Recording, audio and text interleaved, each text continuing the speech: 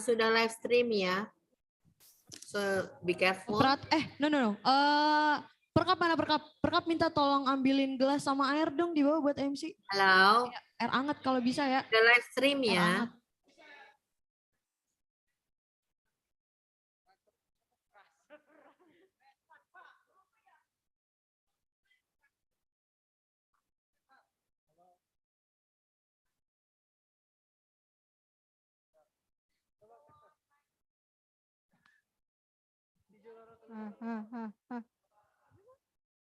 Tes.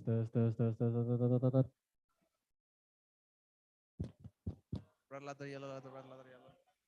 Red leather, yellow leather, red leather, yellow leather, red leather, yellow leather, red leather.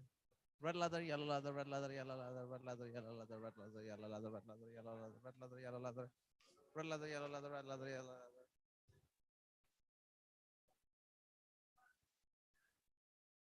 Oh, okay. Do.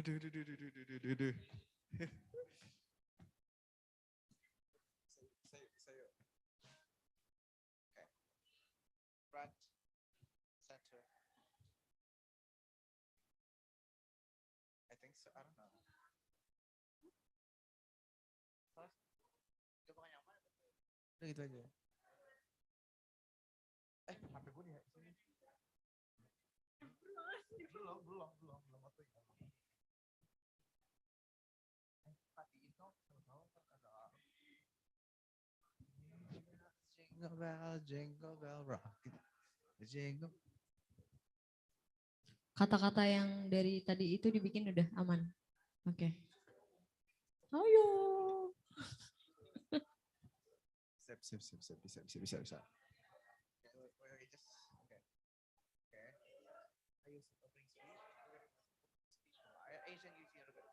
Asian Youth Organization. Now we are going to watch the opening speech from the Asian Youth Organization. We're going to watch the MC tolong ya sekali aja. Sekali satu putaran. Tapi yang benar-benar serius gitu ya. Apa? Saya pengen. Iya kamu kali lagi mimpin MC serius soalnya saya mau dengerin. Nanti lagi, oke. Good morning, ladies and gentlemen. How are you today? I hope we're always in the good condition. My name is Grace Brigita. My name is Resar, and we are Master of Ceremony of ASEAN Week 2022, ASEAN Identity, the challenges and the strategies of constructing a shared identity. Naik dikit. Identity. Gitu. Kayak lebih fun gitu. Identity. Yep.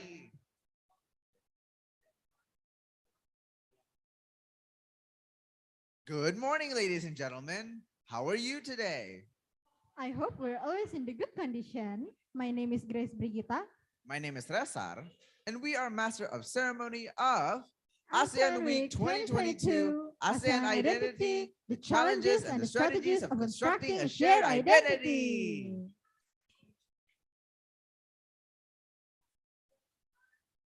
Before we begin, we must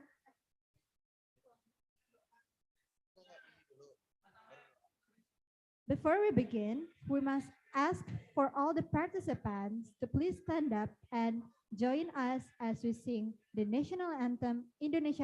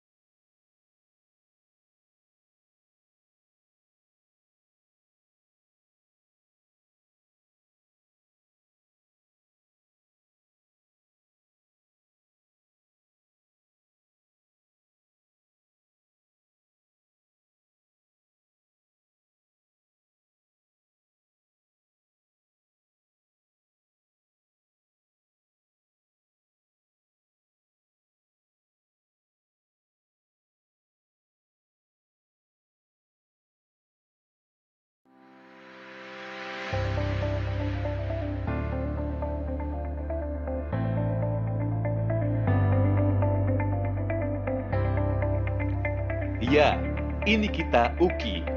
Berdiri sejak lebih dari 50 tahun lalu. untuk menciptakan generasi penerus bangsa, generasi yang mempunyai visi dan mampu bersaing di era perkembangan teknologi yang semakin pesat. Menghasilkan generasi tersebut, kami membagi bidang pendidikan menjadi beberapa jurusan. Program studi doktor hukum, program studi doktor pendidikan agama Kristen, dan program magister dengan pilihan program studi magister pendidikan, program studi magister hukum, program studi magister pendidikan agama Kristen, program studi magister manajemen, program studi magister teknik elektro, program studi magister arsitektur,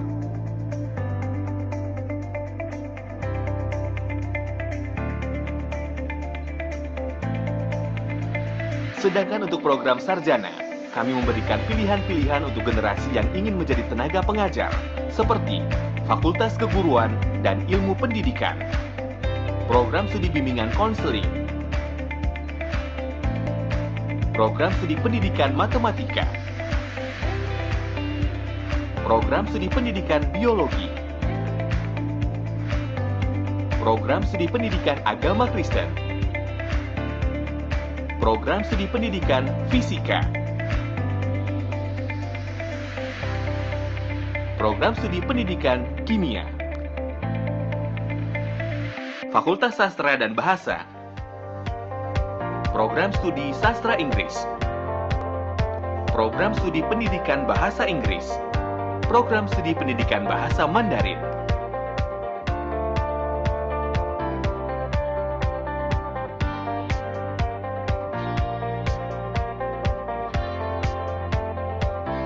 Fakultas Ekonomi dan Bisnis, program studi manajemen,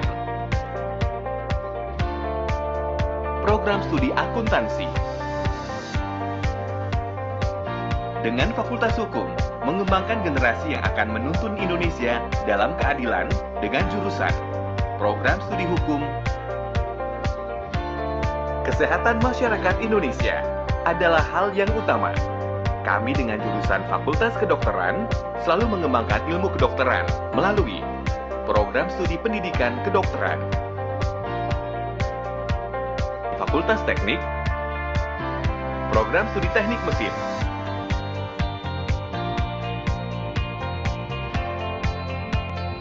program studi teknik elektro,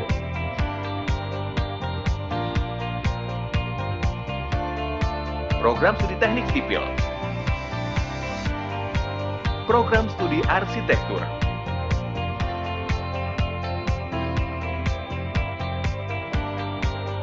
Fakultas Ilmu Sosial dan Ilmu Politik, program studi hubungan internasional, program studi ilmu komunikasi, program studi ilmu politik,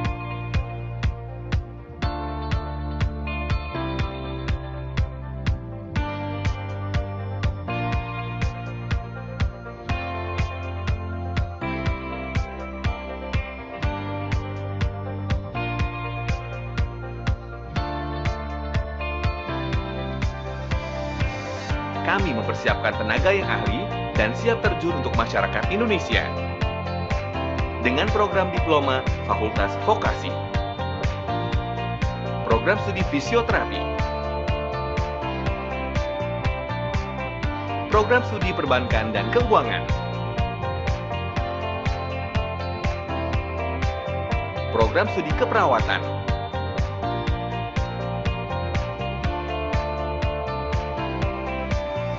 program studi manajemen pajak,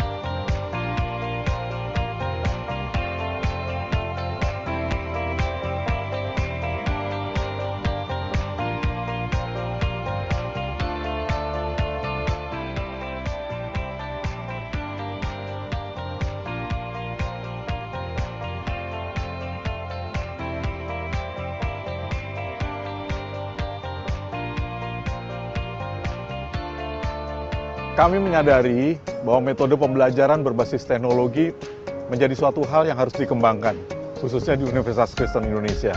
Dengan dukungan teknologi tinggi, UKI mempersiapkan diri menjadi universitas berskala internasional yang bermutu, mandiri, dan inovatif di bidang tridharma perguruan tinggi. UKI menerapkan paradigma pendidikan Merdeka Belajar, Kampus Merdeka, yang sesuai dengan karakter masyarakat Indonesia. Kami siap melayani mahasiswa menjadi generasi yang unggul, yang memiliki nilai-nilai rendah hati, berbagi peduli, disiplin, profesional, bertanggung jawab, dan berintegritas.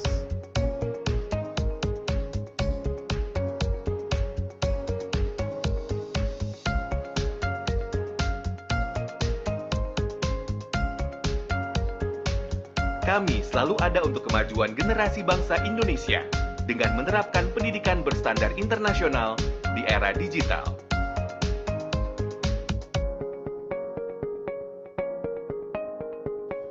Karena kami datang untuk melayani.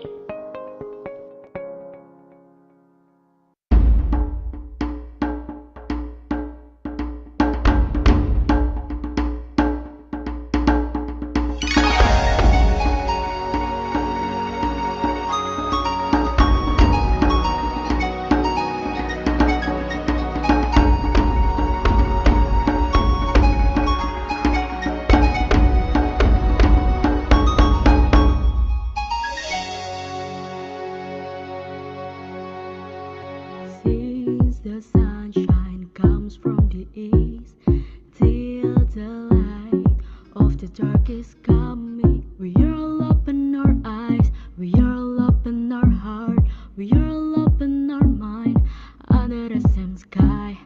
Not only one in blood and land, not only one on skin's color and language. We have one spirit, we're one in struggle.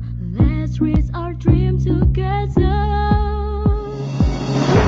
We can, we are young together.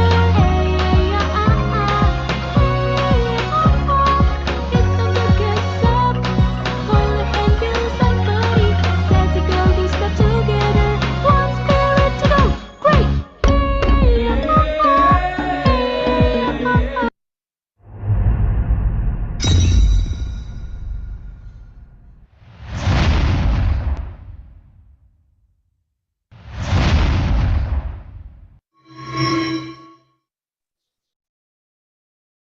Good morning, ladies and gentlemen. How are you today? I hope we're always in the good condition. My name is Grace Brigita. And my name is Resar, and we are Master of Ceremony of Asean Week 2022, ASEAN Identity, the challenges and the strategies of constructing a shared identity. Before we begin, we must ask for all the participants to please take a good position while the national anthem Indonesia Raya is playing, followed by Mars UKI.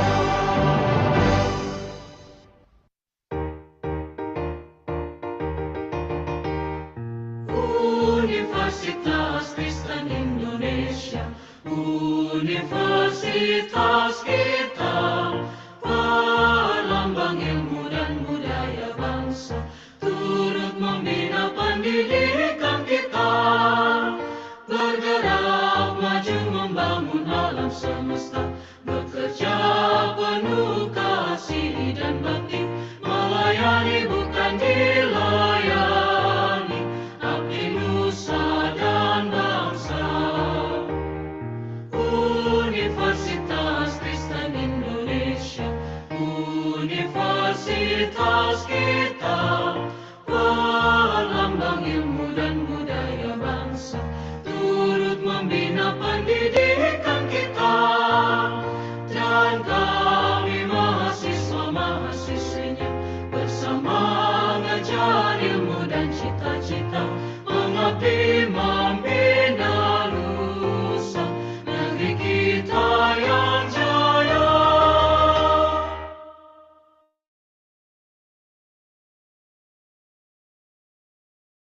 And now, we will be listening to a brief opening speech from ASEAN Youth Organization, from the ASEAN Youth Organization. Dear Dr. Daniswara Harjono, Rector of the Christian University of Indonesia, Mrs. Nancy Tuang, Dean of Literature and Language Faculty of Christian University of Indonesia, ASEAN Week 2022 partners, and the beloved students. Thank you so much for having us once again, allowing us to contribute to one of this university's flagship event. It is with foremost pleasure that we support this program every year and contribute by sending in some delegates from other ASEAN member states to share about their culture. As I've heard, ASEAN Week 2022 seeks to answer the question imposed in the theme, the challenges and strategies of constructing a shared identity. And we are more than happy to share what we have done in the past years. So throughout the years, we have created ambassador and conferences programs to boost the collaboration between ASEAN youths and to help them realize how multicultural and rich our backgrounds are. And it is imperative that we work together as one ASEAN. Though we have faced tough challenges, such as low participations from other ASEAN member states because of the low awareness about ASEAN. So we really hope such program like ASEAN Week can be adopted by other universities in the ASEAN member states so we can raise more awareness about ASEAN's existence and benefits of having one shared identity. I really hope that this event is a success, and thank you so much for having us. Okay, next, we are going to watch the preview video of ASEAN Week Day 1.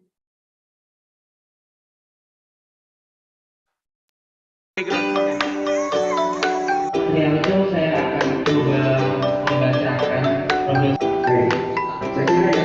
Asean 2022 spontan.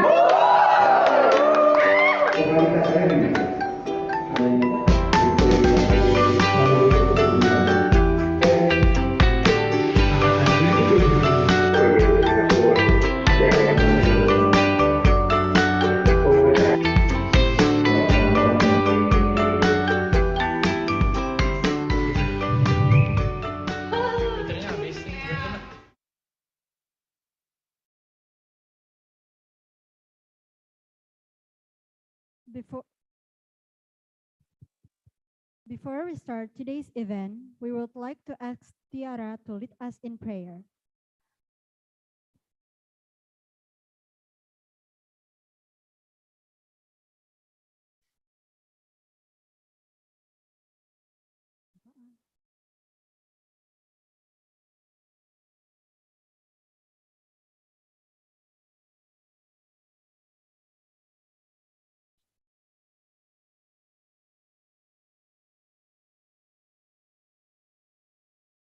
Let's pray. Praise the Lord, honor and glory for this day. We are eternally grateful for his kindness that we are given every day.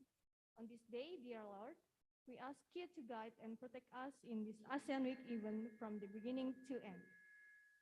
And may everything we do today, we do in the Lord's name. In Jesus' name we pray. Amen. Thank you, Tiara, for who has led us in prayer. And now, we want to explain the few rules of Day 2 for ASEAN Week. Number 1, the event will be held from 9 a.m. until 3 p.m. Number 2, all the participants have to join the event from the beginning until the end to get an e-certificate. Number 3, all the participants should open the camera from beginning until the end, especially when the speakers are talking. Number 4, all of the participants are suggested to silent their microphones by pressing the mute button on your devices. Number 5, if there are questions along with the session from the speakers, please write your questions in the chat box. Number 6, please be active in the question and answer session by raising your hand to ask a direct question and turn on your video as well as your microphone. Before we start today's event, okay, now we are going to watch the Malaysia country presentation.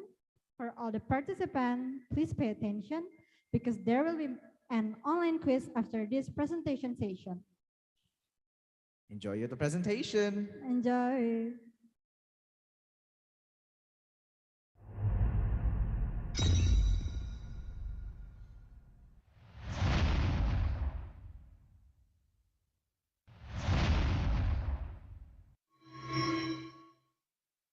Selamat petang kawan-kawan. Hello, we are from Group Malaysia. We're going to deliver a presentation about the Malaysia country. But before we do that, let me introduce myself and my teammates. My name is Christopher Sepniswala Ia. My name is Alfandaya dari Proklameta. My name is Afifa Faiza. My name is Febrianti. And here's our video presentation and about Malaysia country. Enjoy!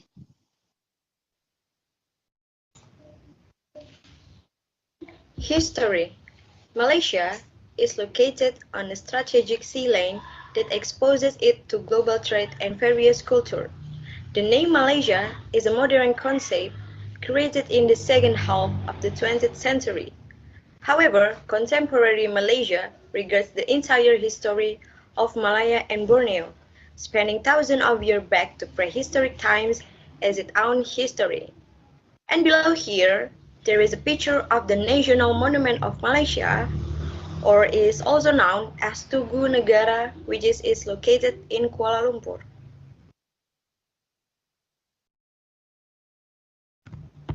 History of Malaysia flag.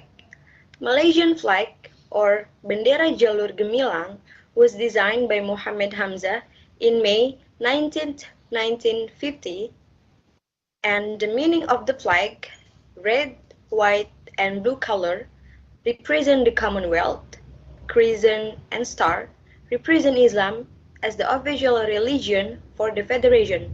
Yellow symbolizes sovereignty of the rulers and their roles as leader. The 11-pointed star itself symbolizes the unity and cooperation of said member states. Red and white had also been the traditional colors of the region since the time of the Majapahit Empire. Icon of Malaysia, Petronas Twin Towers. The Petronas Twin Towers, also known as the Petronas Twin Towers and the KLCC Twin Towers, are 88-story super tall skyscraper in Kuala Lumpur, Malaysia.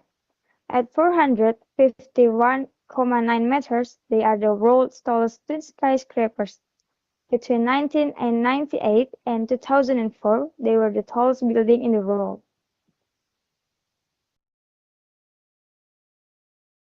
Territory. Territorially, Malaysia is separated into two regions, which are Peninsular Malaysia and East Malaysia, by the Natuna Islands, an Indonesian territory in the South China Sea.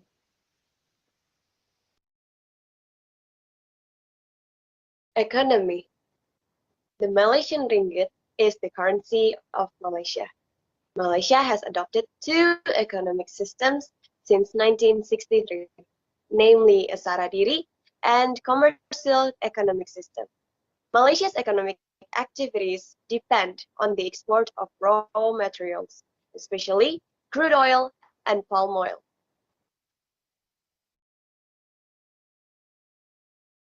Politics. Malaysia practices parliamentary democracy systems guided by the Westminster model of Britain, with His Majesty Yang di-Pertuan Agong acts as the head of constitutional monarch. The national constitutional divided into three parts, namely legislative, executive, and judicial.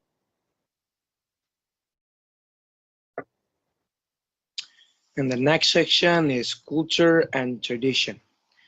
Malaysia populations practice mostly Islam, Buddhism, Christianity, Hinduism, Confucianism, Taoism, or other traditional Chinese philosophies and religions. Malaysians also consist of many races, including Malay, Chinese, Indian, Punjabi, Arabian, and many, many more. And this gives birth to the diversity in various aspects of life.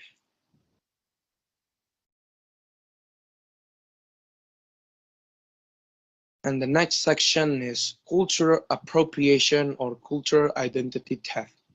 As those countries that are racially similar and geographically near to each other, Malaysia and Indonesia are often conflicting.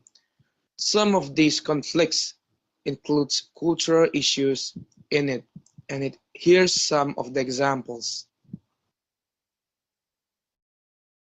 The first one is Malaysia also claims rendang and gamelan. The controversy of Miss World 2021, Malaysia claims the batik from her country. The rendang cuisine that battles between two countries, between reok, wayang, until rasa sayangnya have been claimed by Malaysians. And about the reok Ponorogo, Deddy Mulyadi, when it claimed by Malaysia, then we stole. Malaysia claimed Kuda Lumping as its own culture, and the citizen of internet is angry. 3 soccer player of Indonesia that has been claimed as a Malaysian. However, Malaysia indeed has many cultures and traditions. One of Malaysians' most popular art culture is Zapin dance. Let's see how it is.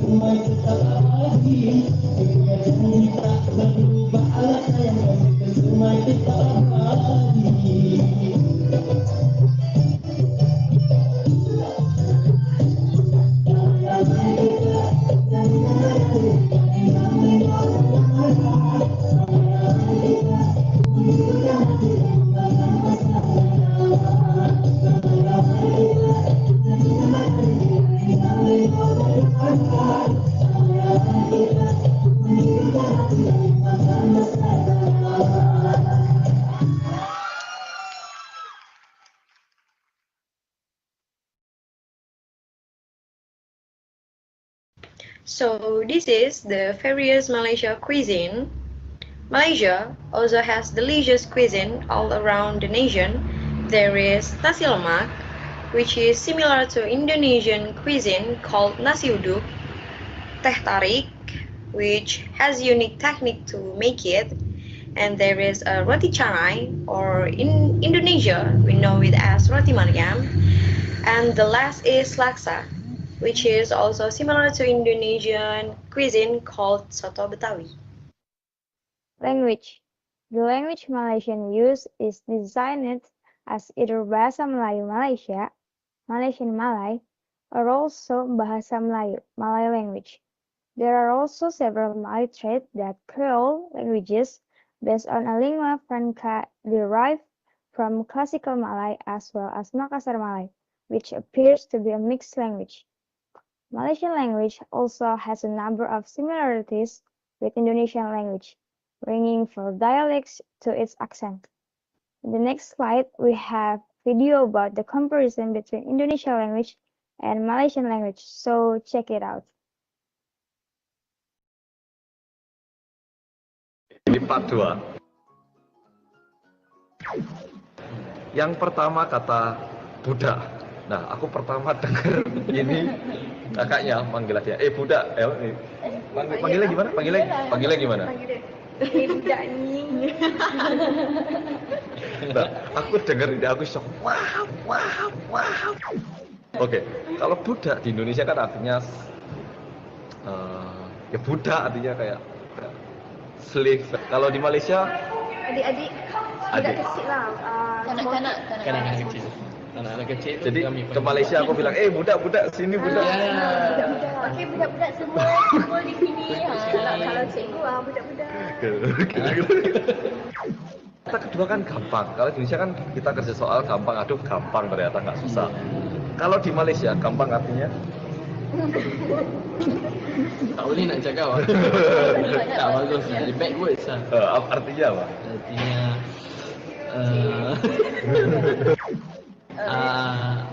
anak haram. Anak haram. Berarti anak di luar nikah. Anak di luar nikah. Ada yang gampang nih. Kalau di Malaysia tu memang gampang lu. Kalau bercanda. Berarti sama-sama teman lah bercanda bilang, you gampang. Bad words keluar. Kalau apa? Indonesia ni anjing ni. You gampang. Oke, jadi kalau ke Malaysia, berarti kalau ke Malaysia orang Indonesia bilang, ini gampang ya. People will, orang-orang bakal kaget. Tapi kalau dia tahu kalau dia Indonesia, selalunya dia akan tegur lah. Kalau Malaysia gampang tu maksudnya ini. Tapi rasanya orang Malaysia tahu orang Indonesia dia gampang tu mudah. Selalu nontonnya sinetron. Nonton sinetron Indonesia memang. Apa coba? Yang tahu apa? Merah bawang putih. Bawang putih. Kartika kan. Dan itu yang Allah bantu Nabila. Saya punya ibu selalu tengok nonton itu sinetron. Sinetron Indonesia. Iya. Tayangkan di TV Malaysia atau? Iya. Oh ya? Iya. Banyak. TV3 pukul 2 lebih pagi mana 3. Oh ya? Saya kira Malaysia tiap hari Ipin. Oh sorry. Ketiga itu tadi kulkas. Tahu kulkas nggak? Ya. Kulkas nggak tahu? Kulkas. Kulkas seperti sejuk. Kan? Ya, kulkas seperti sejuk. Lemari es. Sama, kulkas, lemari es sama. Oke, jadi orang Malaysia itu kalau kita bilang kulkas ternyata tak paham. Kalau kita bilang lemari es itu masih paham. Kalau di Malaysia kulkas itu bilangnya peti sejuk. Peti ais. Dia ada dua. Ada peti sejuk atau peti ais. Berarti ke rumah teman, kamu punya peti ais tidak? Setiap rumah mesti ada. Kalau you pergi almari lemari es. Orang Malaysia Kulkas juga tidak mengerti kulkas. Tak pernah. Pertama kali kami dengan cikgu bahasa Melayu beritahu. Oh itu cikgu bahasa Melayu. Guru. Guru bahasa Melayu. Kalau di Indonesia kita mau kebelet, kita mau pingin ke toilet, pingin buang. Oh ya, ngising. Kebelet itu bahasa Jawa. Misal kita mau ke toilet itu kan kita bilangnya mau ke kamar kecil atau ke toilet atau ke belakang. Nah, kalau di Malaysia bilangnya apa? Tandas. Tandas kat mana? Tandas kat mana? Saya nak pergi tandas. Kalau you pergi Malaysia tandas kat mana? Langsung tunjuk. Wah, tandas. Pergi tandas. Tandas toilet. Oke, berarti kalau ke Malaysia aku bilang kamar belakang di mana? Yang tu orang tunjuk bilik Orang belakang. tunjuk bilik Kamar belakang. ataupun orang tumbuk semua. Oh no, kamar. Jadi yang terakhir ya itu adalah mangga. Nah, kalau di Indonesia kita bilang mangga kan ya buah mangga itu loh. Ya mangga kuning enak itu loh. Nah, kalau mangga di Malaysia itu katanya artinya ada lebih dari satu. Artinya apa? Mangga kalau di Malaysia? Satu buah mangga dan lagi satu kunci. Mangga padlock. Padlock ya. Berarti misal nih sepeda saya kunci pakai Mangga. berarti misal saya simpan mangga saya di rumah lalu saya kunci pakai mangga. Ya, saya simpan mangga saya di dalam peti dan baru saya kunci peti itu dengan mangga. Ya, jadi seperti itu. Itu 5 kata yang unik. Nah, satu hal lagi aku baru tahu, dada ede Malaysia itu juga ono sing pakai bahasa Jawa. Oh. Nah. Sudah. So bener. Di Jawa deh, di Malaysia itu seberapa banyak sih yang bisa ngomong Jawa? Berapa banyak? Mungkin berapa persen? Di daerah mana? Banyaknya di daerah mana? Banyaknya di Johor, Selangor, Perak. Perak. Kalau Indonesia apa ni Perak apa? Perak. Bukan B. Perak. Bukan B. Perak, silver. Ya, silver. Oh, saya kira perak. Oke. Oh, daerah situ banyak orang Jawa. Nah, salah satu orang Jawa itu ada di sini ternyata. Coba ngomong Jawa. Oh. Sebisa mungkin. Biasanya kalau balik kampung, kalau macam sebelum kahwin ke dah kahwin pun nanti apa? Kalau ada orang tanya saya punya mak saya Jawa. So nanti selalunya mak saya kenalkan sikit anak Ong Segeragil. Oh, okey. Maksudnya anak Ong yang bungsu. Oh, okey. Lepas tu itu yang basic. Kabare waras tu. Kabare waras. Kabare waras. Itu lah. Selalunya kalau saya dengar baru itu saya faham. Oh, siti-siti lah. Siti. Di Malaysia yang muda-muda bisa bahasa Jawa nggak? Yang muda-muda? Muda-muda Kurang. Yang tua-tua? Biasa tua-tua. Tapi kami selalu suka dengar mereka ngomong Jawa. Nah, kalau di Malaysia sendiri ngomong Jawa itu dipandang rendah gitu. Tidak. Dia satu bahasa. Dia satu bahasa yang Dia macam orang dengar Saya pun ada seorang kawan dormit lah. Dia cakap Jawa. Lepas tu macam bila every time dia cakap Jawa, saya macam cakap lagi sebab syok. tak selalu dengar. Itu bila ada sama yang boleh cakap. Dia suruh Oke, berarti misal nih sekarang kita berlima yang cakap Jawa cuma satu kan. Nah, berarti kita itu malah seperti kaget gitu, malah senang. Oh, tidak ada seperti dia orang kampung. Sama sekali? Sedikit pun? Sedikit pun. Oh, oke. Oh ya? Dia macam unik. Dia bestnya dia pandai cakap Jawa macam tu. Dia amazed sebab certain orang je boleh cakap benda tu. Dia macam you cakap Indonesia. Kami biasa. Oh, iya. Oh, seperti itu. Terus ada beberapa pembacaan yang berbeda. Misalnya di Indonesia kita bilang air, Malaysia. Di Indonesia kita bilangnya air, di Malaysia bilangnya air. Tapi kalau di utara bilangnya Ayak. Nah, di Indonesia kita bilangnya tidur, di Malaysia bilang Tidur. Tidur. Di Indonesia kita bilang mobil, di Malaysia bilang kereta. Di Indonesia bilangnya tetangga, di Malaysia bilangnya Jiran tetangga.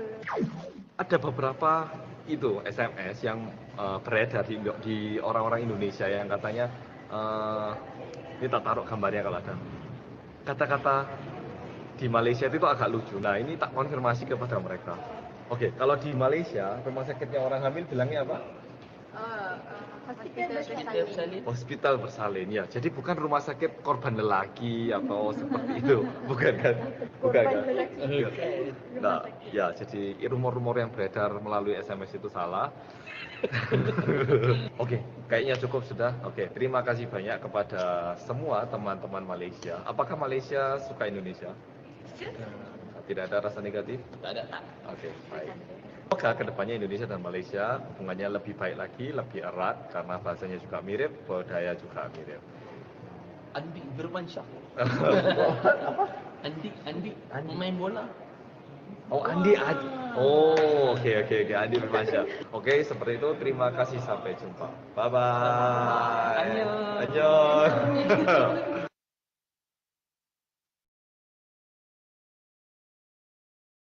So that's all for the presentation from us. I hope you guys follow it well because there will be fun quizzes with interesting prizes after this. Terima kasih kawan-kawan. Salam Uki Unggul.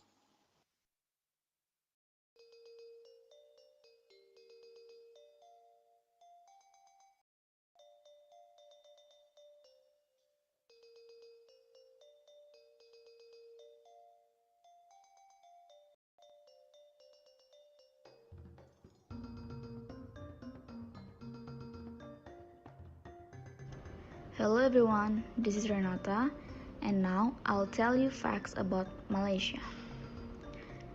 Do you know that Malaysia's highest point is Mount Kinabalu, which is on the island of Borneo? Mount Kinabalu is 4,095 meters. The longest river is the Rajang River with 563 kilometers, or you can say 350 feet. And Malaysia's Mulu Caves on the island of Borneo are one of the largest cave systems in the world and is home to millions of bats and shiftlets. Penang, also called Georgetown, is known as the food capital of Malaysia. The local Nyonya cuisine, which includes Chinese and Malay cooking traditions, is well worth a visit. The historic city with its British colonial buildings, Chinese shophouses, and modern graffiti paintings is a must-see for tourists. Now, the economy system.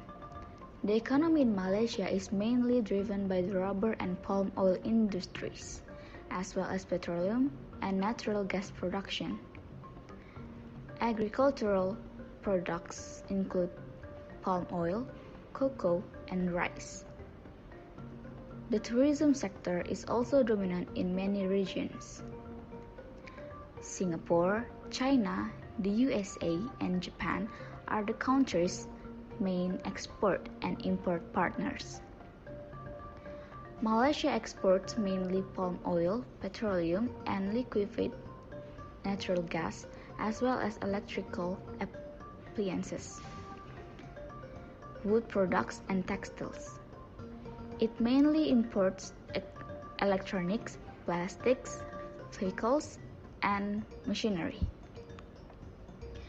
Malaysia is a multiracial country with a rich cultural heritage.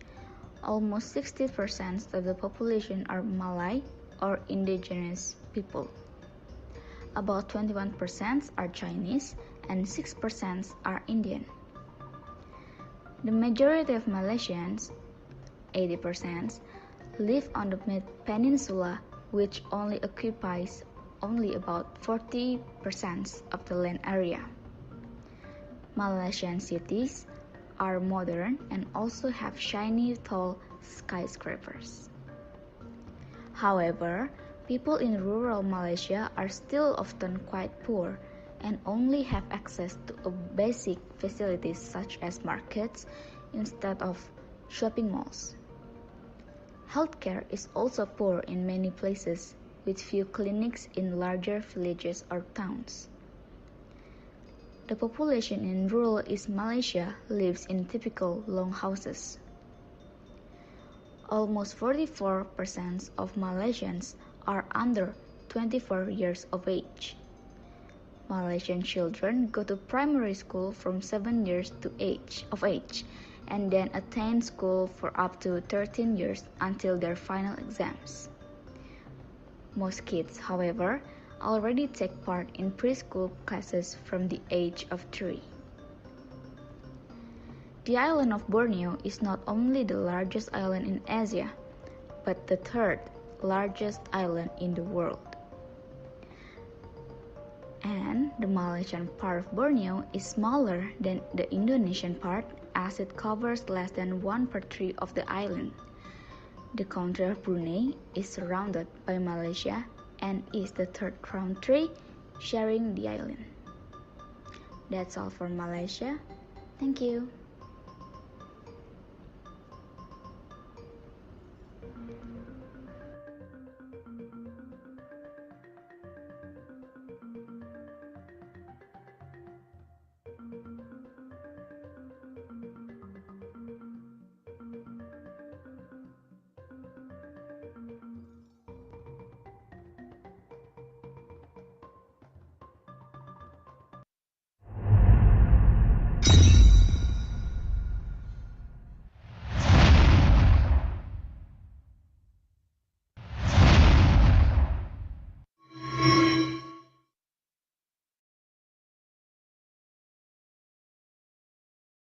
Well, how was the presentation? It was interesting, right? Yes, it was very interesting. Yeah, of course it was. I've always wanted to know more about our neighboring country. Yeah, I think what I found to be my favorite was the Lapin dance. Like it looked really beautiful, and I would definitely see it again in real life too. You know. Yeah, I think what I found interesting is the language because Malaysia and Indonesia have similarities because Malaysia using bahasa Melayu, right? Right. Yeah. What about the food? What did you think about the food? I think the food looks delicious. Oh, yeah. What was your favorite though? Nasi lemak? Nasi lemak. Oh, mine is, I think that's a good option though. That's a good option. Yeah. Mine is teh tarik, I guess. Teh tarik looks good. Yes, it was delicious. Yeah, I know. It looked so good. Anyways, we can talk about them later. We can talk about that later. Because right now, it is quiz time. So, yes, thank you. So now you guys can go to the quizzes website using the link that has been sent in the chat box, and then you can add the codes. Remember to focus and be careful to answer the questions. Good luck, guys. Good luck, guys. Oke. Jadi sekali lagi kalian bisa langsung ke website quizzes dan masukin kodenya. Ya, bisa masukin kodenya, udah dikasih tahu di tuh udah ada. Boleh tolong bacain Kak Resa? Ada 242061. Oh ya, dan ternyata baru diinfoin ternyata nggak ada di chat box. Akunya cuman ya gimana ya? Agak excited aja soalnya pengen nge-quiz. You know? Seneng. Seru banget. Iya, udah excited banget buat nge-quiz gitu loh. Jadi agak ya gitulah. Tapi seenggaknya kodenya udah ada. Kan? Kalian bisa langsung ke websitenya aja dan tambahin kodenya. Iya, langsung ke websitenya quizzes.com lalu isi kodenya langsung. Bus. Oh iya, pakai nama asli ya guys. Oh iya, nama asli ya, jangan pakai nama samaran. Iya. Kita soalnya nggak kenal sama cowok ganteng 23 ya. Iya. Nggak kenal aku. Siapa itu? Sama sekali. Oh, udah dia yang join belum? Udah dia yang join belum guys? Yuk sekalian masukin yuk kodenya. Lumayan loh, katanya soalnya dengarnya ya, rumornya ya, habis kuis kalau menangin kuis ini tuh bakal dapat hadiah loh. Wah, mau dong. Rumor-rumornya, sedengarku tuh. Mau kan kamu Mau hadiah? banget. Mau banget ya. Aku juga mau hadiah sih. Tapi ya gimana sih, kita MC jadi nggak boleh ikut. Yes. Nggak boleh ikut kita. Ya udahlah. Hanya bisa nge-support ya. Oke, semangat guys. Jadi ya mau nggak? Mau hadiah nggak? Ikut kuisnya dong. Ikut dong, ikut kuisnya. Yuk, bisa yuk. Yuk, bisa yuk. Ya, yuk kodenya udah ada yang ikut? Oh tuh udah ada tuh. Udah ada. Wes mantap, udah ada yang ikut. Oh banyak, mantap tuh. Lumayan. Oh iya guys, kalian boleh tolong on cam ya. Ya jangan lupa ya on cam karena ini kuis nggak boleh pakai topeng. Ya, harus kelihatan mukanya. Dia harus tahu siapa yang ikut kuis. Jadi mohon untuk para peserta, apalagi yang ikut kuis untuk membuka kamera mereka ya, stay on cam. Karena kita mau ngelihat kalian itu ganteng atau cantik gak sih, ya kan? Siapa tahu kan ya ternyata orang-orangnya ganteng cantik semua. Nah, kalau misalnya kayak gitu, jangan itu dong, jangan diumpetkan keindahan kalian dan bukalah kameramu. Buka, ya kan? Ayo open cam yuk. Udah cantik, udah ganteng, bisa dapat hadiah lagi. Anyways, oke, ada siapa ya di sini? Ada yang namanya Marsha imut, tuh kan, Marsha. Aduh. Karena kamu bilang kamu imut kan, buka kameranya Marsha. Ayo buka on cam yuk. Buka kameranya dong biar kita lihat kamu imut apa enggak. Tapi pastinya imut lah, kalau namanya kayak gitu ya kan. Iya. Oke. Terus ada Christian, ada Yepsan, Welle. Lihat tuh, namanya terus nambah. Aduh. Anyways. Yuk masuk yuk. Yuk masuk yuk guys. Join yuk. Join yuk. Biar dapat hadiah guys. Iya, ya tuh. Terus aja disebut. Biar hadiah. Ayo hadiah. Hadiah. Kalau omongan itu doa, ya kan? Iya. Kalau mungkin yuk pada waktu ini yang di Zoom bisa sebutin terus hadiah terus mungkin siapa tahu dapat, ya kan? Siapa tahu dapat. Oke, siapa nih? Ada Rere, Claresta, ada Ricky, Grace, Yeni. Banyak banget yang ikut kuisnya ya. Banyak banget yang mau hadiahnya. Ayo guys, yuk. Gila. Kau sedih gak karena gak bisa ikut? Hah? Aku sedih banget. Kemarin aku ikut, hampir menang tapi enggak. Enggak ya? Jadi kalah. Dibalap deh. Kasian, gak dapat hadiahnya ya? Enggak. Aduh, sekarang juga gak dapat lagi. Enggak. Tapi karena MC soalnya.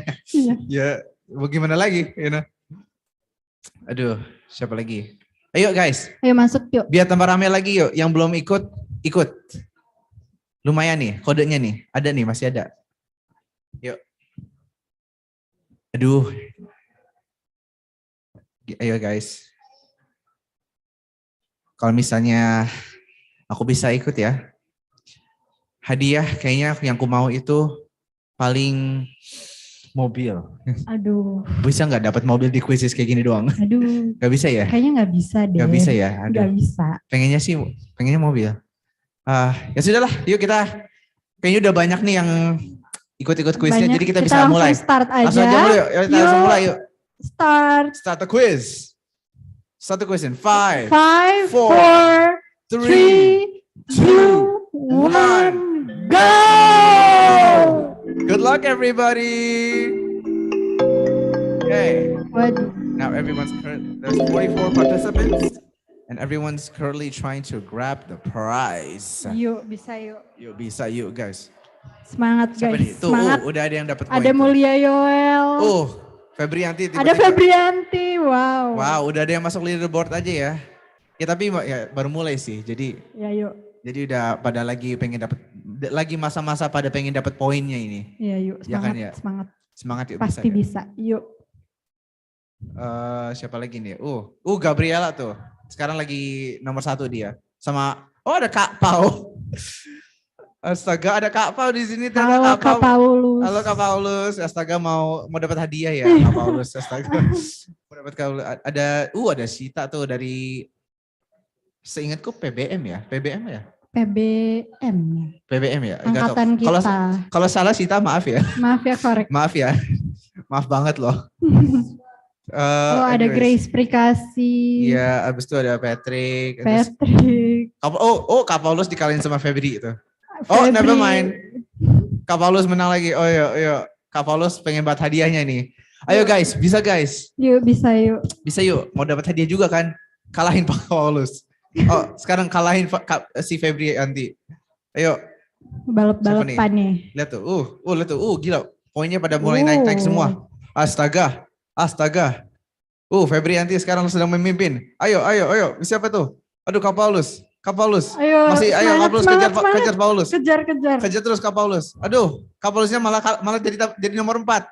Aduh, gimana nih Kak Paulus? Patrick jadi nomor 2, ngejar Febrianti dia. Waduh. Oh, langsung Patrick ngejar Febrianti dan sekarang dia sudah memimpin. Oh, Kak Paulus balik ke nomor 3. Iya, ayo bisa yuk. Febrianti sekarang harus berantem butuh posisinya nih si Febrianti nih. Ayo, pertama bisa, Kak Paulus. yuk. Febrianti dikalahin oleh Kak Paulus. Febri, ayo semangat yuk. Aduh, apakah Paulus mau meraih nomor 1 lagi nih? Aduh, gimana ini? Oh, terus siapa tuh nomor 4? Aduh, gak kelihatan namanya. Aduh. Sekarang nih top 3 kita nih, Patrick, Kak Paulus, sama Febrianti. Apa salah satu dari mereka akan mendapatkan hadiah atau tiga-tiganya? Atau tiga-tiganya ya yang dapat hadiah. Oh, siapa tahu? Kalau gitu mendingan bagusnya daripada berantem bekerja sama. Iya. Buat jagain posisi mereka. Betul. Biar mereka bisa dapat hadiahnya. Bisa gak sih kerjasama di quizzes? Aduh, kayaknya nggak bisa deh Kak. Gak bisa ya? Enggak. Aduh, kirain bisa. Kalau bisa lumayan tuh alliance. Ayo, gimana nih? Patrick sama ini, so far nih udah berhenti ya? Apa udah selesai kuisnya? Udah kelar Kak. Udah kelar, udah selesai. Aduh. Oh, belum. Aduh, belum selesai. Atau gimana? Atau jangan-jangan koneksi mati. Jangan-jangan internet mati, astaga. Ada yang nabrakin itu, tiang listrik. Waduh gawat. Oh, enggak masih gerak. Ayo, bisa yuk. Siapa? Ada Juliana. Coba kita lihat yang di bawah-bawah deh. Ayo, ada siapa aja di bawah? Yuk. Ada top 10 tuh, Jov, ada Mulia, ada Sela. Ayo, siapa tuh yang, kalau bisa dinaikin yuk kita lihat top 10 ada siapa aja. Top 10 ada siapa? Top 10 ada siapa nih, top 10? Ayo, oke. Nomor 10 ada Wele, 9 Mulia Yoel, 8 Brian, 7 Juliana EY, 6 Renata, 5 Pranata Simanjuntak. Iya tuh ada supporternya tuh Pranata Simanjuntak. 4 ada Dako Chan. 3 tentu saja Febrianti. Kedua tentu saja Paulus. Yang pertama. Paulus maaf. Dan pertama si Patrick. Wede, si Patrick nih. Yuk guys. Aduh, dimension gak nih tinggal berapa lama kira-kira? Oke. Siapa lagi? Ada yang mau kira-kira ada yang mau coba ngeraih lagi? Ayo yang lain yuk, bisa yuk balap yuk. Balap yuk kalau bisa nih. Kalahkan 3 top 3 ini. Betul. Kalahkan mereka, turunkan mereka dari tahtanya. Turunkan mereka. Aduh, coba ayo kita lihat ke bawah-bawah para potensial yang bisa juga meraih hadiah-hadiah ini. Ada Janet, ada Cristiano Euro. Marsha Imut tuh. Marsha Imut. Aduh, Marsha. Mana nih? Ayo Marsha, bisa yuk. Menang yuk Marsha. Ntar kalau kamu top, ayo seenggaknya top 10 lah Marsha. Siapa tuh yang tadi? Tadi langsung ngejar. Itu Marsha tadi kemana? Marsha ya? Marsha kemana? Dia langsung 13. Ayo bisa Marsha masuk top 10 Marsha. Loh Marsha. Loh. Kok cepet banget sih Marsha ini? Udah top 7 dia. Wow. Waduh. Ini karena dia imut pasti. Marsha imut. Pasti karena imut. Nah loh mana Marsha? Top 3. Wow. Febrianti dikalahkan. Woi, Marsha telah catch up sama Kak Paulus sama Kak Patrick. Waduh, keren banget nih. Kayak imut. Wow. Woi nih Marsha, top 2 yuk. Ayo, Marsha bisa yuk. Kalahkan Patrick yuk Marsha. Semangat Marsha. Ayo lumayan Marsha. Yuk bisa yuk kalahin Patrick. Astaga. Secara gampangnya si Febrianti bisa dikalahkan seperti ini. Wow, Marsha. Sekarang si Febrianti kemana nih? Hilang, kok hilang? Nomor 4 aja bukan dia. Kok hilang? Nomor 6. Wow, how the mighty have fallen. Astaga. Oke, sekarang nih Marsha cuma butuh ngalahin si Patrick nih. Ayo Marsha semangat. Marsha sedang kekurangan 400 poin lah seenggaknya. Untuk bisa mengalahkan Patrick. Ayo yuk, bisa yuk Marsha yuk. Gunakan kekuatan imutmu untuk mengalahkan Patrick. Kok tiba-tiba nggak support, ini kan harusnya kan netral. Oh iya. Harusnya kan kita netral, nggak boleh kayak gini kita. Aduh, maaf. Gak apa-apa. Maaf. Oke. Kita lihat lagi. Ayo, Lanjut. kita lihat siapa lagi yang bisa di bawah. Yuk. Ada Gabriela, Rivaldi, ada Rere, Andriani. Aduh. Kalian yang di bawah-bawah jangan Ayo yang khawatir. bawah jangan mau kalah. Ayo Iya. kalahin tuh yang di atas-atas. Ayo, itu tadi si Marsha aja bisa naik. Iya, ya kan? betul. Naiknya terus sekarang dia nomor 2 dari nomor berapa tadi? 21 kan? Iya, 20-an. Dari 20-an jadi nomor kedua 2. ya? Iya. Wow. Wah, keren banget Keren kan? banget. Kalau Marsha bisa, kalian juga bisa. Iya dong. Jadi ayo kita kejar guys. Mau hadiah kan? Aku mau. Boleh, Aku boleh juga turun mau. nggak? Ayo kita kerjain aja. Turun aja dari panggung terus ikut kuis. Ayo. Let's see. Siapa lagi Siapa nih? Poinnya. tuh? Tapi mereka walaupun kayak yang top 10 ini lumayan loh. Apalagi top 5. Top 5 udah pada dapat 10. Wow. Waduh. Wow. Oh, Kak Paulus dikalahin. Oh, Marsha juga, astaga. Wow. Siapa nih top 3 baru nih? Patrick masih di atas. Dia belum gerak sama sekali. Liber dia posisinya. Timotius. Ada Liber Timotius di nomor 3 dan ada Valdi di nomor 2. Yang Marsha nomor pertama 4 masih sih. Patrick. Iya. Ini kok bisa? Kok bisa ya? Si Patrick nih ya, kok bisa ya? Posisi dia sama sekali belum dikalahkan loh. Iya. Ayo guys. Ayo guys, bisa yuk. Bisa yuk. Kita jangan. Kenapa sih kita kok kayak benci Patrick begini ya? Patrick salah apa? Dia cuma mau hadiah. Enggak, kita semangatin yang lain. Oh iya, kita supaya semangatin yang lain ini. Supaya mereka juga bisa ada dapat kesempatan. Iya, dapat kesempatan mereka. Wah, itu siapa tuh? Yang Septiari. Woi, nomor 1 Patrick dikalahkan. Wow, ini berarti 3 orang yang tadinya di top 3 sudah dikalahkan ya. Marsha dikalahkan. Iya. Kak Paulus dikalahkan. Febrianti dikalahkan. Speaking of, mereka itu sekarang di mana sih posisinya? Di mana ya? Iya, coba yuk kita lihat yuk. Oh, Kak Paulus di nomor 7. Dan Febrianti nomor 14. Kok turun banget sih Turun Febri? banget, ya ampun Febri kok bisa ya. Udahlah. Sedih banget. Oh, siapa tuh? Nata. Oh, keren. Oh, Petri dikalahkan jadi Claresta. Wow. Waduh, top 3 baru nih. New generation of top 3 nih. Nice. Keren. Gue siapa? Oke, si Marsha masih di top 10. Oke, enggak apa-apa. Marsha masih imut top 10. Marsha yuk semangat. Yuk bisa Marsha yuk. Kak Paulus juga tuh nomor 9. Terus yang lain ada Sepia tuh. Dan Ninda. Siapa tuh yang barusan naik? Oh, Afrida ya? Waduh, nggak tahu deh. Banyak banget yang dapetin poin ini. Gila banget. Siapa nih? Oh, ada Michelle Sebastian tuh di nomor 10. Ninda barusan naik poin. Afrida sekarang juga masuk top 10. Wow. Ada Stella, Libermot. Ini udah ganti semua nih yang top 10 nih, udah baru semua. Kak Paulus sekarang nomor 10 ya. Patrick nomor 4. Pada di bawah. Oh, Michelle udah di nomor 5 tuh, Michelle Sebastian. Keren. Terus siapa tuh nomor 1 sekarang? Nata namanya. Ada Nata, terus nomor 2 Claresta, 3 Septiari masih. Wow. Yuk bisa yuk guys. Keren guys, keren. Yuk bisa yuk. Kalau mau. Dan oke, sepertinya sudah saatnya kita menutup kuis ini. Tutup kayaknya ya. Udah ya. Sudah waktunya deh. Iya. Dan kita lihat tuh. Wes. Kita lihat siapakah yang akan mendapatkan hadiah. Iya, kayaknya kita lihat siapa top 3 ya? Top 3 ya. Kita sengaja sebutin top 3 lah. Yes. Top 3 yang masuk dah. Dan nomor 3 ada sudah di-reveal tuh. Nomor 3 ada Septiari di nomor 3. Poinnya enggak dikasih tahu jadi kita ya udahlah. Yang nomor 2 ada Claresta. Iya, ada Claresta dan nomor 1 ada siapa Nata. Claresta? Wow. Ada Nata. Wah, tepuk tangan buat Nata dong. Ayo. Yo, nice. Terus ada tuh mereka yang lain-lain tuh di belakang. Wis, lumayan. Keren ya, keren. Wow, keren sekali. Anyways, that was so cool. That was so fun. Ya kan? Yeah. That was so fun. So, congratulations to all of the winners. Yeah. Woo! Okay, for the others, don't you worry because there will be more online quizzes at this event. Definitely. Yeah.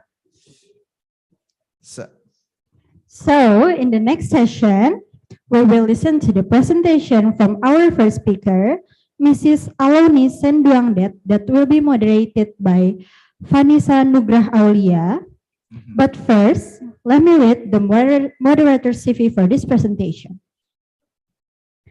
Vanessa Nugrah Aulia is a graduate of Hasanuddin University majoring in international relations.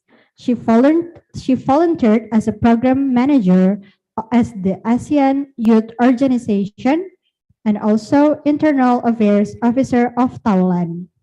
So for Mrs. Aloni and Kak Vanessa, the time is yours.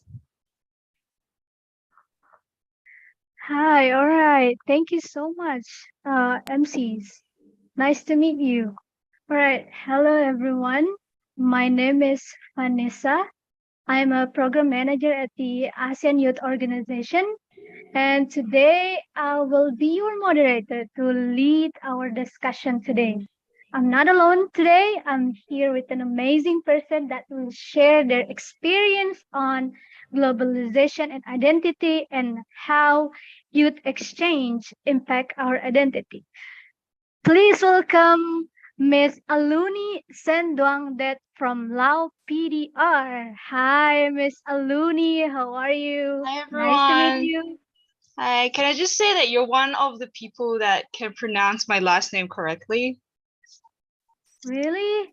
Yes, God. I can count those people. It's like 3 to 4 people can pronounce my last name because it's so hard for like other countries to say it. Maybe other parts of the country, but I don't know.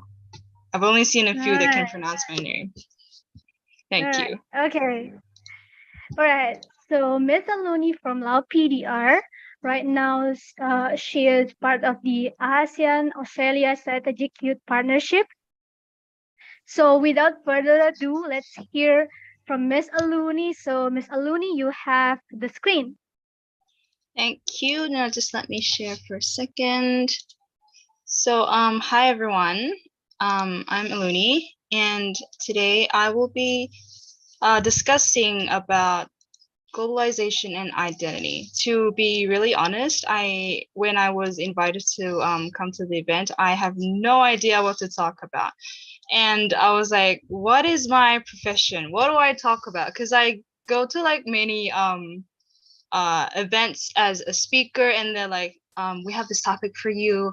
And I have never ever used the same presentation ever since I became a speaker of the first event. So it's a new opportunity. It's a new presentation for me. And of course, we're getting to know each other for the first time. So before we jump in, let's get to know a bit about me.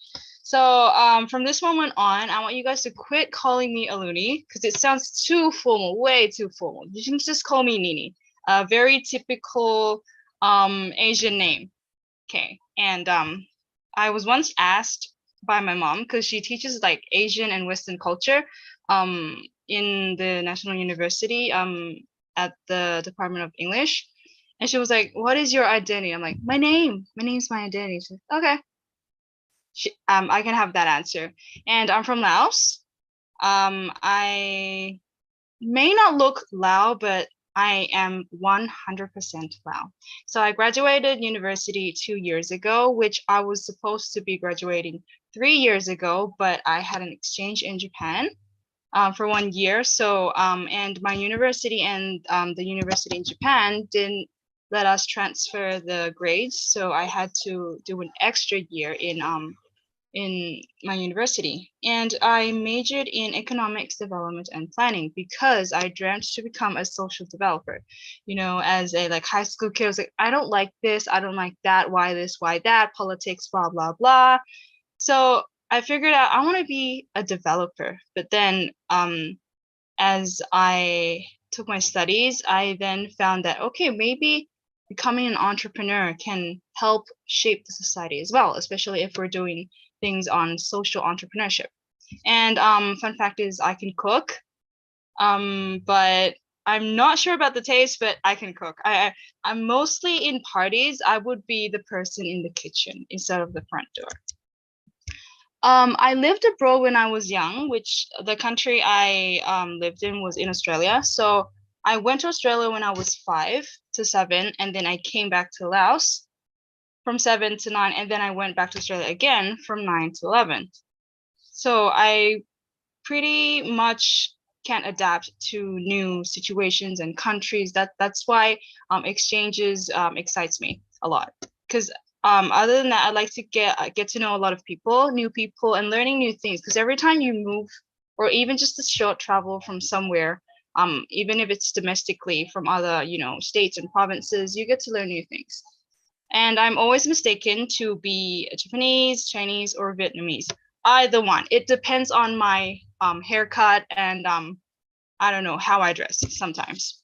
And at the moment, you can say that I am unemployed, or people might say self-employed. Pretty much the same thing. It's just that unemployed is like, oh, you probably don't have anything to do, or I don't know. Maybe you use your free time, but you don't earn money.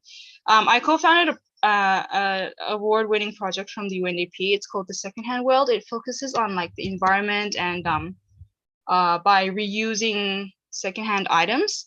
And we're in the process of trying to digitalize the concept of the project and maybe develop it into a, I don't know, future social enterprise. I'm also country director of AYO Laos, and the co-CEO of which Vanessa mentioned, the ASEAN Australian Strategic Youth Partnerships, which is kind of like the ASEAN Youth Organization, but we are working with people from Australia to help develop and enhance youth skills and all those other fun activities we do to strengthen the collaboration between two regions. And apart from all those three things I'm doing together, I also teach English. I don't like to use the word teach because it feels like, I don't know, I don't know, my level of English is higher than my students or somewhat somehow, but I like the word tutor more because I don't know, I have this feeling because I'm born from a family of teachers. So my mom's a teacher, my grandparents are teachers, my aunts and uncles are teachers, my dad's a teacher, my grandparents were teachers. So I feel like the typical education system here is teaching is I don't know, is wasting a lot of time. But when you say tutor, it feels like, okay, I know what your problem is and I want to help you here. So we're just going to learn this one. So I use the term tutor more often. So before we jump into the topic, I want to know how many of you guys are familiar with globalization and identity, these two words. It can sometimes be a little bit contrasting, but can I just shout out to the participants to open their mic or just type in the chat box of how much you know or what you think globalization and identity is. So I'm just going to give a bit of time for that. I'd be happy to, I would prefer if you guys would open the mic and, have some discussions with me, just introduce yourself, where you're from, I don't know, how old are you, and what you think globalization means or identity. So do we have a show of hands from anyone or just type in the chat? I'm just going to give you guys a bit of time. So try not to, it's optional to Google, but try to figure out where you learned this word, or, the word global kind of means like the whole world. What do you think globalization actually means? And same one goes to identity. Or you can just set an example of what identity means to you, or what your identity is, what you have is your identity, as your identity. I'm just gonna, anyone?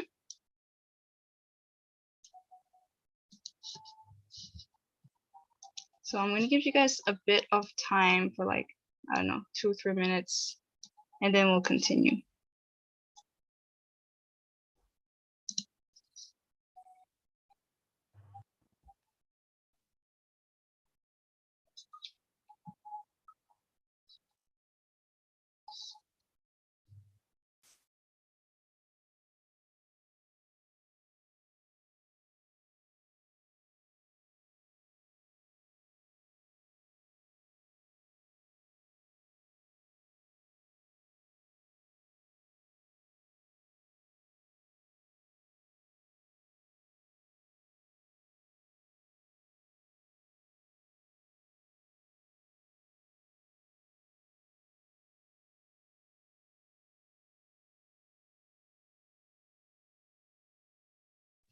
I'm getting this feeling that you guys are like waiting for like, oh, the answer, you know, the definition.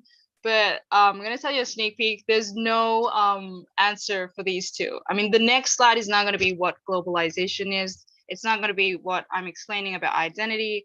I just want to hear from you guys how much you know about like these two words.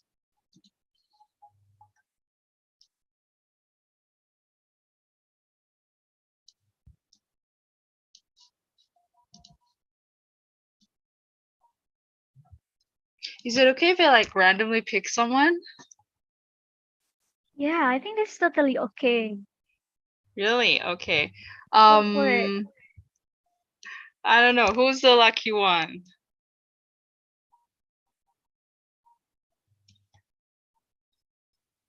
Are these all university students? Yeah, they are all university students.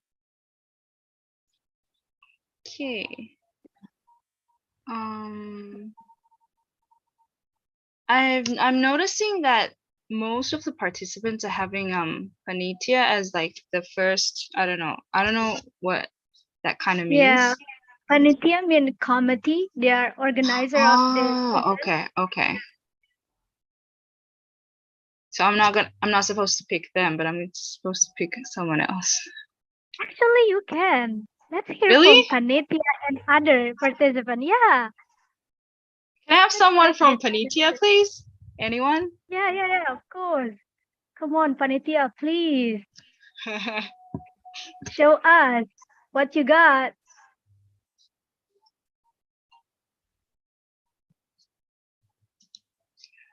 Just pick one, Nini. Okay, sure. I don't know if I'm pronouncing this correct. Can I hear Jacqueline? I don't know. I'm sorry if I'm pronouncing it wrong. Come on, Jacqueline.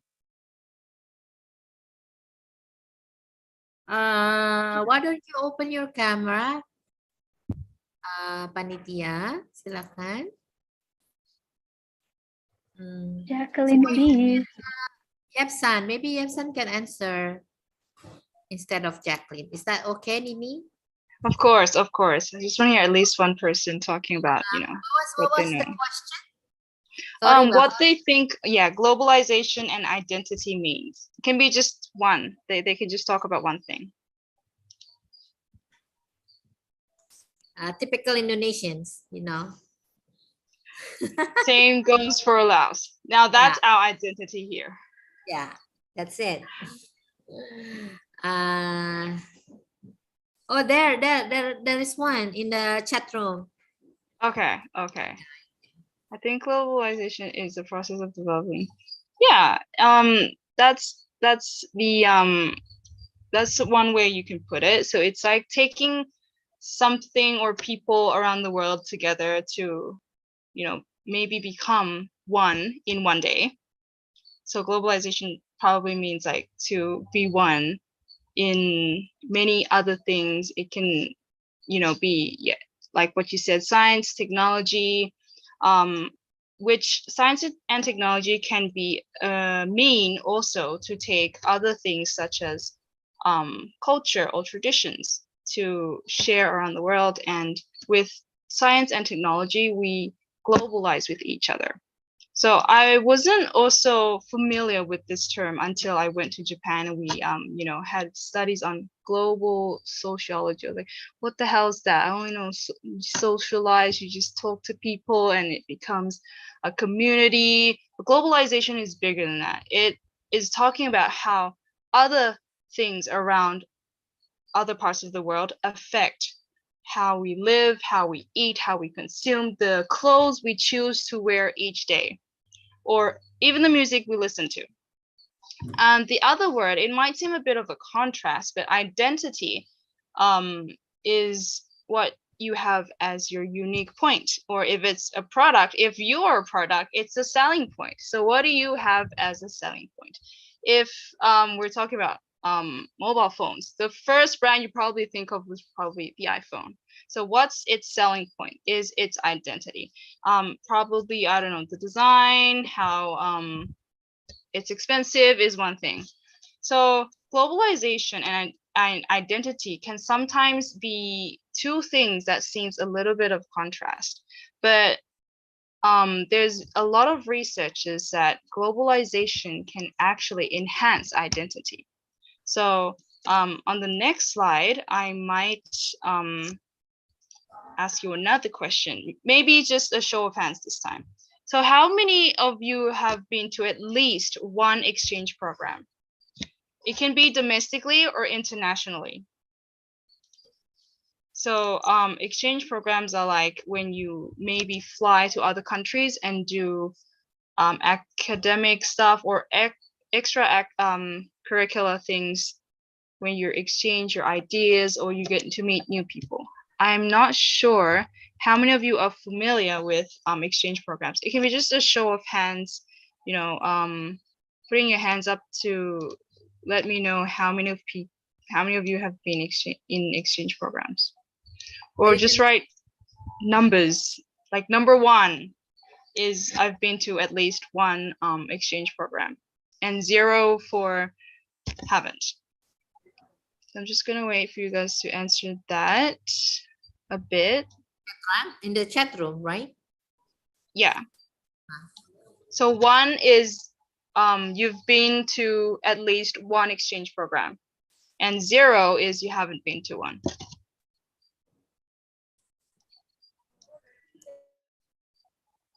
Wow. Okay.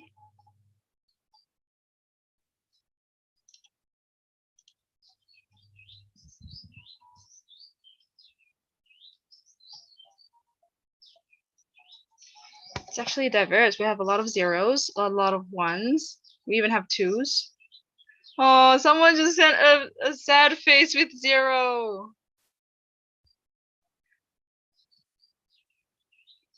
Okay, a lot of 0s. Wow, I thought you guys have been to many exchange programs actually. Because you know how you guys have good English, and I'm like, oh, you guys probably have been to many countries. Now I feel like what I'm talking about is less relevant. Okay, a lot of 0s. So, most of you, based on the chat box, have not been to many exchange programs. So you might not have been familiar with this term, but the next program is, how many of you are interested in participating in exchange programs? So this time, can we have like a yes or no? Yes means interested, no means not interested. So I won't get mixed up. So how many of you are interested in participating in exchange programs?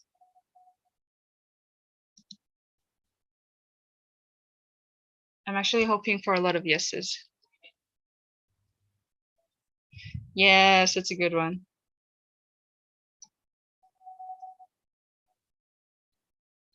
And I bet most of you are interested in exchange programs because you get to travel for free. Because that's what I thought when I first came into the exchange program circle. So, okay, a lot of you are interested in participating in exchange programs, which I feel that is kind of normal for youths, because you guys are, you know, in the age of like wanting to see new things, wanting to experience, wanting to grab every opportunity you have in front of you. So can I have one person at least explain your experience? Let's see, I'm gonna pick from someone who says yes. Oh, can I have Rivaldi to explain your exchange in the past? Because there's only a few ones here. Can I have Rivaldi to explain your exchange program? I mean, to talk about just what it's about and where the exchange program was held. Yeah, I can see you now. Hello. Hi. Can you hear my voice? Yes, perfectly clear. I've ever I've ever been gone to Japan and I'm in senior high school, but because I can speak Japanese when I'm in senior high school, so my senior high school sent me to Japan in Wakayama Senior High School. But when in the university, I never I never have experience in Asian program. But if education is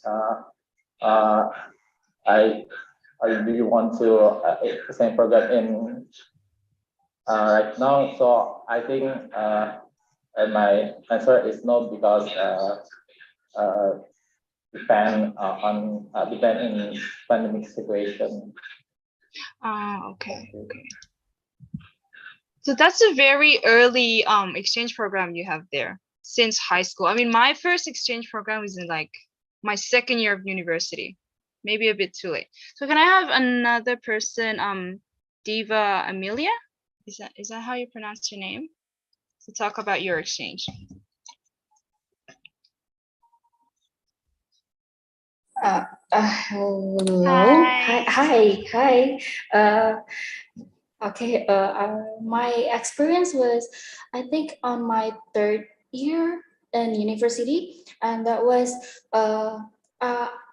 the program was it was happened in pandemic, so I cannot go to the country, and the country I exchanged was Philippines. Yes. One country I haven't been to. Nice. What was the topic about? Or like what, how long was the program? Oh, the program is around 1 semester. Wow, that's a long time. Yes. It's a long time. Okay, thank you, Diva. Yes, thank you. Another question. How did it change you? Maybe one small thing you got from the program. Okay. How did it change me? I think I became more. Wait, wait. Let me think. I think I became more. I think. Did your English get better? Yes. First, my English got better, but since the student in the Philippines was like rushed in studying, I was kind of in their back. I mean, they're so fast in learning. Yes, they're so fast in learning. So sometimes I was like, they already did maybe like 2 or 3 assignments, and I'm still doing one or process on my second assignment. Like, oh my god, they're so fast. I feel you. Because when I went to exchange in Japan, and there were people from Taiwan, and they were like really active. Like, when the teacher asked, like, "Are you ready to test?" and they'll be like, "Yes," and I'm like, "No, I did not study yet." Yes, that's what my experience back then. But yeah, because they're so fast, I'm also trying to be more. I try to be as fast as I can to catch up them. Okay, thank you, Diva. Can I have one more from Gabriella, please? Thank you, Nini. One more person, Gabriella, to talk about their exchange. Not sure if she's there. Oh, can't unmute. Okay. Unmute Gabby, please. Okay, hello. Okay. Hi. Okay, so for my exchange program, I was actually along with Diva in the Philippines. Oh, but okay, it was okay. online. But aside from that, I participated in 3 more exchanges, which all are online. So aside from Ateneo de Manila University, I attended the Asia University in Taiwan. And then the other one is the Malaysian University. International University for IELTS specifically. And then there's a national one, which is from Sanata Dharma. All of them were for like 1 semester. You spend so much time exchanging, man. I feel like my exchanges are like tiny now. Okay, how did those exchanges change you? Yeah, definitely. Along with what Diva said, it definitely pushed me to increase my language, specifically in the speaking realm, because True, everyone is really smart. They're really knowledgeable about each topic. That even before we started the classes, they already know what the majority of And the you feel material is left going to out, be. right? You just Yes, feel like I'm in the definitely. corner listening. Yep. All right. Did you learn anything about time management?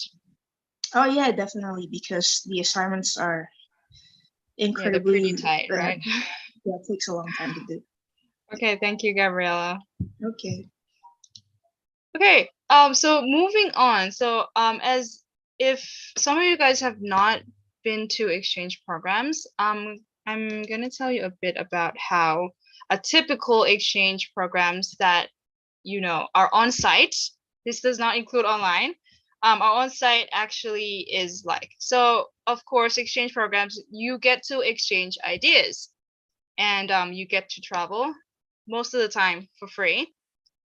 And you get to visit places you haven't seen before, which mostly they will take you to cultural places, unless it's at the end of the time, maybe 5, maybe 7 in the evening after dinner, and then you might want to, go somewhere more modernized. I don't know, a few drinks. Most of the times that happens, and you get to try new food.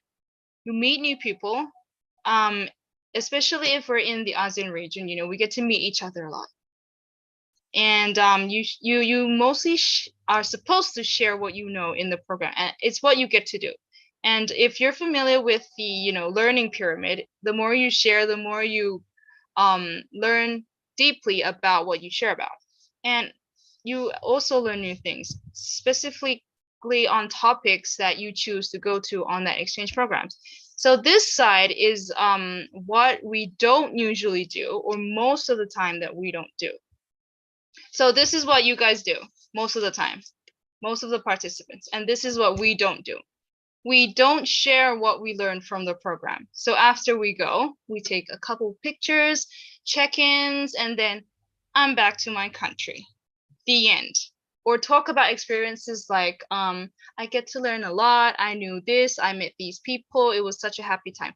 But most of the time, we do not share what we learned from the program. Say you went to a program about agriculture or technology. You learn it there, and you probably throw away the slides also. And when you come back, you leave your knowledge at the country, right? And we don't usually keep in touch.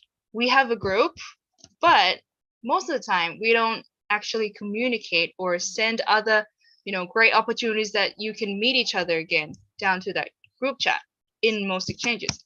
And we don't find collaboration opportunities. So we exchange for a while, and then we just somehow stop being friends because the program ended and we have other things to do. You find new opportunities, you're busy with your life, and once in a while you probably have a chance to go back to the country, and then you're texting your old friend. And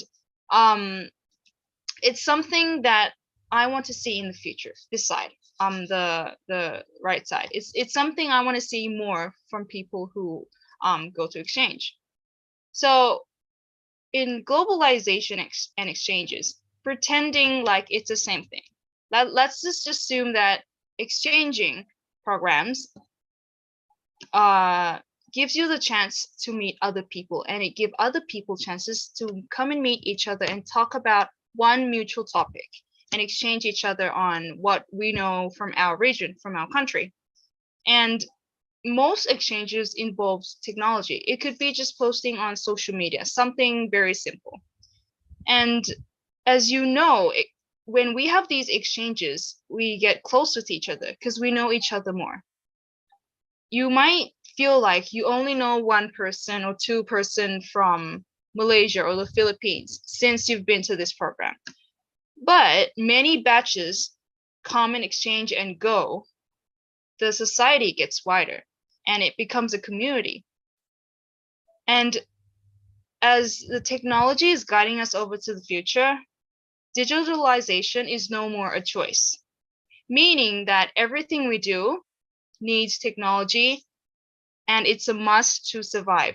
Even this event, we're having Zooms, we're going live online, you know, we don't need even to pay for speakers or participants to come to the event, only a few people, and we're, you know, communicating online. So it became something that we must have to survive. Businesses or institutions that do not know how to digitalize are going down.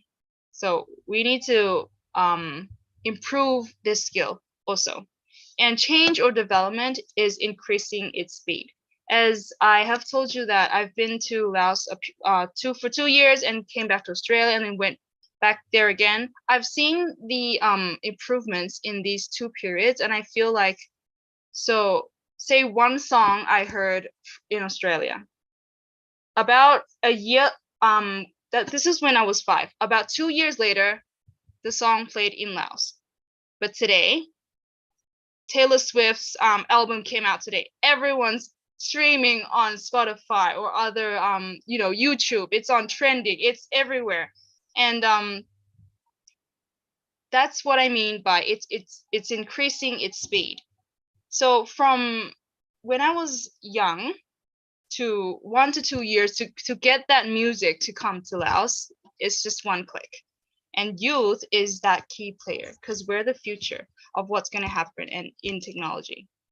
So this time, the question is, do you think globalization or our exchange programs actually gradually changing our ASEAN identity? Why or why not? Is it a threat to us, or is it, you know, helping us to enhance our identity more? Would anyone like to share about that more? I mean, after hearing about the exchange experiences. You can actually leave a comment in the chat box also.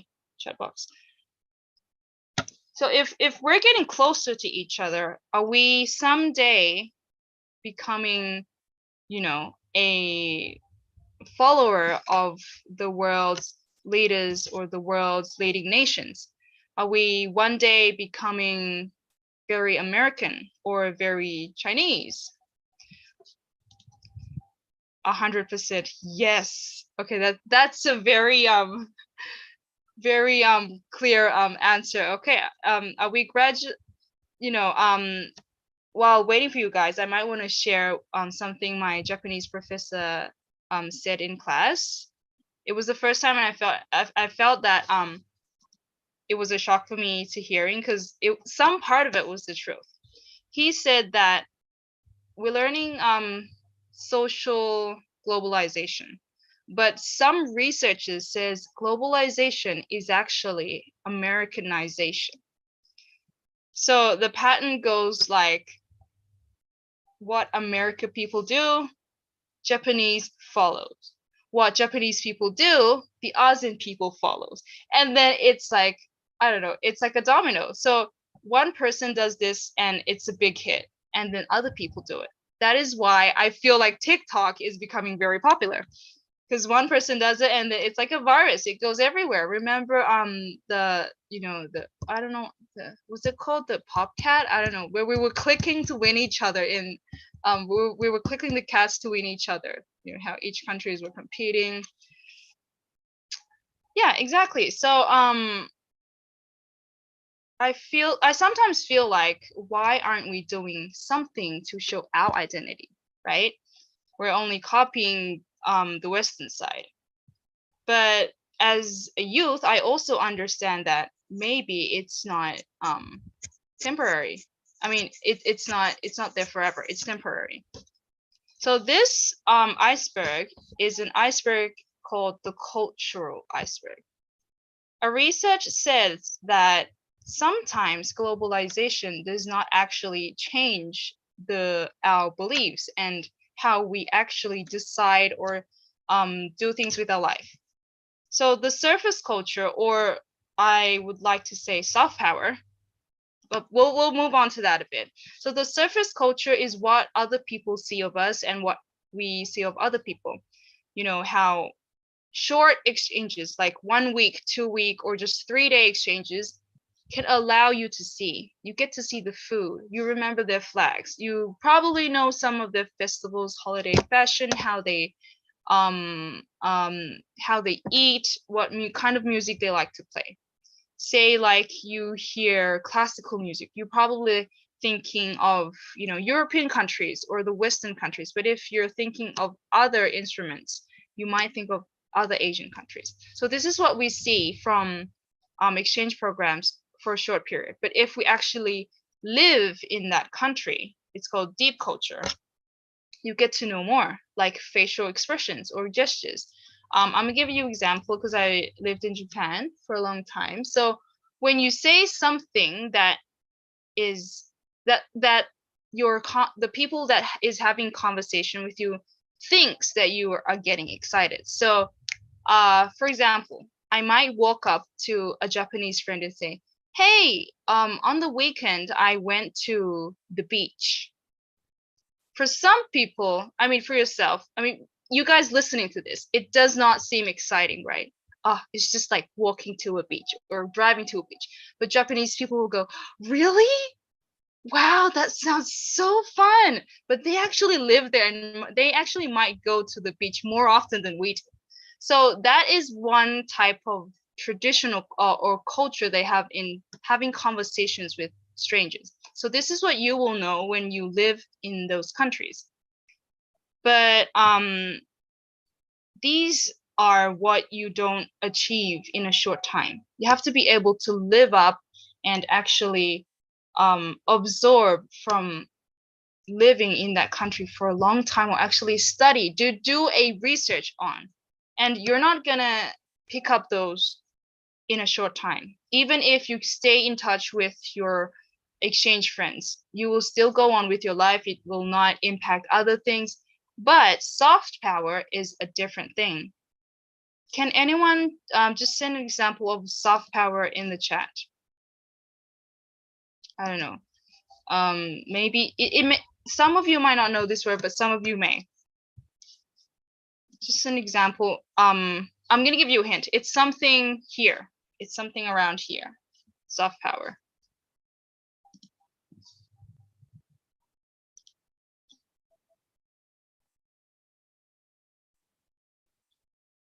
Good one. Yeah, sushi. It's nearly lunchtime, by the way, guys. Yeah, good. K-pop sushi. So, this is a poster I got from a Thai blog. It says here, soft power is a powerful force of creativity to develop the economy. So it's not just sharing what a country has as an identity, but it is how you use those identity to generate income to your country. For the first example, like K-pop, you might think it's just YouTube, you know, you just go and click it and listen, done. You share it on Facebook, okay. But little people actually focus on what the creator gets. You know, apart from YouTube views, and then they generate income from that. They also sell albums, and people around the world click to buy them, and that is what develops their economy. We have another thing, chopsticks. It's just a way of eating, but people buy them around the country right now. As a Lao myself, I am proud to say that we don't eat with chopsticks from the past years. But since globalization has come to our country, the food, I mean, how do we eat noodles if we don't use chopsticks, right? We can't use our hands to eat that. So that's one thing that globalization has done to our society. So now we have to pay extra to buy chopsticks. Restaurants have to buy chopsticks because customers use chopsticks to eat. Eat what? Eat noodles. That's not even allowed food. And another thing is anime. You pay to watch anime at the movies. And people who bring the movies over to the cinema actually pay for the copyrights and the license to play the movie. Or hamburgers, as I said, food. A lot of, shops are opening hamburger shops. It's not even loud food. It's not even your country's food, but they're opening because there's people who pay for it. And lastly, maybe, I'm not sure if you know what this flower is, but I think you may. It's a sakura, yes. People pay to fly to Japan to see this tree. It's a flower. It's just, a pink small flower. It may not have a good scent. You have roses everywhere. You don't need to fly to, smell the sakura. But it's experience. It's heart fulfilling. It's something that you can't find in your country, and you have to pay to go for it. And as I once said and may say again, is it generates income to your country. And what if we can do that to the ASEAN country? So this is the soft power ranking of countries in this world, and this was in 2016. So United States still at the top, UK was the second, and this is the only Asian country. It's not even an ASEAN country. This is the only Asian country. And this is what we have in 2022. So we have a lot of, there's 2 Asian countries, but I believe Korea may come up one. So how do you actually measure these soft power index? There's technical terms to measure that, but an easier way to probably, for the general audience is when you say America, what do you think of? It may be hamburgers. It may be the Statue of Liberty. When you say China, what do you think of? I think about food right now. Dumplings. When you say Japan, what do you think of? I think of kimonos. Germany, maybe beer. UK, the red bus. I don't know, the world clock. There's a lot of things that are unique in those countries that make people first think of what's in their country when they only hear the name of the country. So what if I say Thailand? What is the first thing you think of? A lot of things gotta be food. Or what if I say Korea? You're probably thinking of K-pop. Okay, first thing. Or China, Taiwan, many other countries. Singapore, what do you think of? So there's a lot of things that you might question. Sometimes people just come and ask me, what do you like about Laos? And I'm like, that's such a hard question. A math equation would be easier for me to answer because it's so hard to find my identity. I'm a native and I can't even find my identity, which is sad to me because I know other people's identity, but I don't even know mine. And if I don't know mine, how am I going to show my identity to someone else? So this is the world's ranking for soft power. This is my country. Such a small little country. And this is the US. It's so far away from each other. And this is, to get the clear picture, this is all of most of Asian countries that's on the list. So Indonesia's here. This is me.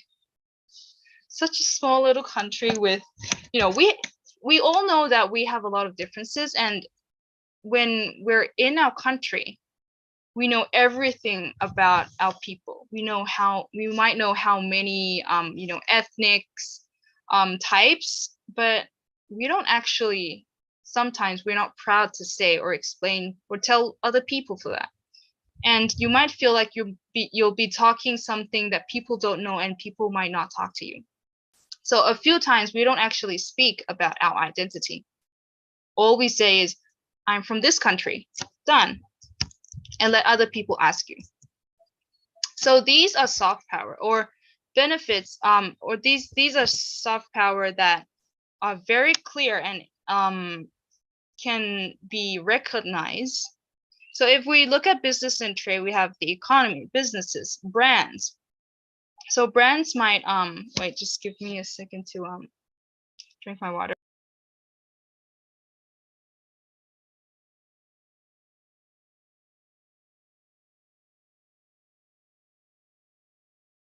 So you have a lot of things here.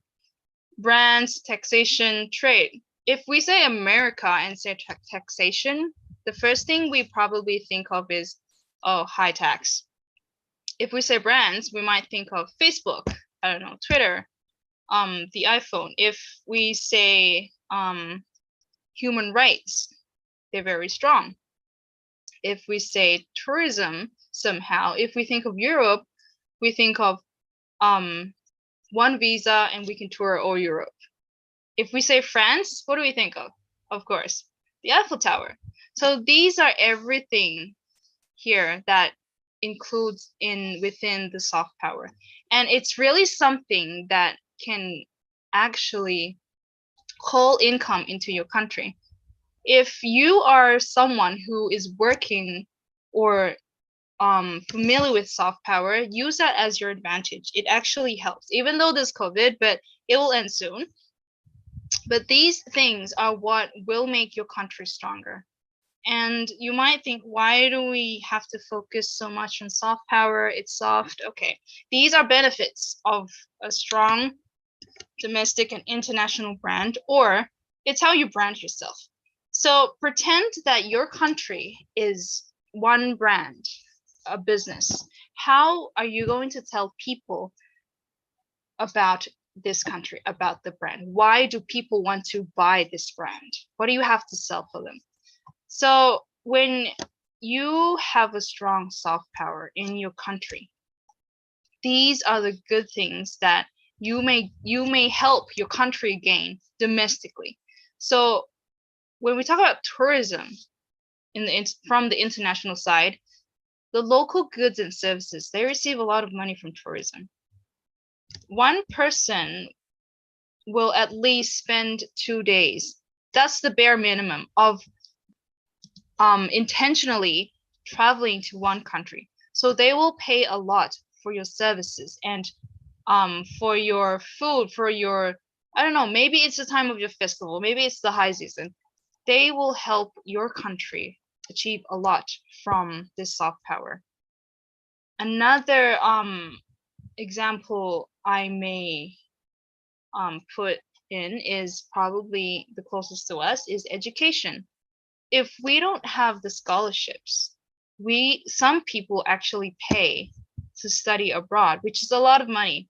People want to, enhance the studies in America, in Europe, in China, in Japan, in Korea, in Taiwan, many countries. These countries are actually, some countries aren't even that powerful, but they can prove that they have what it takes to bring their branding up, just in parts of education. Sometimes it doesn't have to be something fun. Soft power doesn't have to be fun. So the last time I was in an event with people from the UK, they say that so little scholarships come from the UK. Because the only scholarship they can name is the Chevening Scholarship. Others, you gotta pay for it. You might actually pay half if your grade is good, but when you go to study foundations, you have to pay full, and it's a lot of money. That is why some students who graduate from universities from abroad, they get the commission fee if they can ask other students from their country to learn at the university. So it's something that we might want to think more about when, identity doesn't have to be everything on the social side.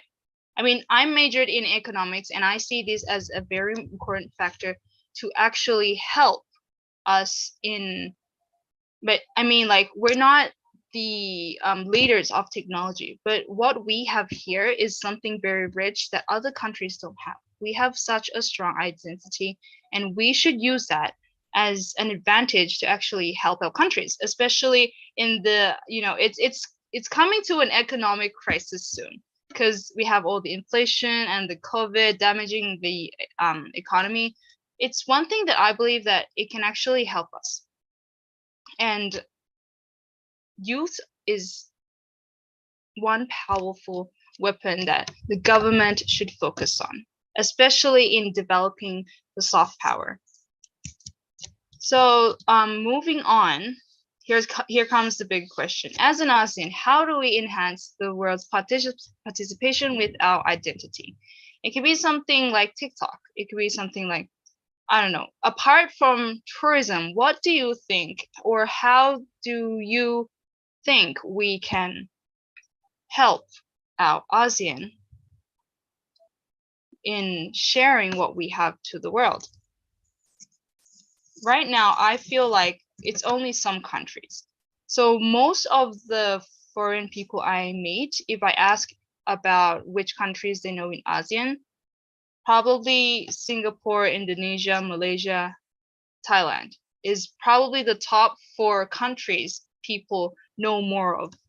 So how do we actually strengthen more than just 4 countries and actually keep the ASEAN identity without having to have an excuse that globalization is damaging our, society? Because we can still globalize, but if we use our advantage in globalizing and actually use it to help us share our identity, I think that would be better.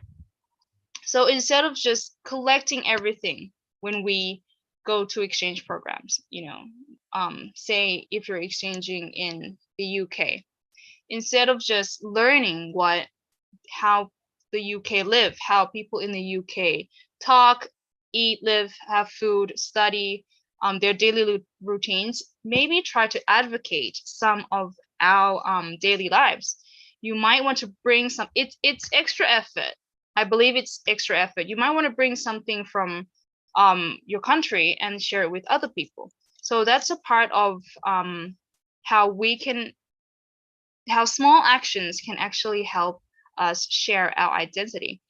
But if anyone's interested more in that, we could have a lot of research and talk about that more. But at the moment, this is just to keep your awareness, to aware you that maybe it's not too late to start to promote our identity. Maybe it's not too soon either.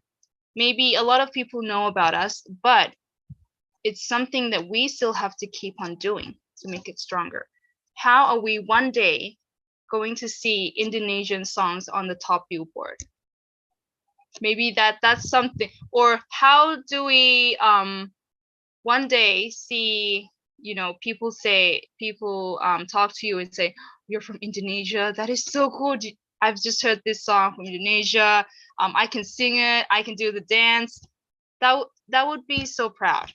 You would be so proud of that, I believe. So as a youth leader, you're a part of sharing the ASEAN identity. Although globalization can sometimes seen as damaging, it's already damaging us already, but how do we use that as an advantage? But I believe we can actually develop our identity. So it's not about sharing now, it's develop, make it stronger if we are actually dedicated to share. So these are the Asian identities that I see right now. It's true, and it's funny also, but how do we change that? How do we change it into something, more creative, or something that people can remember other than just Asian parents? If you've seen these memes before. So even like Marvel's or like American productions have done the Shang-Chi movie. It's part of the ASEAN or the Asian culture. There's still something to talk about. So saying I'm proud of you is something very non-Asian.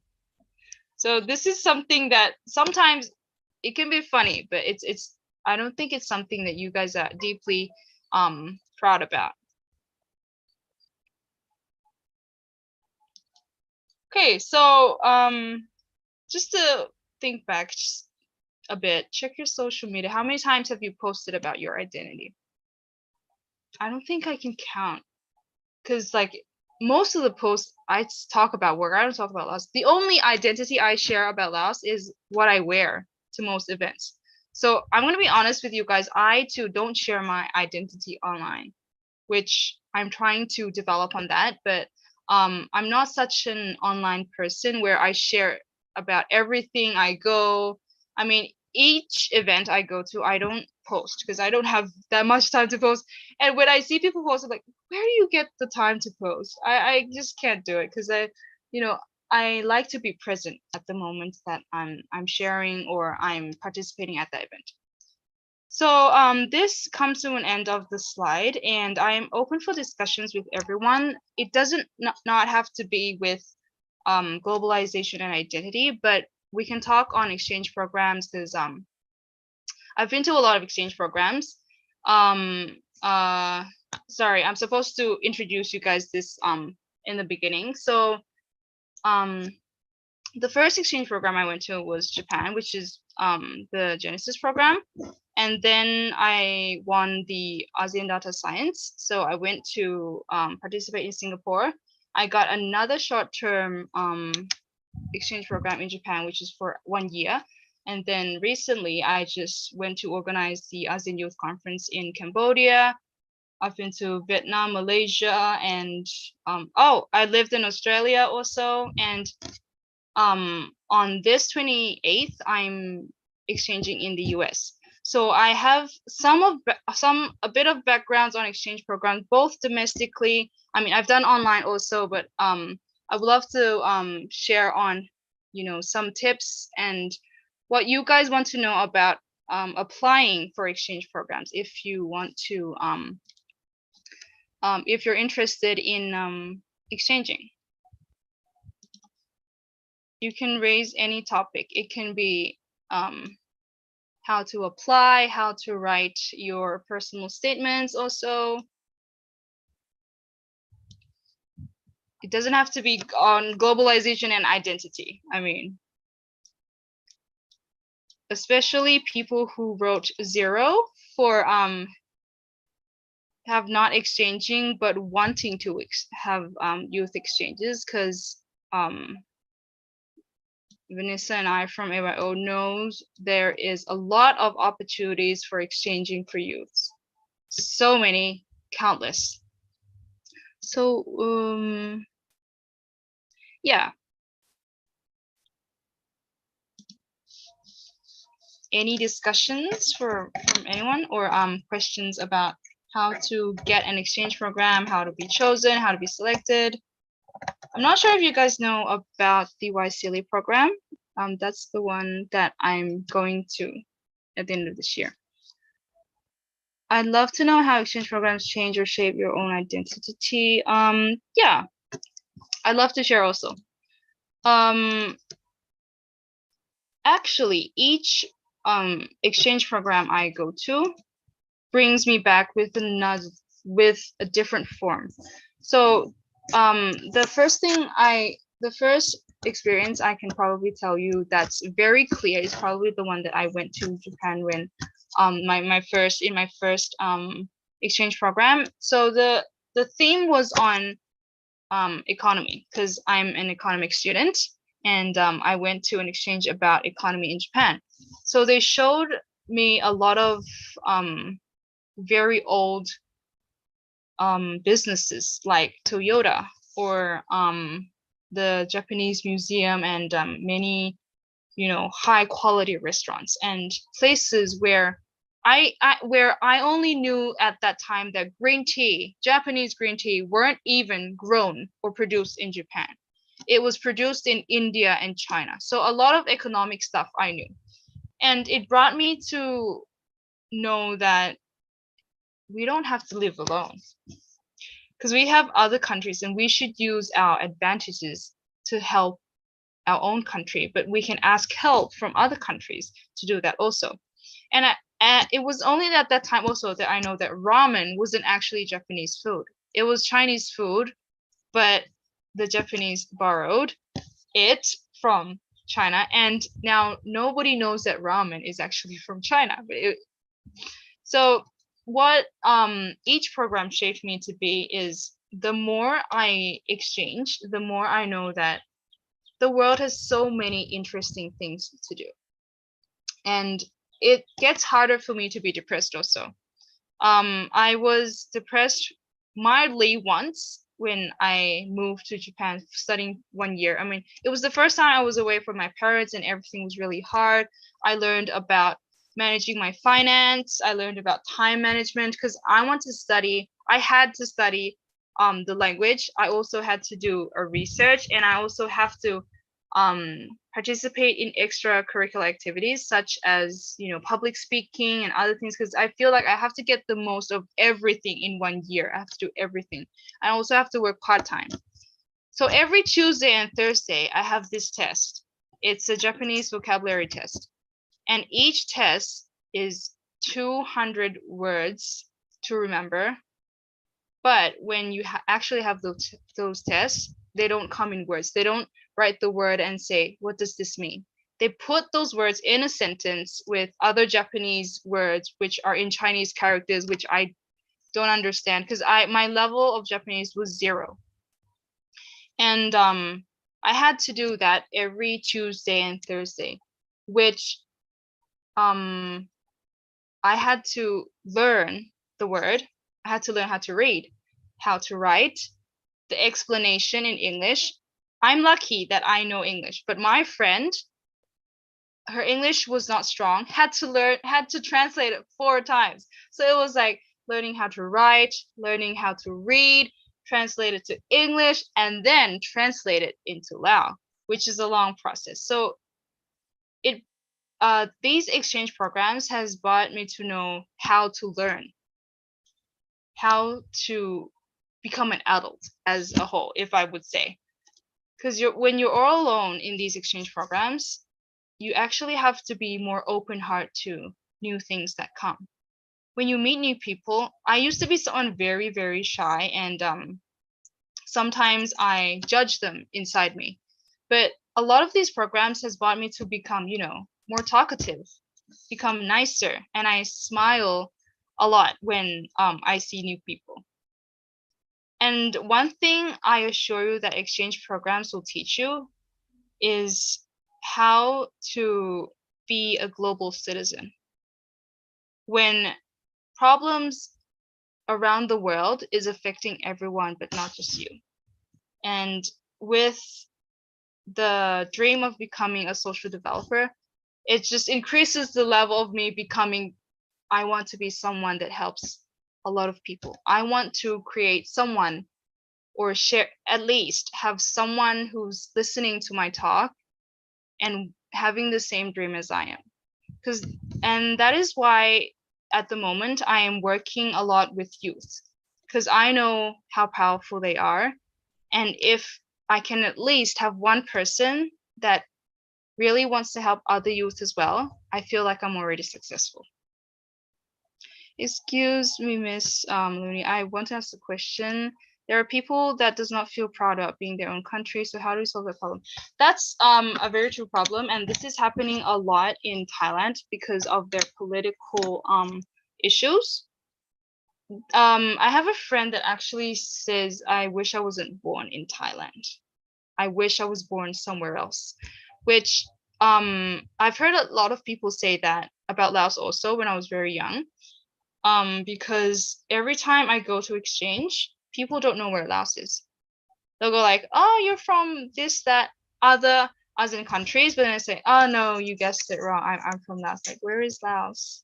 I don't know where Laos is. Sometimes it's sad, but I don't want to be dramatic about it, like, oh, you don't know my country. I try to be open-hearted and explain to them, oh, do you know Thailand? Yes, I do. Do you know Vietnamese? Yes. Do you know Myanmar? Yes. Do you know China? Yes. Do you know Cambodia? Yes. Yeah, Laos is in the middle of those countries. So I try to explain them a bit about of my countries and about the way to solve it. It's actually something very hard because a lot of things actually shape you into not feeling proud about your country. It might be your family institution, which is the number one school you start learning with. It might be about the political structure or the society they're living in, or they might not feel happy of what's actually happening in their life that they do not want to share with other people. So I'm not sure about how to solve that problem, but one thing that can help is actually let them see what they can do about their identity, how that can advantage them. Say there is one ethnic group, it's called Hmong in Laos. So they're the minority group. And the way that other sectors actually specifically write down that this type of ethnic minority is considered prioritized. It can help them feel secure at some point that I'm included. I feel like I'm included in the society. I don't feel like I've been taken advantage of. But to be proud, you have to know why it's good. Sometimes when you're explaining social behaviors, you got to think of it in a very logical way. Like, why am I happy I have a computer? It's just an electronic stuff. Say if I don't know what it can do, but after I know what it can do, it can make money for me. It can let me see other places and I don't have to travel. Those are the perks of having a computer, right? So what are the perks of being in your country? What is the good thing that your country has that you're proud of? It might be something very small like today, breaking news, Indonesian coffee became #1 ranking in the world. That's something at least that you are proud of. I have a question about exchange program. What do we students need to prepare before joining? That's a long story. Firstly, when applying for exchange programs, the most important thing I would say is to read about the program. So when you know about the criteria, try to visit the official website. They will tell you everything and they will have everything there. So #1, I like to call this as like to, hit on a program. Like you hit on people, you hit on guys, you hit on the girls you like, you hit on crushes you like.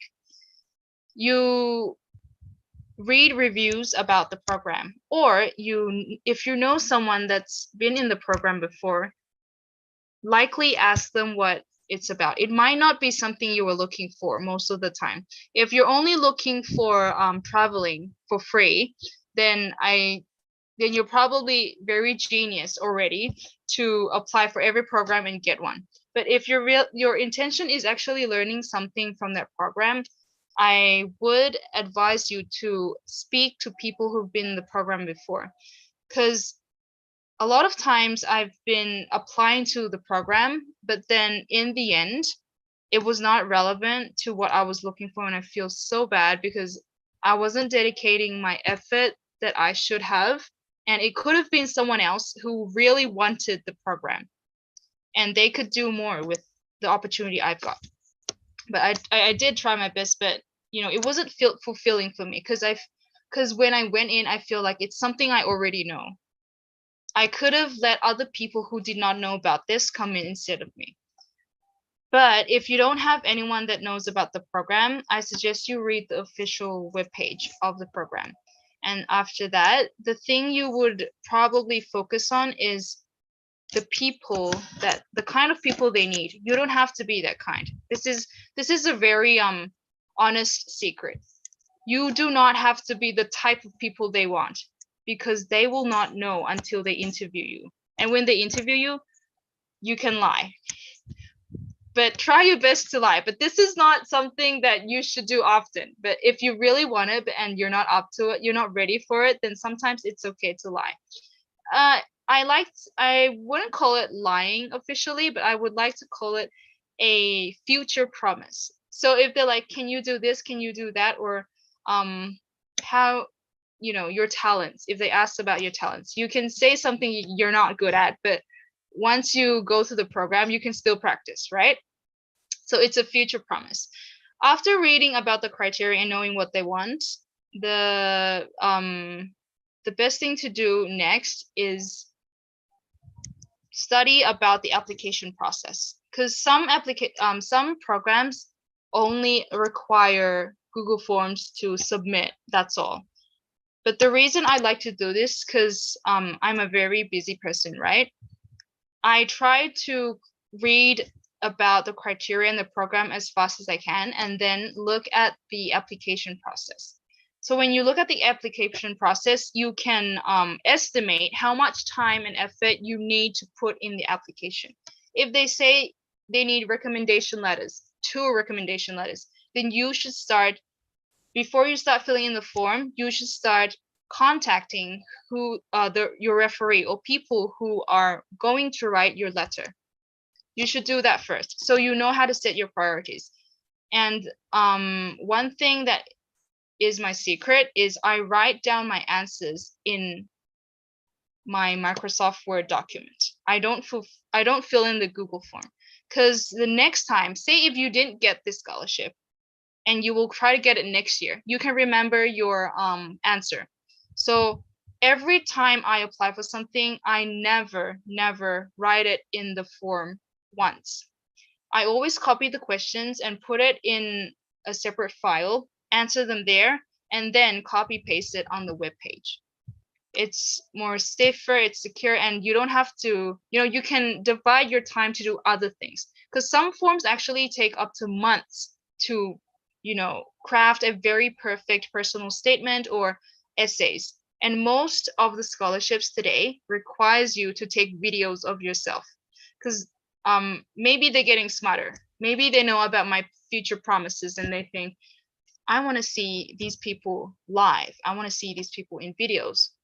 And they get to know you more. They get to know how you talk, how you look at the camera. I mean, if you're talking on the script, they won't let you pass. So try to learn about the application process and then make time, organize your time. Which questions or which parts or section are you going to do first? And some exchange programs requires passport. So if your passport is expiring, you can still do that in time if you have studied the application process. And after that, it's just learning about the questions. Sometimes you have to translate the question. By translate or interpret the question, I don't mean from English to your language. But what I mean is, say if they ask, why should I choose you to become the delegate of this program? They don't want to know why they should choose you. The real question, so that's a trick question. The real question is, what are the qualities you have?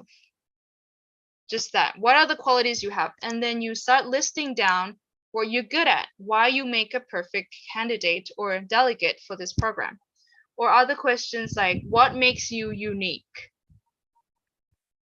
You don't have to think about what other people have. What makes you unique actually translates to, how are you going to make a difference to this program? So say this program has been for 10 years. This program has been conducting for 5 years, 3 years. How are you going to make this program different? Why is it worth having you on the journey? It's similar to what are you good for, or what good do you have? But there's a slight difference in each question. Or how do you see yourself in 5 years, 10 years? Or how are you going to use the knowledge you have from this program in to contribute to your society? That question actually means, what are you expecting to see? Or what do you think we'll be learning about? Sometimes these questions just want to check if you have read the details of the program, because they will write the details on the webpage, right? You just pick those keywords and then copy paste it to your essay, and then explain a bit on your perspective how those things can help you help your community. And most of the times, I assure you, probably, like, I can say 100%, most of the exchange will give chances to people who contribute to society. If you say it on your own good and like, oh, I just want to do my business, I just want to, develop myself without giving or talking about the community, they won't most likely choose you. They will rarely choose you. They will choose people who are actively doing something with the society, actually having impact. Because this is a very economical and political reason. They choose people who are actively socializing because they need your credits to advertise your the program also. So if you're someone who is very popular in your community and you're showing faces to your university, to the people around you a lot, and you have a lot of likes on social media, this is not the major point of getting the scholarship, but this is one point that you should consider also. They will likely to be choosing you because when you get to become the candidate or the delegate of this program, you are likely to share, right? Thank you, this staff, for giving me the opportunity to travel to blah blah, and you will share your media, you will post, you will talk about good things in the exchange program. So if you're somewhat popular or doing something to the community that's good to the community, they will likely to choose you. And plus, if you're a leader also, you will have an advantage. So before applying, check if you are ready for the program. I actually have a slide about applying a program, and I'll share the contacts with you, and I'll share the slides with you if you're interested. But yeah, that's briefly what I suggest you to do if you're getting ready for an exchange program. And yeah, just keep on developing yourself, actually, because some programs, they actually count how many times you apply for the program, and if you apply several times, they would also remember and would choose you. For people who want to start doing, I think I've answered a bit of that. Would love to know your experience when you're in. Was there any difficulties? Yes. After you've been to a few exchange programs in many years, say you've been exchanging for 3 years, when you come back to read your essay, you would laugh at yourself. You would be like, why did I write this when I was, when I was applying for this program? I sound so childish. I sound like a kid. So sometimes when you're applying to many exchange programs, one challenge that I do get is I run out of ideas. I run out of ideas to write. And sometimes 500-word essays can be very, very time consuming for some people. It took my friend to write that 2 weeks. It took 2 weeks for them to write a 500 essay. It only took me 3 days. But little did I know that those 3 days were just like a bit of what I want to say. So take some time with your essay. That is one difficulty I have with preparing. Another one is when I talk too much or talk dramatically. I mean, talk about sensitive issues that aren't relevant to the program. Like some people, I mean, this is not my challenge, but I'm just sharing other people's challenges also. I know one junior that he likes to, he has a hard background. So he did not have money to continue his studies, but he was lucky that he found someone to support him. And sometimes when he writes his essays, he would talk about his family. So I advised him, please don't talk about your family because it might feel unpleasant for people who read it. And it might feel like you're being unprofessional about participating in the program, because these exchange programs would choose people who can, separate their feelings with work and also take responsibility. If you talk too much about your weak point or what makes you feel sad or your mood, it might feel to them that I'm choosing someone who can leave the program anytime they want. So they want people who are actually committed and focused on the program. So one thing difficult is to write about your feelings too much on the essays. The other thing that is really difficult for me is recommendation letters, because I have this habit of not as socialized. So when it comes to teachers or my seniors, my advisors, I don't actually talk to them that much. But when I need recommendation letters, I have to ask my professors and my teachers, and I feel very uncomfortable talking to them or asking them to help me. Especially, let me talk about the characteristics of some Lao teachers or university or faculty members. They aren't very good in crafting recommendation letters because it is something that they don't usually do. Only, I don't know, probably 10 out of 100 people do exchanges here in Laos. So most teachers aren't familiar with writing recommendation letters, especially in English. Sometimes we have to write it ourselves. Now that becomes a problem because it is something that teachers should do, not us.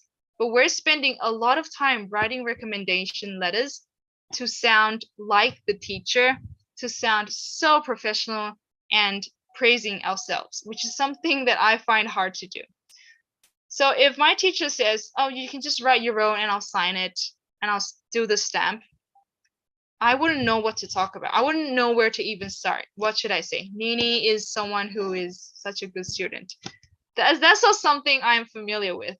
So that's one challenge I would say. And the other challenge, again, is probably taking the video, because sometimes when you're in a rush, you cannot remember the script.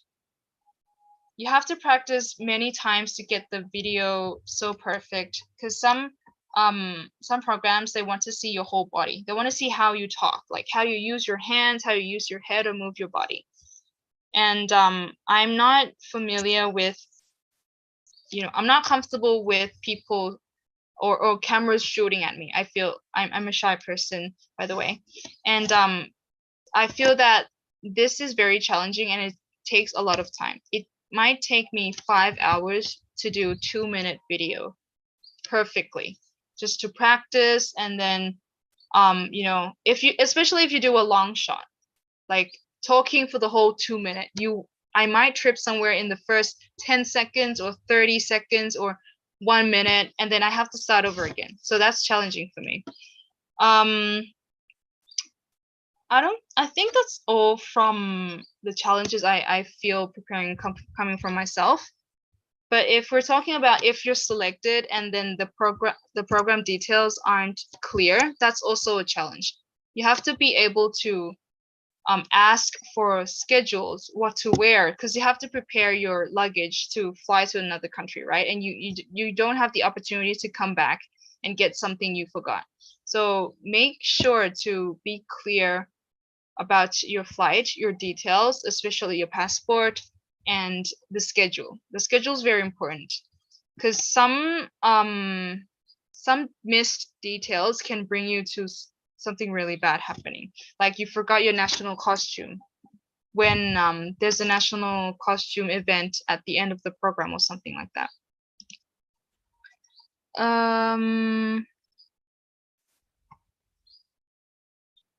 Let me see. Feeling proud of the country is like, yes, feeling proud of it. That's true. Talking about exchange programs, you get to share about what you have also, your identity. Being in a foreign country actually makes you love you. Yes, I miss Lao food a lot when I was in Japan. I actually cried when I came back. I was like, oh, my Lao food. I have a question. How do we decide if the certain aspect of different culture is positive?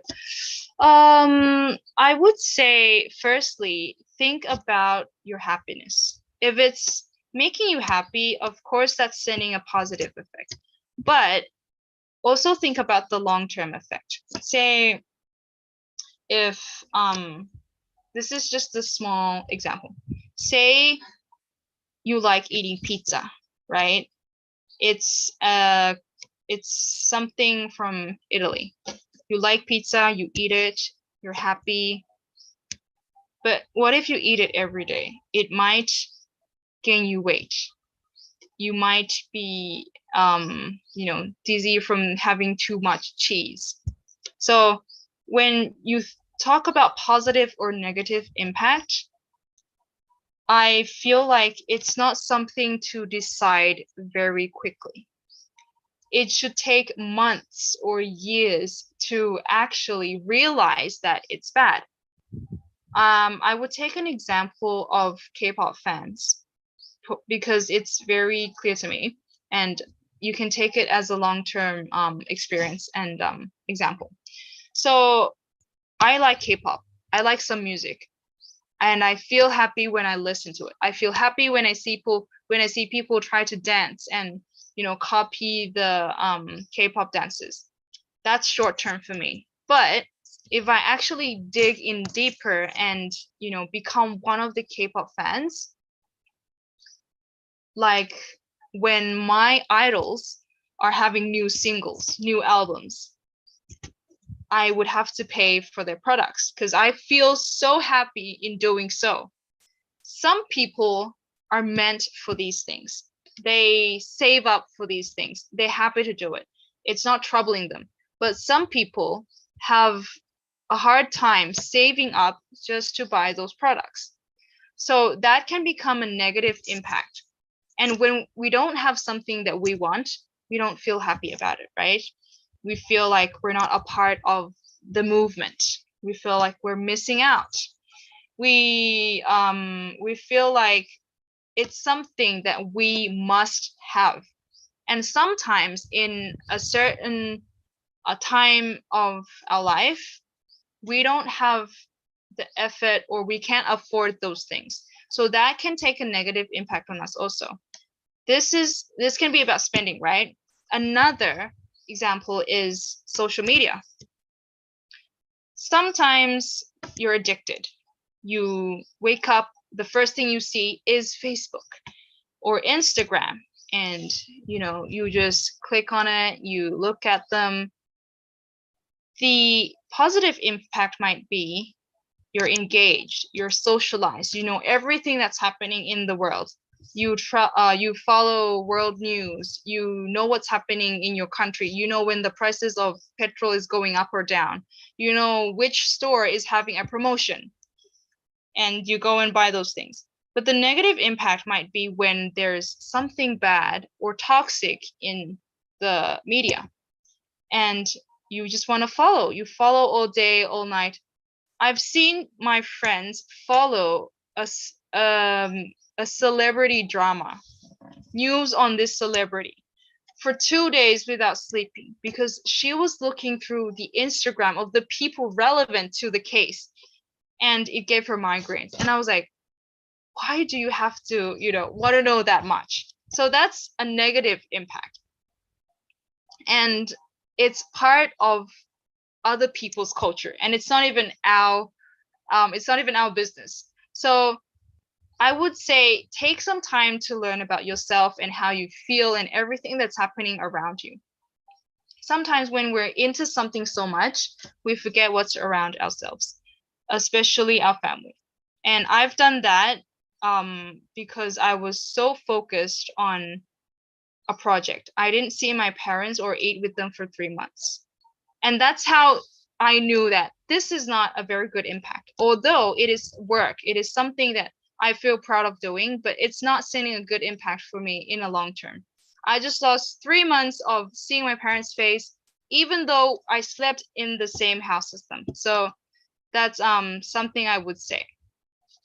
Anyway, guys, if we have other things to talk about, especially on exchange programs, please email me or add my Facebook and just say you knew me from this event, and I'll just send you the document on exchange programs, or especially if you're interested in the same program as I am doing. So as I mentioned, the program that I was doing is that I will travel to at the end of November is the YSILI, and I know it's very competitive in every country, and I would love to talk more about it if you want to know how to apply, how to get it, and what happens after you get it, and learnings from the program. I'd love to share. So let's keep in touch. And thank you so much, you guys, for participating. Right. Thank you so much, Aluni. That was a really, really insightful topic. Yeah, I myself, I've never been in exchange program, but I've been in summer course in Harvard. So yeah, and I am the only Southeast Asian, and it's really, really hard. So you have to represent a Southeast Asian. So yeah, it's but if we when you the outside the your country, and it it's some like it there is some sort of connection if you see another Southeast Asian, even though we don't know each other. So yeah, thank you so much, Aluni. I heard you are the committee of the ASEAN Youth Conference, Cambodia. I was the delegate last year. But not this year, right? Yep. I was a note taker, I think, last year. Yeah. Oh, I was a moderator last year. Oh wow. Cool. All right. So yeah, I think that is all. I want to thank Aluni for that was an insightful presentation. For myself, I learned so much, and I hope everyone here also learned from you. And right now, I'm more confident to embrace my ASEAN identity. And yeah, Aluni, it was nice meeting you, and I hope we can share the screen like this in the future, in the next project. So thank you, Aluni. Take care. Thank you, and guys. thank you. And yeah, Oh, I like the comments. the comment said we have to take a picture first. Yeah, comedy. Yeah. Comedy. What a great presentation and discussion. Thank you so much, Mrs. Aloni Sangduadet and Kakak Moderator Vanessa. Vanessa? Vanessa. I'm sorry Kak about Vanessa. that. But yeah, thank you so much to you two for that great presentation. So for me, at least, what I'm getting from that is that it's like very, very important that our identity gets well known, but at the same time, it's also important to protect our identity. Yeah. So that it stays true to itself. you know? Yeah, that was true. Yeah. So now we are going to ask for everybody to open their camera because we are about to have the photo session with the moderator and the speaker, Yes. Mrs. Aluni and Miss Vanessa. So if the participants can please open their cameras. On cam, guys, please. Yeah, open your cameras so we can have a picture.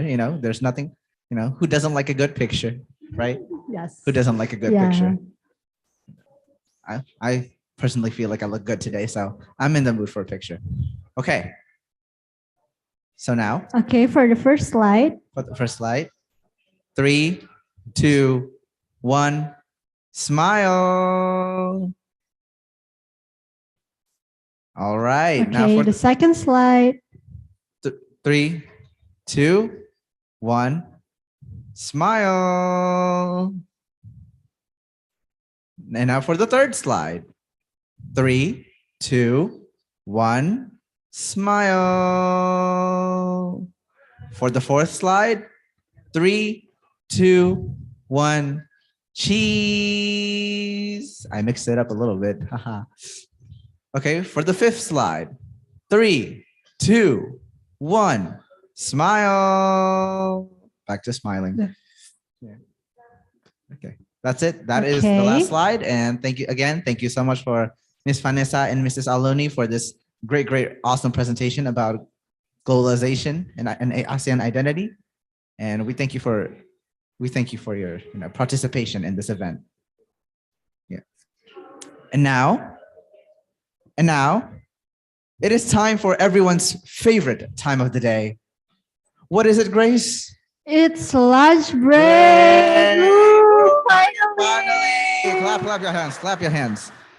So, just like yesterday, all of you have free time until 12:30 p.m. atau jam 12:30 to make lunch, rest your neck and back, and for our Muslim friends to use this time for salat. Also, you guys can enjoy the music that we are about to play to make your lunch even better. And don't forget to open your cameras again at 12:30 p.m. But in the meantime, enjoy your meals. Enjoy your meal, guys. Enjoy your meals.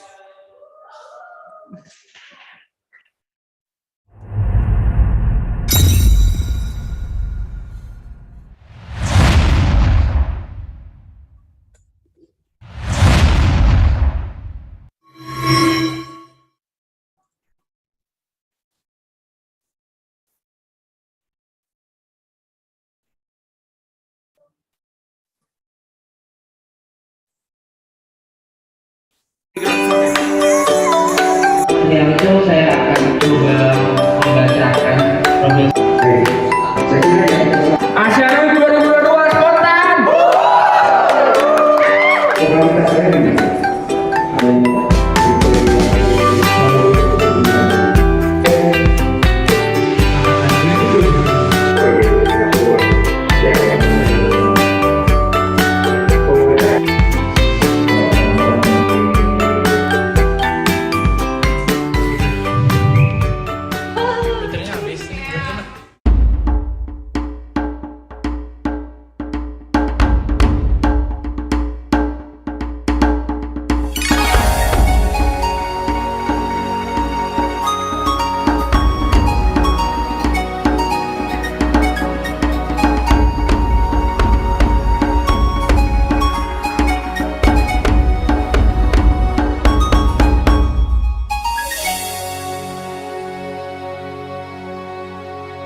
Since the sunshine comes from the east, till the light of the dark is coming, we are all open our eyes, we are all open our heart, we are all open our mind under the same sky.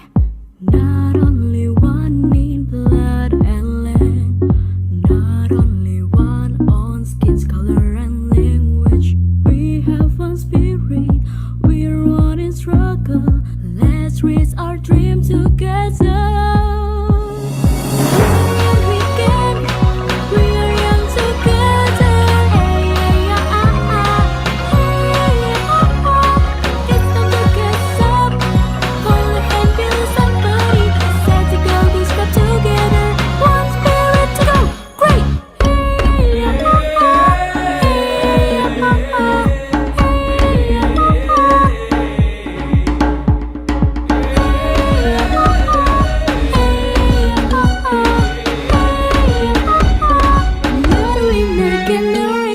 Not only one in blood and land, not only one on skin's color and language. We have one spirit, we are one in struggle. Let's reach our dream together. We can, we are young together. It's time to get up. Hold your hand, feel somebody. Set to go, we step together. One spirit to go. Great.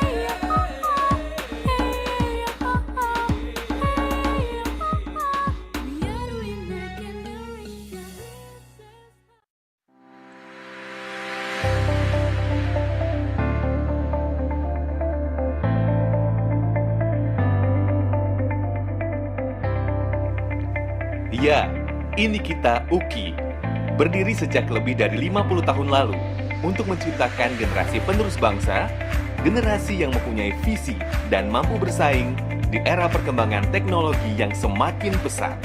Menghasilkan generasi tersebut, kami membagi bidang pendidikan menjadi beberapa jurusan. Program studi doktor hukum,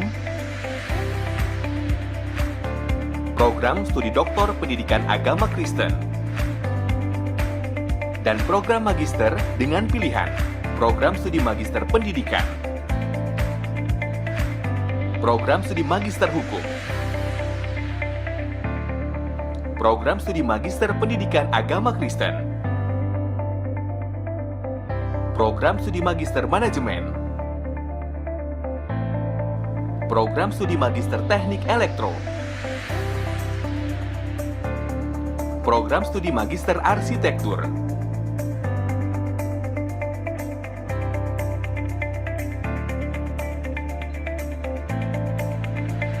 sedangkan untuk program sarjana, kami memberikan pilihan-pilihan untuk generasi yang ingin menjadi tenaga pengajar, seperti Fakultas Keguruan dan Ilmu Pendidikan, program studi bimbingan konseling, program studi pendidikan matematika, program studi pendidikan biologi, program studi pendidikan agama Kristen, program studi pendidikan fisika, program studi pendidikan kimia, Fakultas Sastra dan Bahasa, program studi sastra Inggris, program studi pendidikan bahasa Inggris, program studi pendidikan bahasa Mandarin,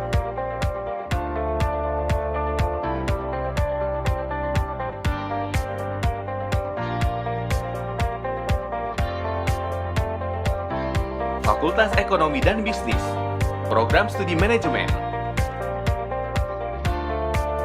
program studi akuntansi. Dengan Fakultas Hukum, mengembangkan generasi yang akan menuntun Indonesia dalam keadilan dengan jurusan program studi hukum, kesehatan masyarakat Indonesia adalah hal yang utama. Kami dengan jurusan Fakultas Kedokteran selalu mengembangkan ilmu kedokteran melalui program studi pendidikan kedokteran. Fakultas Teknik, program studi teknik mesin,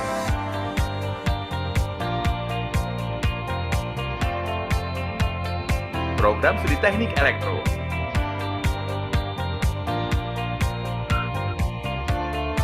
program studi teknik sipil, program studi arsitektur,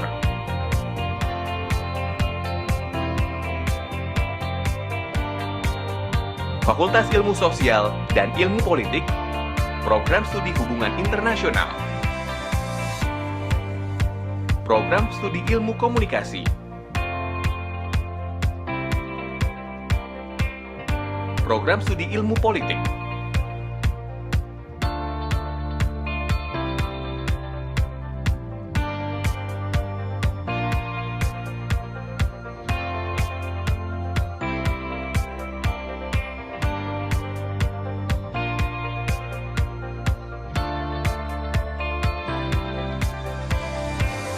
kami mempersiapkan tenaga yang ahli dan siap terjun untuk masyarakat Indonesia. Dengan program diploma Fakultas Vokasi, program studi fisioterapi, program studi perbankan dan keuangan, program studi keperawatan,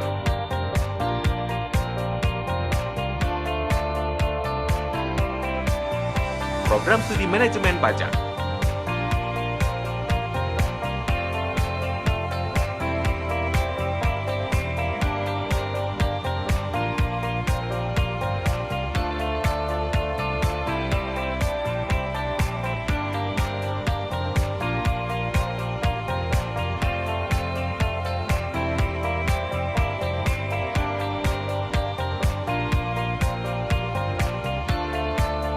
Kami menyadari bahwa metode pembelajaran berbasis teknologi menjadi suatu hal yang harus dikembangkan, khususnya di Universitas Kristen Indonesia.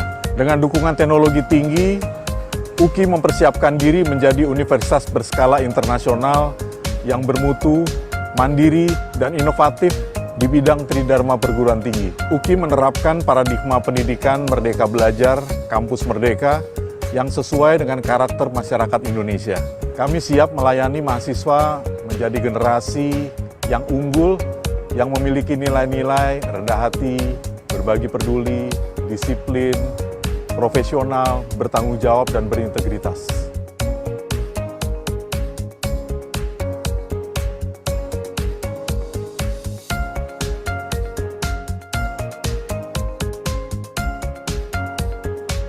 Kami selalu ada untuk kemajuan generasi bangsa Indonesia dengan menerapkan pendidikan berstandar internasional di era digital.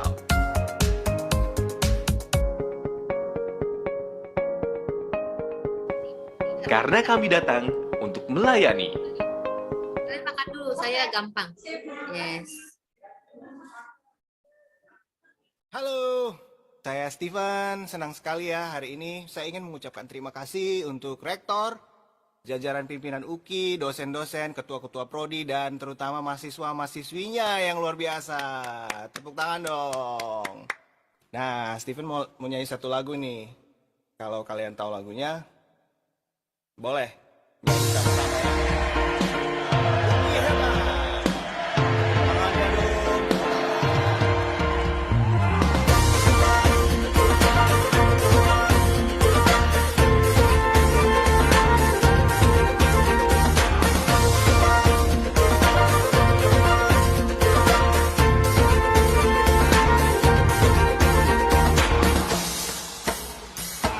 Sambut hari baru, wahai sahabat. Jangan takut maju, wahai sahabat.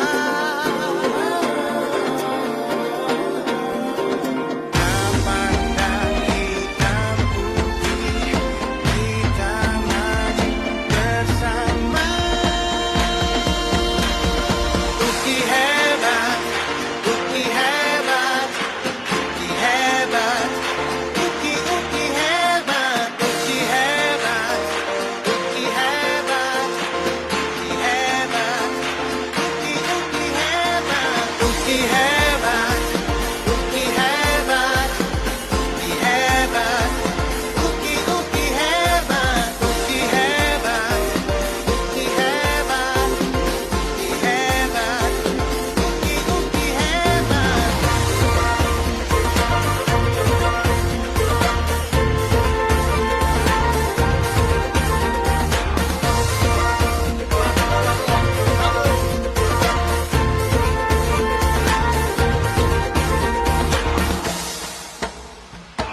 Sambut hari baru dengan semangat. Jangan takut maju, wahai sahabat. Yeah, yeah.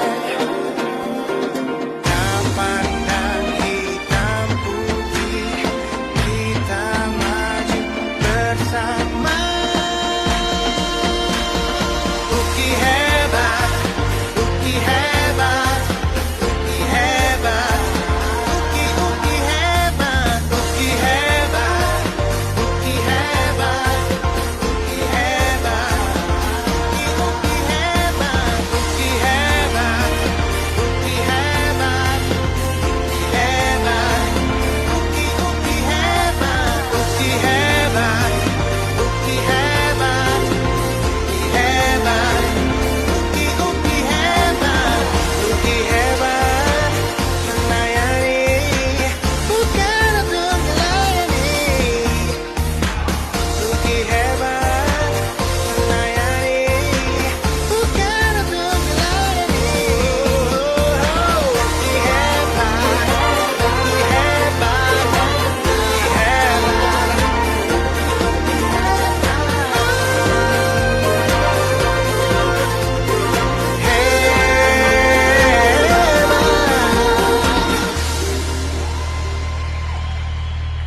UKI hebat. Sampai ketemu.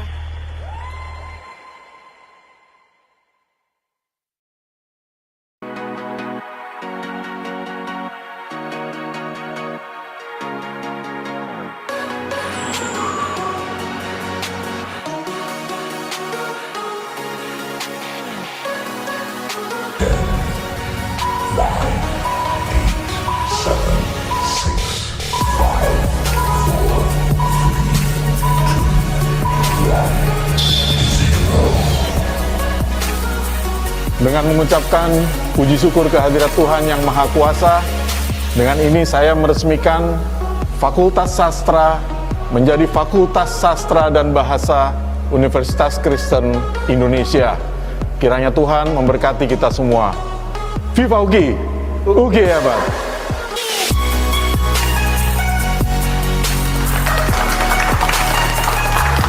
UGI hebat!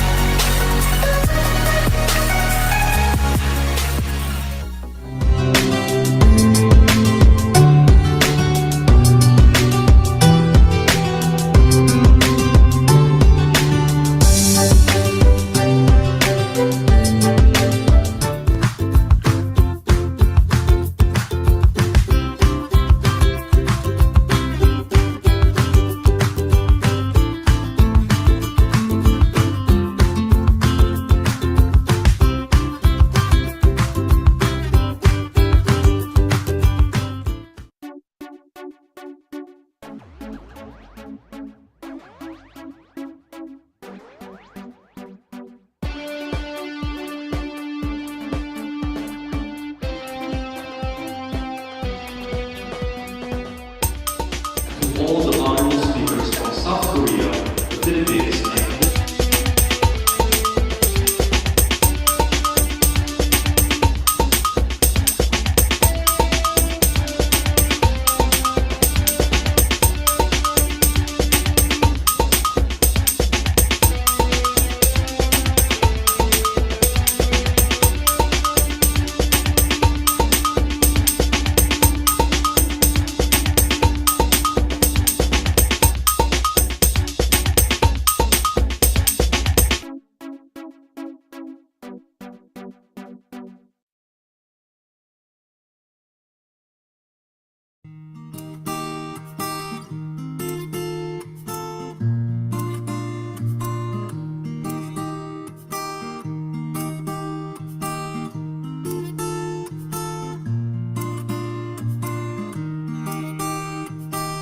Sambut hari baru dengan semangat. Oh, oh, oh, oh, oh. Jangan takut maju, wahai sahabat. Oh, oh, oh, oh, oh, oh. Tak pandang hitam putih, kita maju bersama. Tak pandang hitam putih, kita maju bersama. UGI hebat, UGI hebat, UGI hebat, UKI. UGI hebat, UGI hebat, UGI hebat, UKI.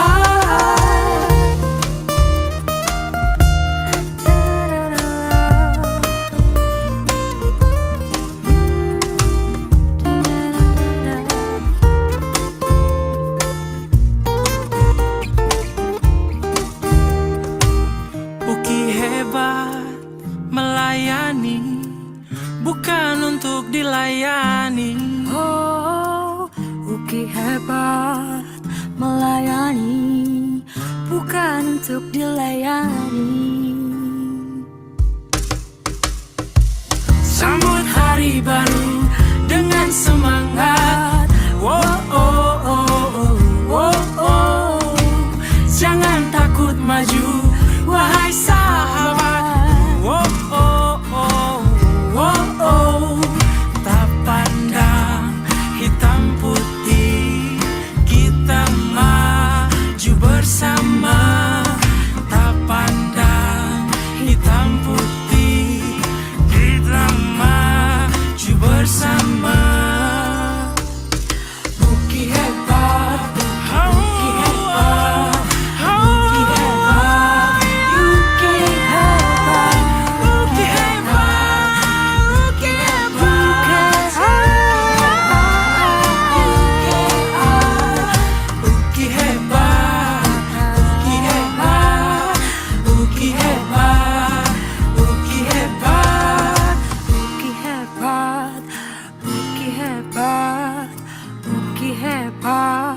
UKI.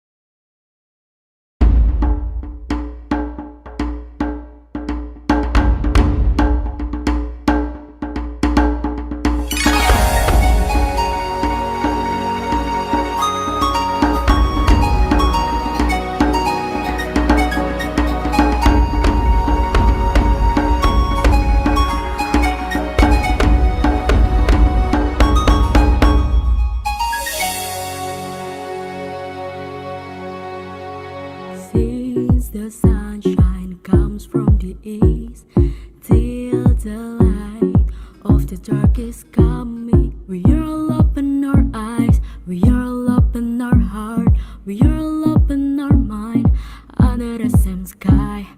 Not only one in blood and land, not only one on skin's color and language. We have one spirit, we're one in struggle. Let's raise our dream together. We can, we are young together. Hey, yeah, hey, it's time to get up. Hold a hand, build somebody. Set to go, we step together. One spirit to go. Great. Hey,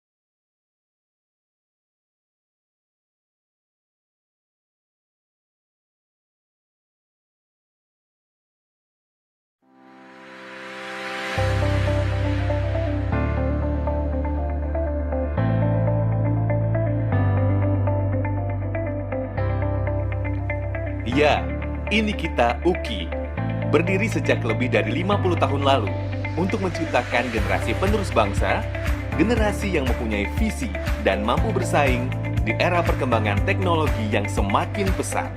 Menghasilkan generasi tersebut, kami membagi bidang pendidikan menjadi beberapa jurusan. Program studi doktor hukum,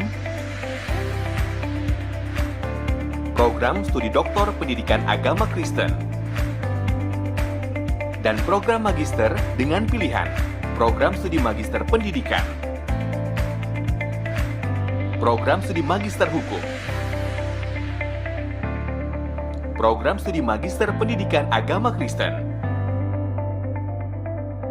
program studi magister manajemen, program studi magister teknik elektro, program studi magister arsitektur,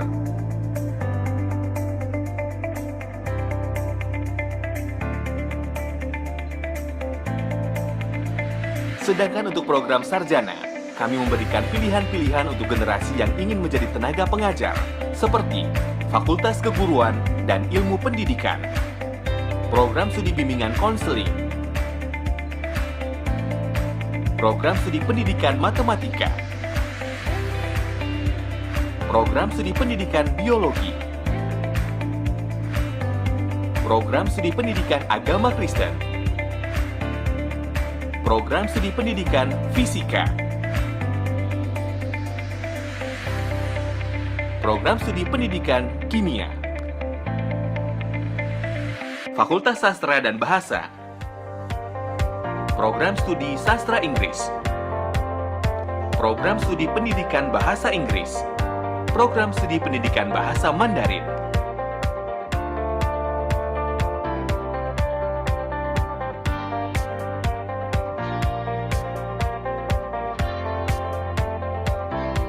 Fakultas Ekonomi dan Bisnis, program studi manajemen, program studi akuntansi. Dengan Fakultas Hukum, mengembangkan generasi yang akan menuntun Indonesia dalam keadilan dengan jurusan program studi hukum. Kesehatan masyarakat Indonesia adalah hal yang utama. Kami dengan jurusan Fakultas Kedokteran selalu mengembangkan ilmu kedokteran melalui program studi pendidikan kedokteran. Fakultas Teknik, program studi teknik mesin,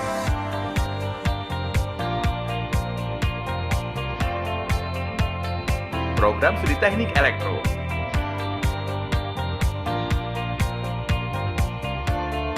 program studi teknik sipil,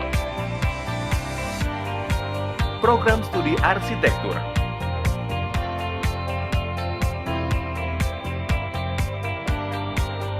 Fakultas Ilmu Sosial dan Ilmu Politik, program studi hubungan internasional, program studi ilmu komunikasi,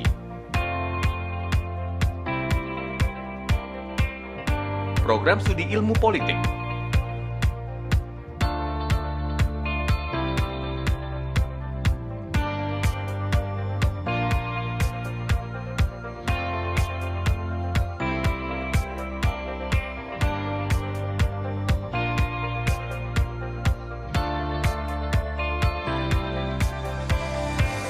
kami mempersiapkan tenaga yang ahli dan siap terjun untuk masyarakat Indonesia.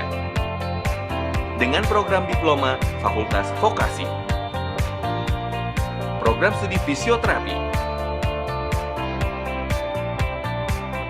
program studi perbankan dan keuangan, program studi keperawatan,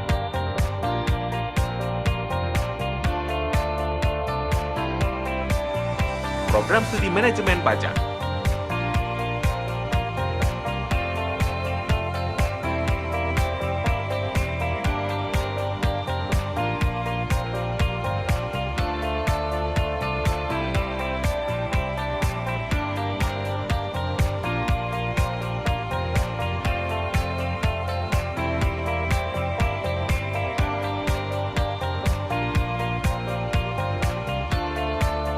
Kami menyadari bahwa metode pembelajaran berbasis teknologi menjadi suatu hal yang harus dikembangkan, khususnya di Universitas Kristen Indonesia.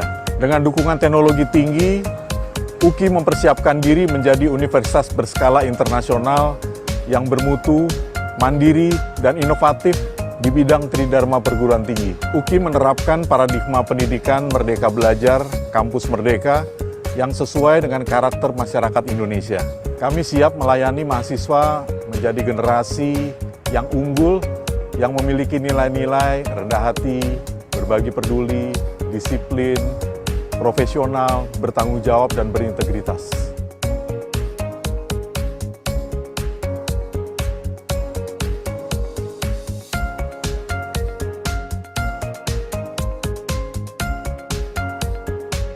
Kami selalu ada untuk kemajuan generasi bangsa Indonesia dengan menerapkan pendidikan berstandar internasional di era digital.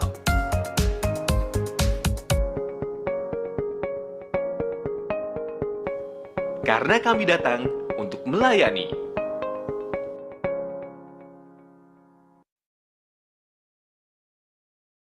Halo, saya Steven. Senang sekali ya hari ini saya ingin mengucapkan terima kasih untuk Rektor, jajaran pimpinan UKI, dosen-dosen, ketua-ketua prodi, dan terutama mahasiswa-mahasiswinya yang luar biasa. Tepuk tangan dong. Nah, Steven mau nyanyi satu lagu nih. Kalau kalian tahu lagunya, boleh. Nyanyi sama-sama ya. UKI hebat. Tangannya dong.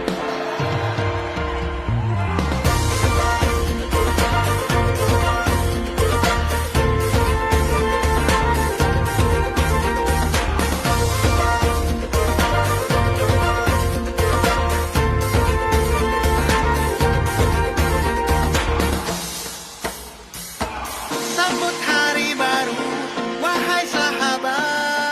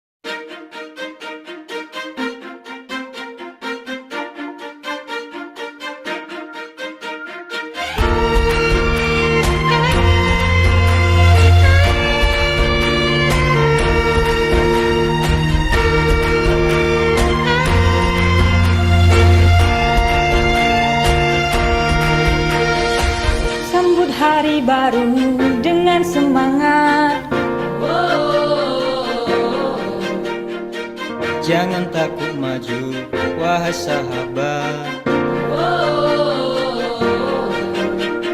Tak pandang hitam putih, kita maju bersama.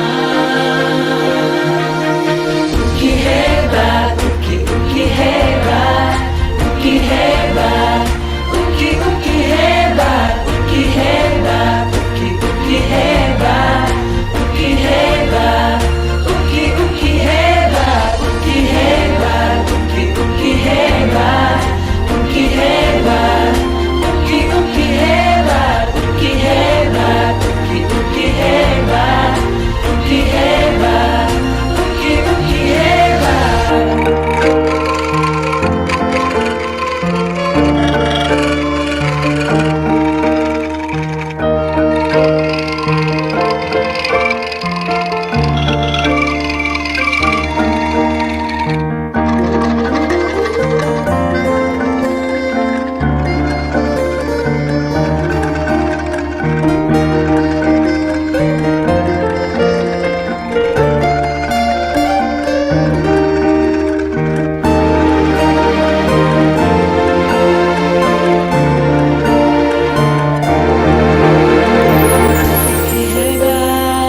melayani, bukan untuk dilayani.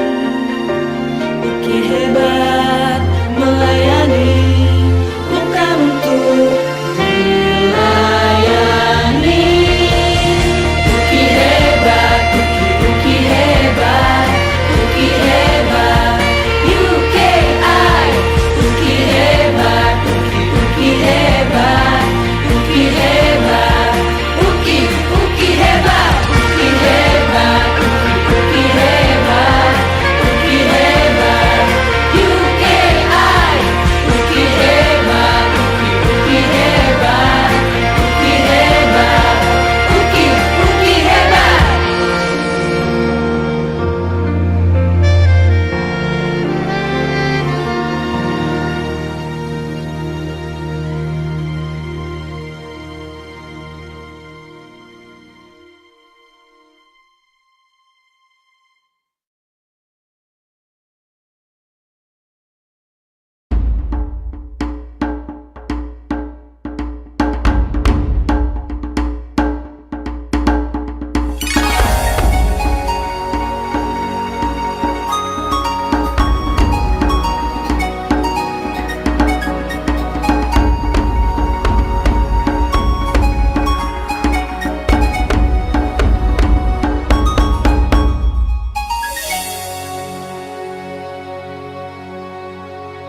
Since the sunshine comes from the east, till the light of the dark is coming, we are all open our eyes, we are all open our heart, we are all open our mind, under the same sky.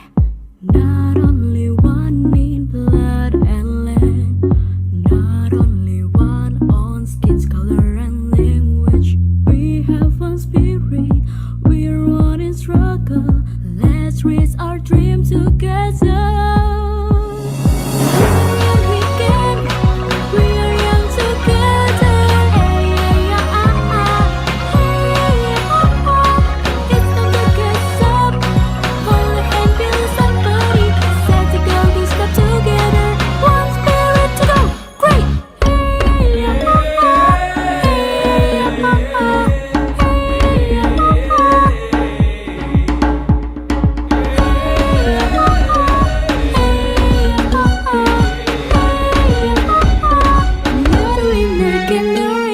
Not only one in blood and land, not only one on skin's color and language. We have one spirit, we are one in struggle. Let's reach our dream together. We can, we are young together. Hey, hey, ah, ah, ah. Hey, ah, ah. It's time to get up. Hold your hand, build somebody. Set to go, we step together. One spirit to go. Great. Hey, ah, ah, ah. Hey, ah, ah, ah. Hey, ah, ah, ah.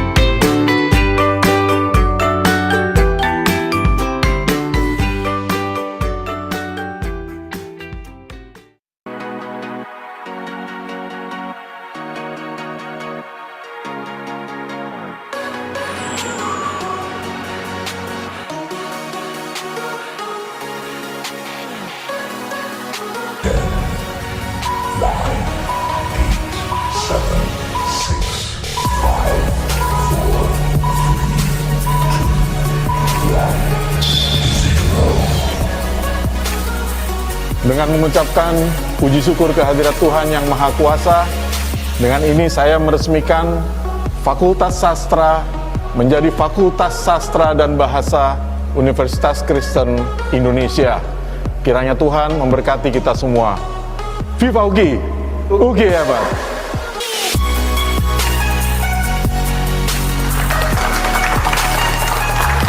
UGI hebat!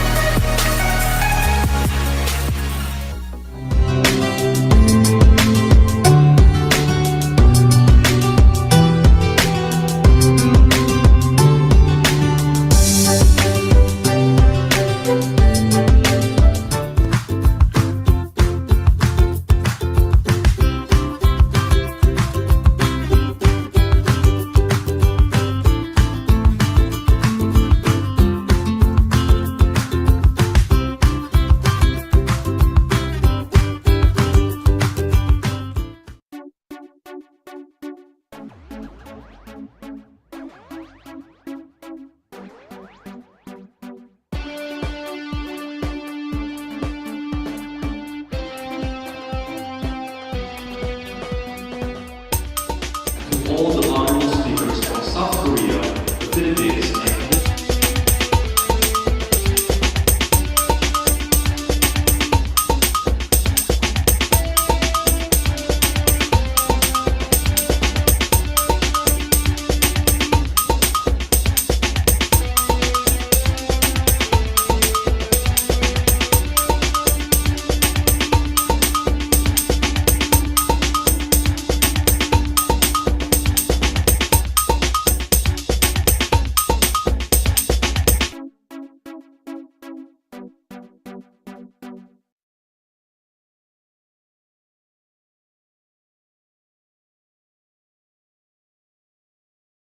Hello guys, welcome to Fakultas Sastra dan Bahasa Universitas Kristen Indonesia. Lihat-lihat ke dalam yuk.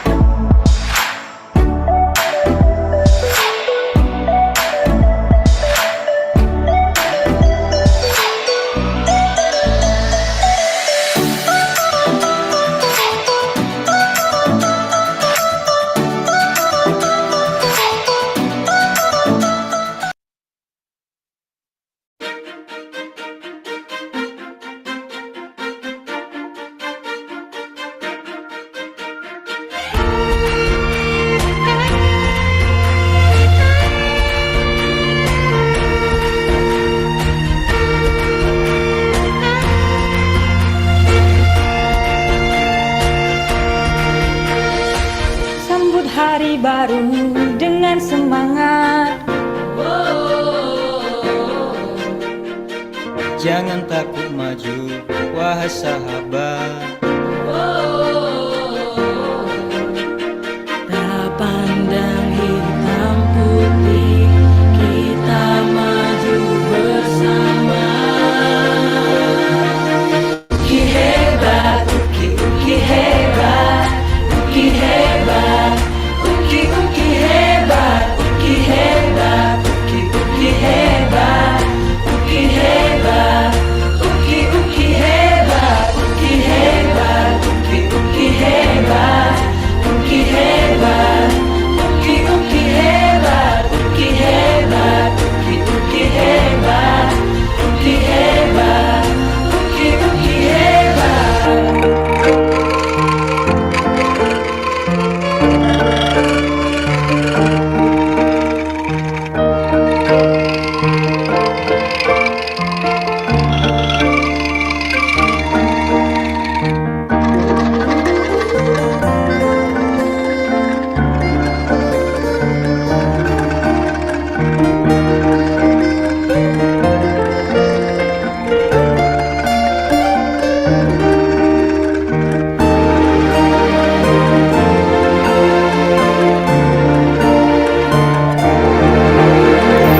Uki hebat melayani, bukan untuk dilayani.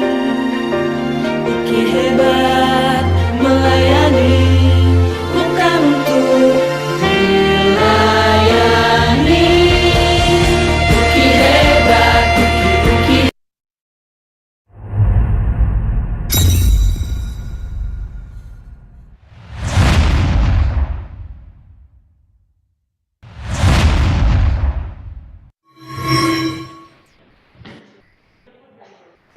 Hi everyone, welcome back. How are your meals? Of course, it was delicious, right? It really was. I'm like so full right now. Yeah, me too. Yeah. It's just, I don't know. I ate a lot. I eat a lot. So like, of course, yeah, I'm full. Yeah, me too. At the end of the day, that's Yes. it. I'm just full. Okay, well, we can always eat more later because right now we will be listening to the presentation from our next speaker. Who is our next speaker, Rezar? She is Miss Pu Wai Yan, and she also goes by Allison. Yeah. And I think she's from Myanmar. Oh, so he's from Myanmar? Yeah. Wow, that is amazing. And also, other than that, this discussion will also be moderated by, once again, by Fanisa Nurga Aulia, who was our previous moderator just like a moment ago. So, that's fun. Okay. So, wait a second. Why go instantly to a presentation and discussion when can you think about it? Right now we're like really, really full from like eating, and like I'm also like getting kind of sleepy. Oh yeah. And I bet everybody else is getting sleepy also. So instead of actually going to a presentation discussion, let's leave that out for now. Let's not do that right now. Right now, you know what I think we should do? What? I What is think that?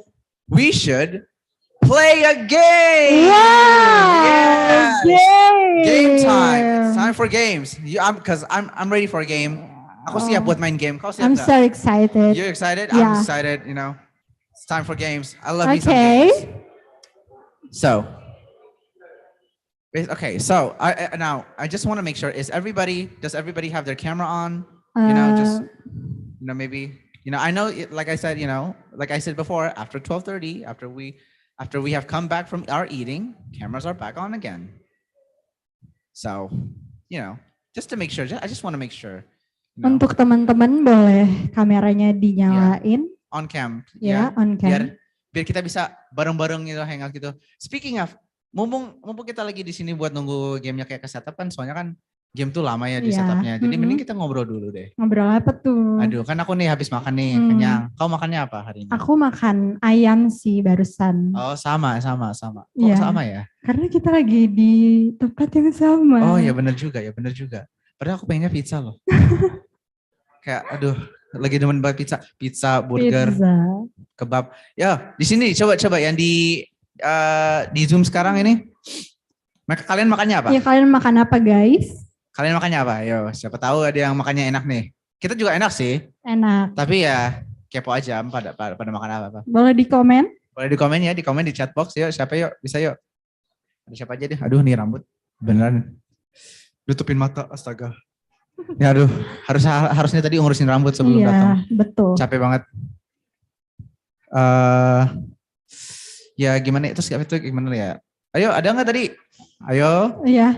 Ayo makan apa Kalian yuk? makan apa Jangan guys? malu-malu. Apa tuh? Makan telur juga apa? Makan temen satu bilang. Makan teman. Siapa tuh? Waduh. Rifadi Judistira. Dibilangnya dia makan temen.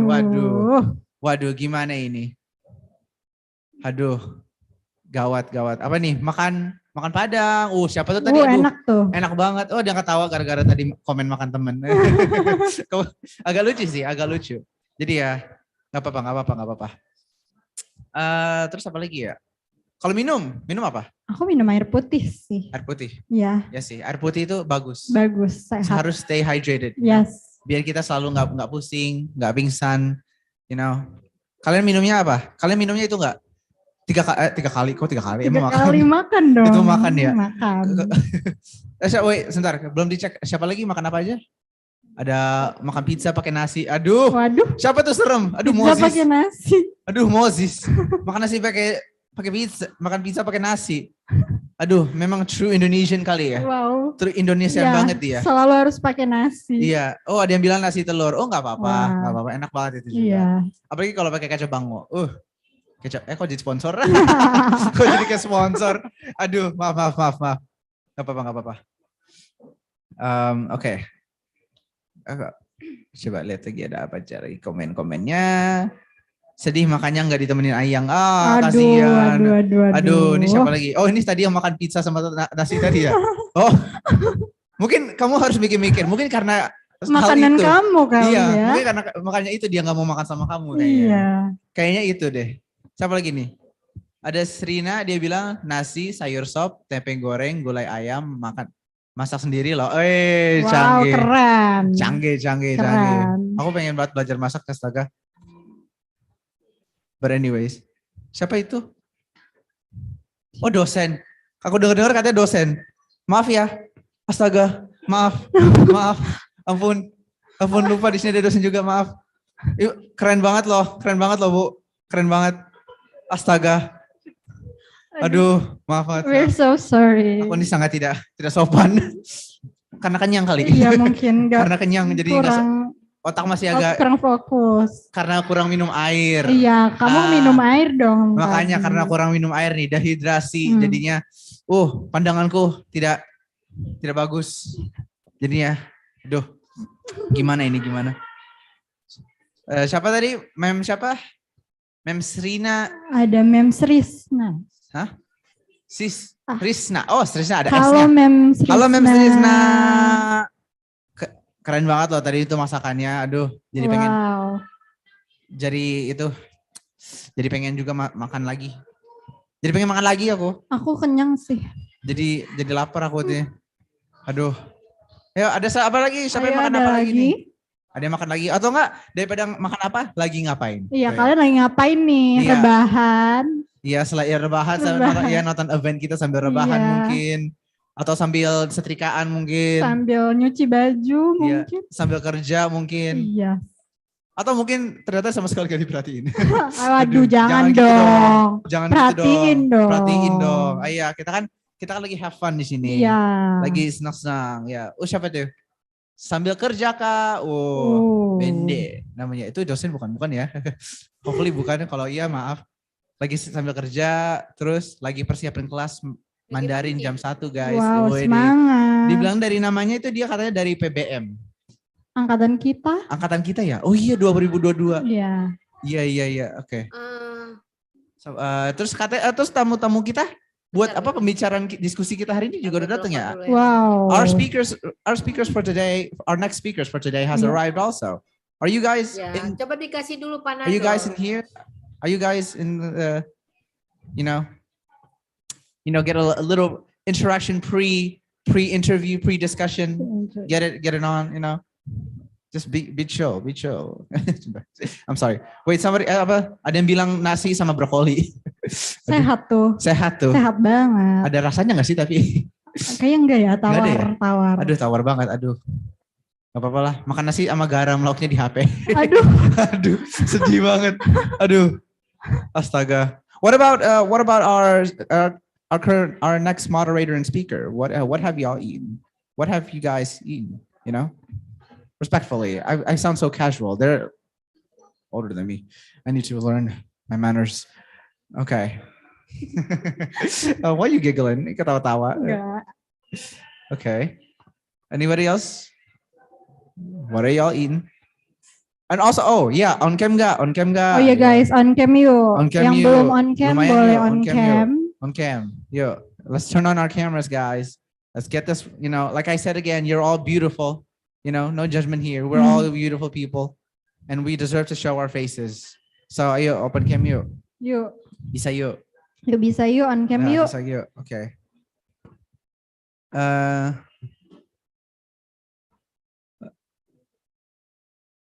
Kakak MC makan apa tadi? Oh, aku tadi makan ayam. Aku juga makan Iya, ayam. kita makan ayam sama lauknya ya kita. Sama banget. Sama ada juga itu Sop, sayur sop ya. sayur sop ya, sayur sop. Sama ada sosisnya loh. Dipotong-potong gitu. Iya. Ya kan enak banget. Enak. Enak banget, astaga. Anyways, kayaknya kita sedang ada yang approaching. Ada rasa-rasa kayak urgent, kayak dikit lagi mau udah selesai. Kayaknya sayangnya percakapan kita harus selesai Kayak deh. kita ya harus Iya. kita akhiri karena Karena apa? Karena sudah waktunya untuk games bukan sih? Games atau discussion ya? Mari kita tebak-tebak. Games atau discussion ya hari ini? Discussion ya? Tuh, oke, kayaknya sekarang kita udah waktunya discussion. Okay. Finally, the moment you've all Okay. been waiting for, this discussion. It's time for some discussion over here. Okay, now we are going to give it to Kak Vanessa and Mrs. Allison. The time is yours. Yeah, the time is yours for your discussion. Thank you. Hey, thank you so much, MC. You are really, really joyful. I can feel the vibe. All right. Hello again, everyone. I hope you enjoy your lunch.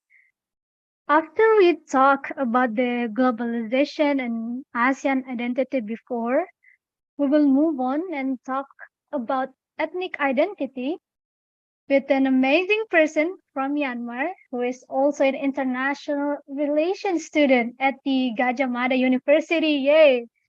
And also she is the head of research and writing department of ASEAN. Miss Fo Yen Min or Allison. Hey, how are you? Hello, nice to see you. Yeah, nice to see you too. Yeah, I see you're part of Join Moon, right? Yeah, I used to be. Yeah, I was participate in this year in G20 Council. Ah, I see. I was Yeah, that's right. yeah, I was moderating for UNODC for that. Oh, okay, cool. All right.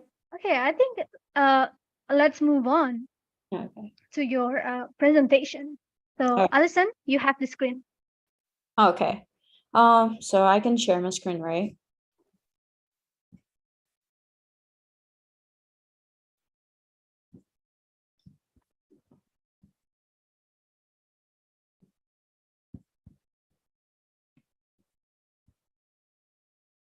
Okay.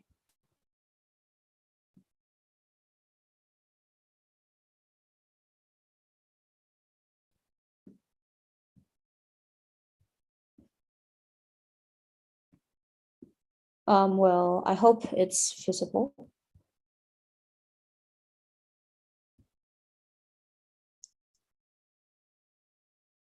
All right. So today I'm going to talk about the challenges and strategies, again, constructing on the shared identity.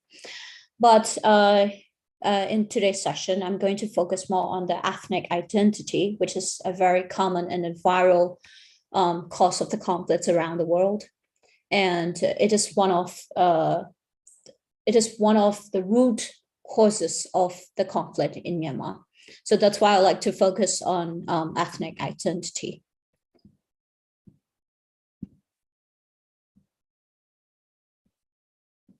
Okay, so before I deep dive into the context of Myanmar, I like to say that the ethnic identity, they are constructed in different ways, and they derive from different reasons and different backgrounds and historical events, and maybe from our ancestors. So sometimes we think that the identity, it's because of our ancestors, because your mom, because of your dad. For example, if you're from Indonesia, if your parents are Japanese, then you automatically become a Japanese. And for me as well, I'm Burmese. I'm one of the main category of ethnic groups of Myanmar. So I'm a Burmese because my parents are Burmese. So it's like, we cannot change, and we cannot choose what kind of identity that we want to be. It becomes like automatic thing. But however, when we are, surviving in this globalization era, then our identity, they become shifted, or they become reshaped by the society again. So, for example, for me, yes, I came from Myanmar, and I'm now studying in Indonesia, and I have to interact with the Indonesian society. So it becomes like, of course, my identity is not lost, but my behaviors and the way I talk and the way I interact with people, they kind of like become shaped, and they kind of like change over by time. So that is how our identity is working.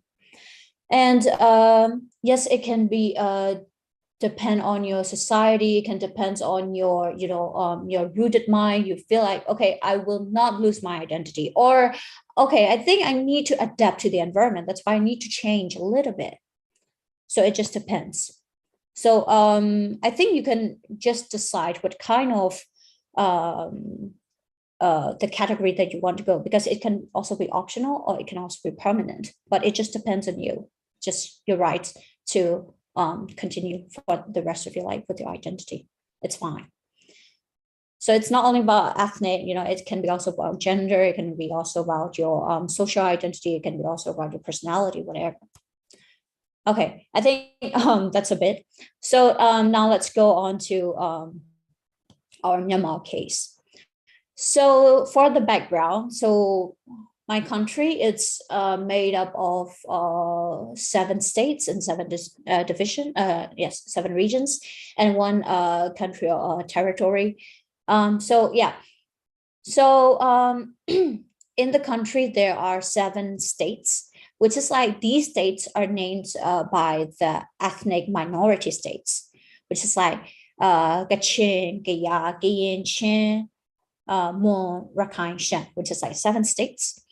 But for the main minorities, it's like Kachin, Gaya, Kayin, Shan, Bama, Mon, Rakhine, and Shan.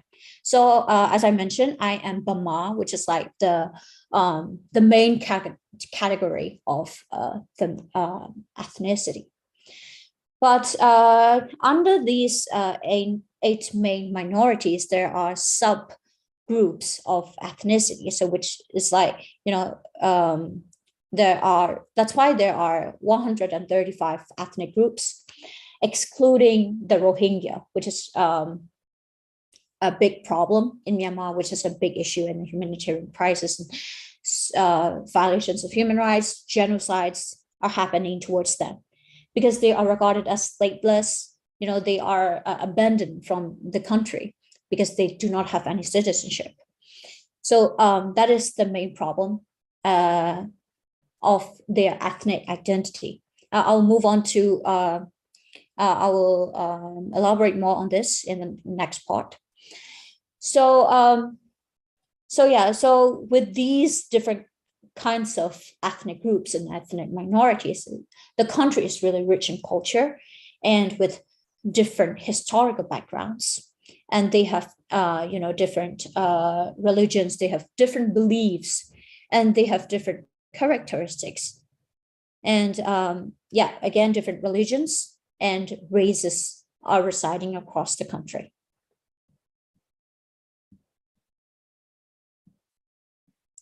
Okay, so for the challenges, so the country, it was colonized by the British before 1948, before we got the independence.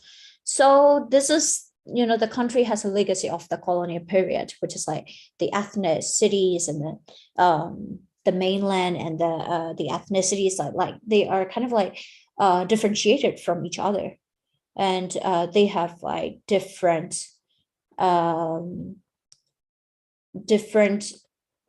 sentiments again. So it's one of the reasons is the colonial period, and like there was also the political chaos during those time, because when actually there was an agreement called Panglong Agreement, which is like, we agree that we will give the autonomy to the minority states. But then the agreement was not pledged, and the leader was assassinated. So that is the time that the civil wars and the internal conflict started, because the pledge was not granted. And the civil war started, and the internal conflicts among the ethnic armed groups and the military, and that was when the military started to rule and dominate the political arena of the country. So that was all started back in 1962, and the Socialist Party started, and the country's economy, they just collapsed. And so when the economy of a country it collapsed, then the other sectors of the country, the political, the education, everything, they just start to fall like the domino effect. That's why like people, they just hard to to be educated, like to have the enough thinking and to have the sufficient quality education, let's say, to criticize or to analyze upon, like, okay, what is right and what's wrong. They do not have enough knowledge or sources to think about it. So that is where the militarization like they started. So that's why using this opportunity, then the country, or let's say the military, they used the ideology of nationalism and the country to be oriented by the Buddhist beliefs and and Buddhist beliefs. So let's say it's a Buddhist nationalist movement, and people start to think that, okay, if you're not a Buddhist, if you're not a Burma, like they have to be oppressed or they have to be discriminated, like they are different from us. And these minorities, they become oppressed, and they are violated with so many human rights. So like it is hard for them to like grow, and it is hard for them to sustain their identity, because they do not even have the right to survive or live. And the emergence of ethnic armed organizations, as I mentioned, and the civil wars between these Myanmar military, Tatmadaw, and then EAOs, like they become really heated. So of course, the first reason is like they want to get autonomy. And of course, again, it is the continuous violence committed by the military. And they have to defend themselves. They have to protect themselves. So there's, like, it's really hard for them to, again, yes, protect their identity. And so because of these conflicts and wars and these propaganda of the ideologies, then people have to flee to another countries and to the neighboring states. So it becomes like, immigration and migration across the country and to another country as well. So this actually, like, it's a space and it's a place where you can show your culture and where you can show your traditions. But now you have to flee from that place because there were internal conflicts and wars. So you can't show the proof that, okay, we believe this, or our culture is like this, our culture is like that. We cannot show that anymore. So one of the challenges of sustaining this or constructing this identity can be the immigration and migration, because you cannot show your identity anymore. And so that's why, as I see in my community, I just see that people have to flee to another country and they have to show their culture and traditions in other countries. Of course, I'm proud because we still can, spread our culture. Okay, we have this, we have that, but it's, but in the country, like, we cannot show this identity anymore to our generations. So that is one of the challenges of sustaining our ethnic identity in the country. And as in the case of Rohingya, yes, they are one of our, they are supposed to be one of our ethnicities, but because of those Buddhist sentiments and those nationalist movements, then people feel like, okay, Rohingya, they are not Buddhist, they are not Burma, and they are Muslims, right? So, like, the sentiments of it, like, we've become like they are different from us. Like, they are kind of like, we regarded them as like, okay, they are not good, and maybe they will, they will hurt us. So we have those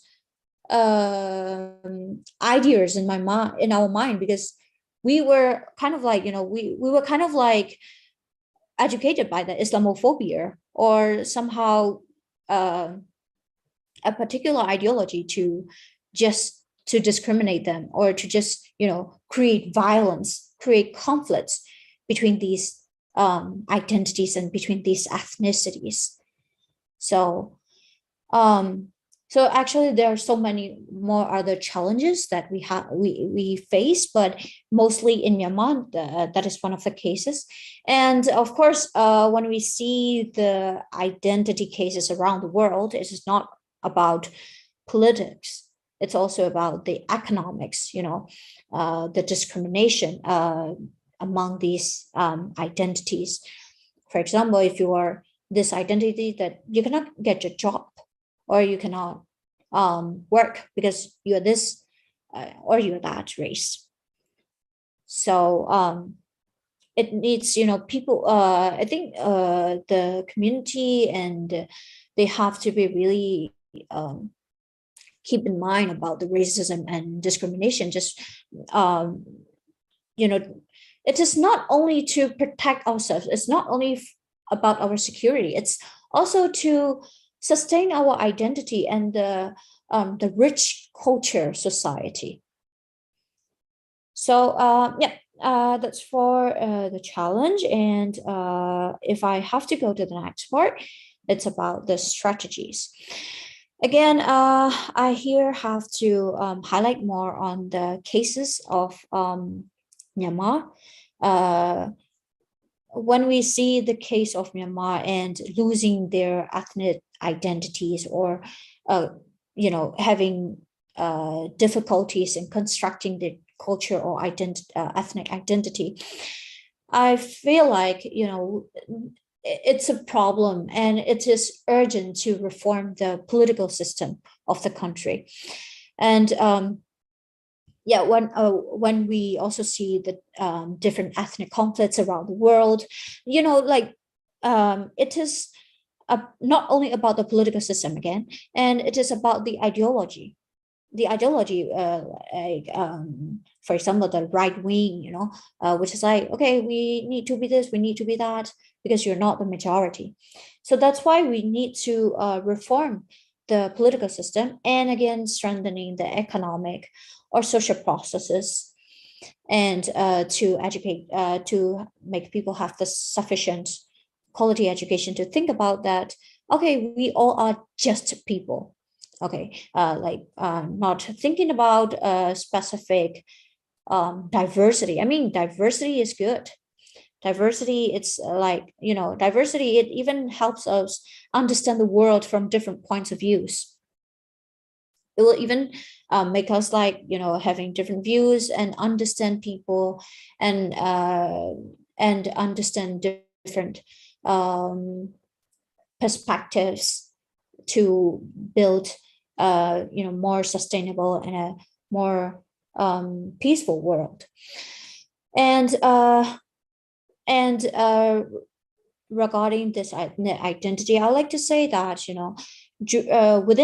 through these political systems reformation and economic and social processes, then we can again identify and define the categories specifically.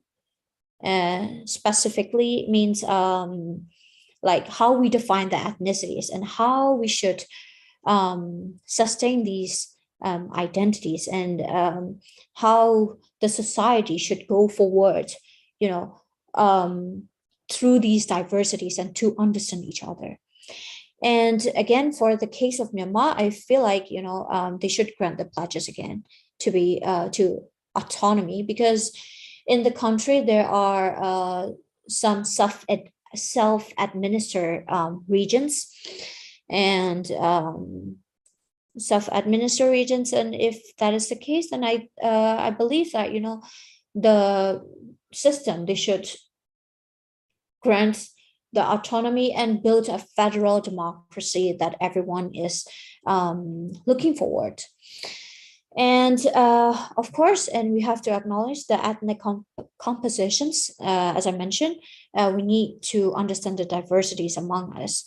If, of course, like you are Javanese, you understand the Javanese culture, you understand how Javanese behave, their personality. And again, people on Sumatra, and people again on Borneo, like, these diversity, it's so cute, and it's so adorable to see these diversities in a country living together. Okay, living together. So we have to acknowledge these ethnic compositions, whether you like you regard yourself like, okay, my identity is optional or my identity is permanent as my parents. It's up to you. But the thing is that we need to respect, and we need to admire some these diversities among the people. And yes, and we need to restore the culture and encourage ethnic movements. For example, I'm now living in Yogyakarta, which is like the culture center of Indonesia. So it's like, I can see that people are restoring their culture and they're restoring their traditions, every day. And in Bali as well, they have a very beautiful Hindi culture. And so these diversity and cultures, they need to be restored, and we need to admire these ethnic movements and their traditions to sustain these ethnic identities. So yeah, in conclusion, I like to say that diversity is beautiful, and diversity should be in the world, and it is important to sustain not only diversity, of course, these ethnic identities, because we all are made up of identity. I have my own identity of being a girl. I have an identity of being a student, and you all also have like being a boy or girl or a gay or lesbian, anything. And so it's not only about, again, ethnic identity, then as a human being. So yeah, I think that is all for my today's part. And I'm also welcoming some other questions as well. Thank you very much. All right, thank you so much, Alison. That was a really interesting topic. From that presentation, though, I have like 2 questions for you, but let's entertain the audience first. If you have any question or opinion you want to share, please don't hesitate to raise your hand, or you can fill in the chat box. Let's overwhelm the chat box, guys. Let's overwhelm Allison to to answer our question, right? So yeah, come on, come on.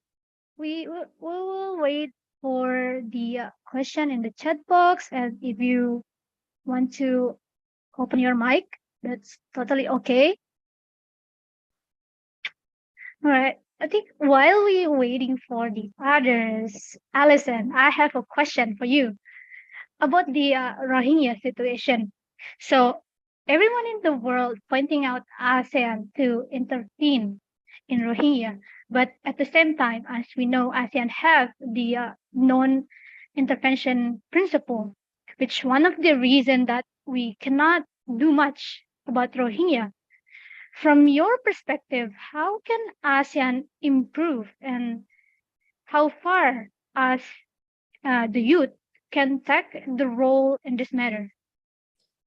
Okay, so I think that for the ASEAN, yes, as you mentioned, like there's no interference, but I think that in this kind of situation, I mean, ASEAN is made up of like now 11 countries, and there are also countries who are like the majorities are Muslims, like Indonesia, and the Rohingya as well. They are also Muslims, and also Malaysia, kind of it. So maybe like in this kind of case, if the ASEAN, they cannot do it as a whole 11 countries, then maybe they can somehow sort of the problem as a bilateral agreement or bilateral coalition within the community to solve the Rohingya crisis, or even the humanitarian crisis in Myanmar, because I think if 5-point consensus and the others, like it's not working, obviously. So yeah, it's not working at all. And yeah, I see that they call for summit and they call for the stuff. I think some of the scholars, they also have told us, like, if it is not working anymore, I think we need to skip this 5-point consensus and work on the bilateral or the trilateral coalition, because like there are some countries who have the same goals of going to democracy, or the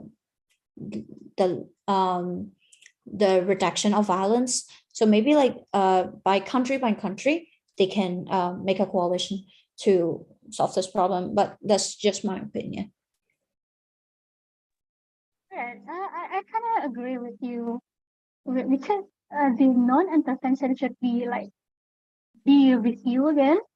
Because if we talk about the human rights in courts, especially here in Southeast Asia, I can say that was not okay.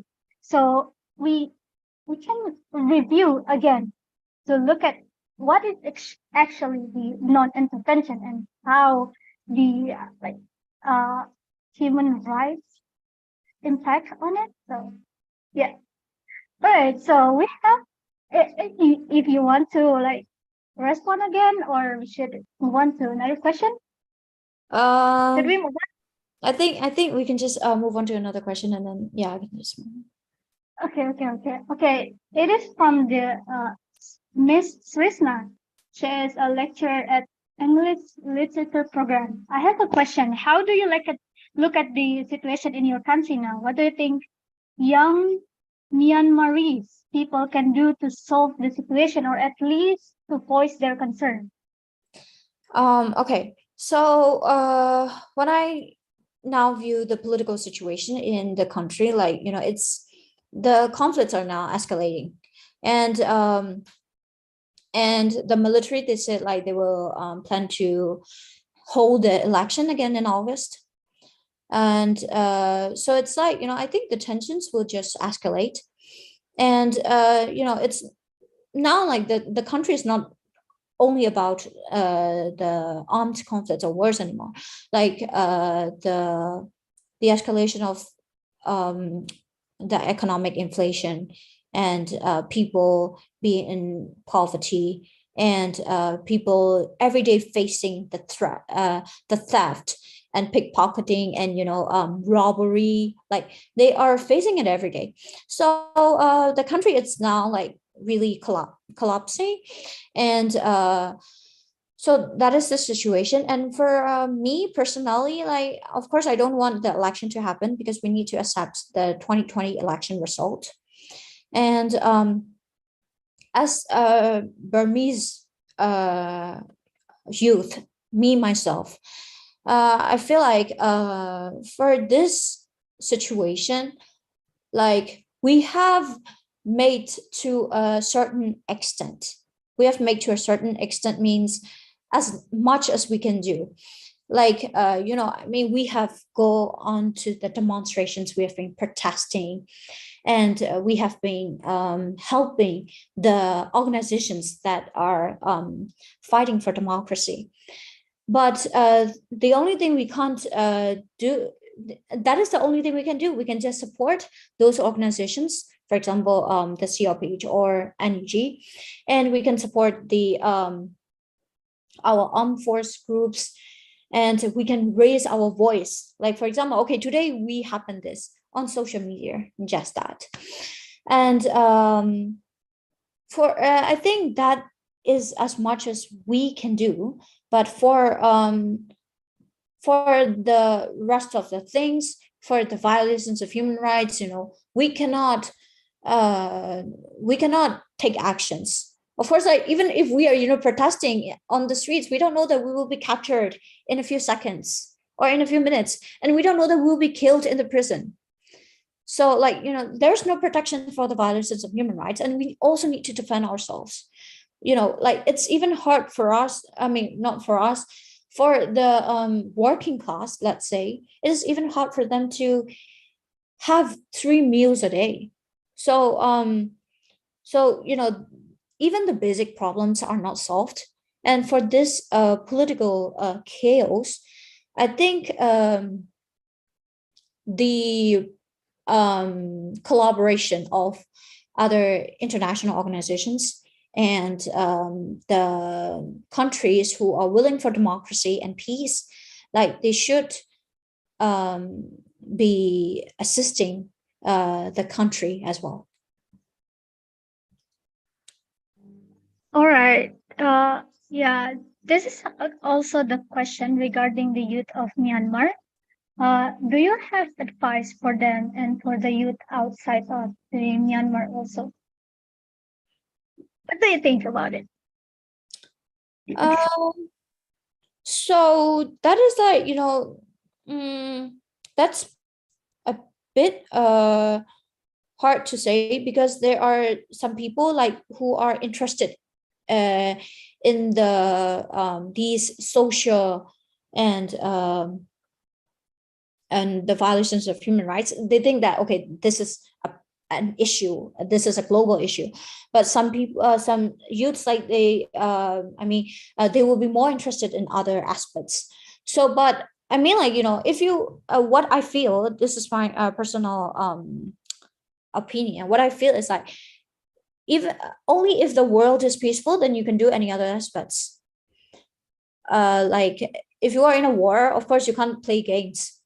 If your rights are being violated, then you will not have the opportunity to move towards to your goals. So it's like, it's very it's important for the youth to like keep this in mind, that okay, we also need to be part of building peace. I don't mean that you need to make a policy. It's just that, even just in your community, just in your society, then you just share love, or you just share the respect, you just give respect, and you just don't like insult others, you just don't bully to others, that is also like making efforts to make peace in the world. So yeah, I think that is what I want to say. Like for advice, I just want to say that just love to people. That's it. Yeah, agree. Let's love each other. All right, the next question from Willie. I want to ask about restore culture. What culture in Myanmar have that will make Myanmar popular with the culture? Is it gonna be interesting for Myanmar's people and on the Asian? So when we talk about restoring culture, I don't want to say a specific Say a culture that we want to promote, because there are lots of culture in the country. So like, so I don't want to say a specific culture, but I mean like every culture is interesting. Every culture is interesting and every culture is appealing depending on your interest. For example, if you are interested in dance, the traditional dance and how they dance, then you will be interested on the culture of dancing. But if you are interested in the literature and the opinion, then you will be interested in what other people are writing about. So I don't want to say a specific culture, but I feel like every culture is interesting, and I don't think that no specific culture will make the country. That's my personal opinion. Actually, make the country popular. It depends on the people who pursues that culture. Yes, I hope that's answered your question. All right. Okay, we have people that raise hands. So I'm gonna entertain Rifaldi Judicira, please.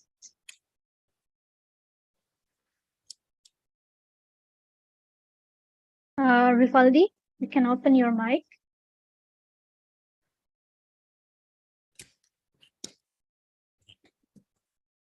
Hello, Anissa, can you hear my voice? Yes, it's audible. Oh, okay. Hello, Miss Fu Wai Yan Yin. Thank you for coming to Indonesia. My question is, what do Indonesian look like in Myanmar, and what from your Myanmar point of view? Because in Indonesian opinion, I'm sorry, maybe if you playing, are you playing Mobile Legends? Not really. Because in our opinion as Indonesian, the player Myanmar is not good when playing Mobile Legends. And as an Indonesian, I apologize to you if my friend says something rude to Myanmarese, like word Lee. Do you know Lee in Myanmar? So it makes us to use that word to Myanmarese. So in this session, I apologize to you as an Indonesian if they're my friends like that. Sorry. So does really it mean what's the really meaning of words Li? Can you explain what it's for use?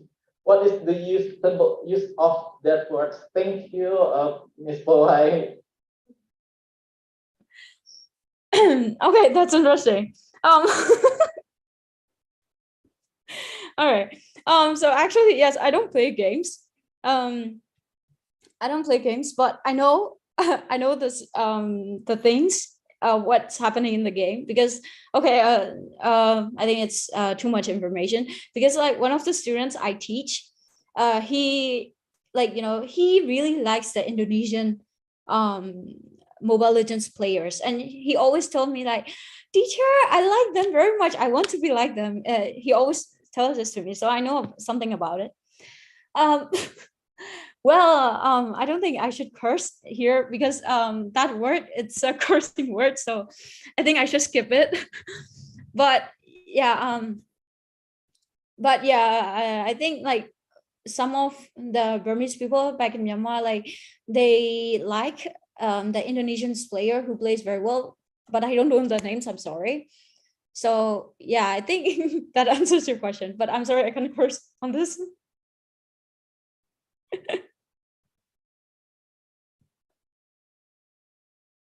All right, that's it. Thank you, Rifaldi, for your question. And yeah, we are open at other than question, opinion. We also have open for maaf-maafan session. So if you want to maaf-maafan like Rifaldi, we can also entertain that. Yeah. Any other question, everyone? Any other question about Myanmar in general? Okay, we were waiting for the other. So, okay, I'm gonna ask you again. Listen. So, yeah, it's a little bit out of topic, but I think it's relate. So the ASEAN Economic Community, which one of in the discussion, they having some sort of the like ASEAN visa, like European. So when the foreigner came to Myanmar, for example, they can also visit other ASEAN countries so easily. And it's also is the economic development in ASEAN. So what do you think about it? You mean like because of being in ASEAN, then countries they become easier to communicate and travel each other. Yeah, yeah, And my the mobility. I mean, I think it's good because I mean, like it costs a lot to travel to one country. I mean, if you are in a third world country, I think you can relate. Like the visa fees, and of course, it's not only visa; it's about the flights and the accommodation that you're staying. So, I mean, if this kind of association or organizations, if we are in that, I think it's better, and we'll have more opportunities to learn about the country. Because for me, back in the years just before the pandemic, of course, I traveled to Thailand, I traveled to Singapore, and I also travel here Bali and Indonesia without any visa. So I only need to, pay less. I don't need to pay for the visa. So I think it's good. And of course, in the economic terms as well, like, if we see it from the perspectives of free trades or something, it's better. And then of course we don't need to pay tax, we don't need to pay for the duties fees and cargos. So it's like, it will make the citizens of a particular country to use the things very easily. So yeah, for me, I think that it is quite convenient, and it is quite comfortable for the people. Yeah, that's nice. Okay, agree. So, guys, any other question? Come on, let's overwhelm Alison. Let's overwhelm Alison with Mobile Legend question. Yeah. So, Alison, how long you stay in Indonesia? I arrived here in April, so it's around 7 months. Oh, 7 months. Okay. That's interesting. So, another question for me? Yeah, Miss, come on. Yeah, throw it out. Miss Srisna. Lecturer. Okay. So what? Okay, listen. While we're waiting for Miss Rina, what are the culture shock when you arrive in Indonesia, especially in Jogja? People eat too much sugar. Oh yeah, Yeah. Japanese people eat so much sweet. Yeah, I'm from Sulawesi and I think I can take the sugar that much. Right. How do you compare diversity in Myanmar and Indonesia? Oh, interesting. Interesting. Well, I feel like, for everyday life, for everyday thing, like I don't feel like I just feel like, I'm still in Myanmar because like people look the same for me. And and I also look like an Indonesian. That's why the people always talk to me in Indonesian. That's why like I always have to say, okay, aku tidak bisa bicara bahasa Indonesia, then yes, problem got solved. So yeah, anyway. So first in terms of diversity, yeah, I think it's somehow different in terms of either religions because I grew up in a Buddhist country, so it's quite different for me. And for like there are so many ethnicities here, and it's really interesting to see that in Jogja, like they sometimes speak in Japanese, and sometimes they speak in Indonesian, and so it's really different, but because in Myanmar, like we only speak mostly. I mean, mostly we usually speak like only official language Burmese, but of course in other ethnic states they also speak in their language as well. And yeah, and I think Indonesia, they have more tribes and ethnicities more than Myanmar, and I think yeah, they are quite different. And for and in but the thing is like the hospitality and people being patient and kind, I think there's not much different as people, but of course like there's still a difference. For example, like here, like they usually have the Javanese dance and culture and the music playing at the restaurants, which is really interesting. Back in Myanmar, we don't have background music while we are eating. So and in let me say about Jogja, because I'm living in Jogja.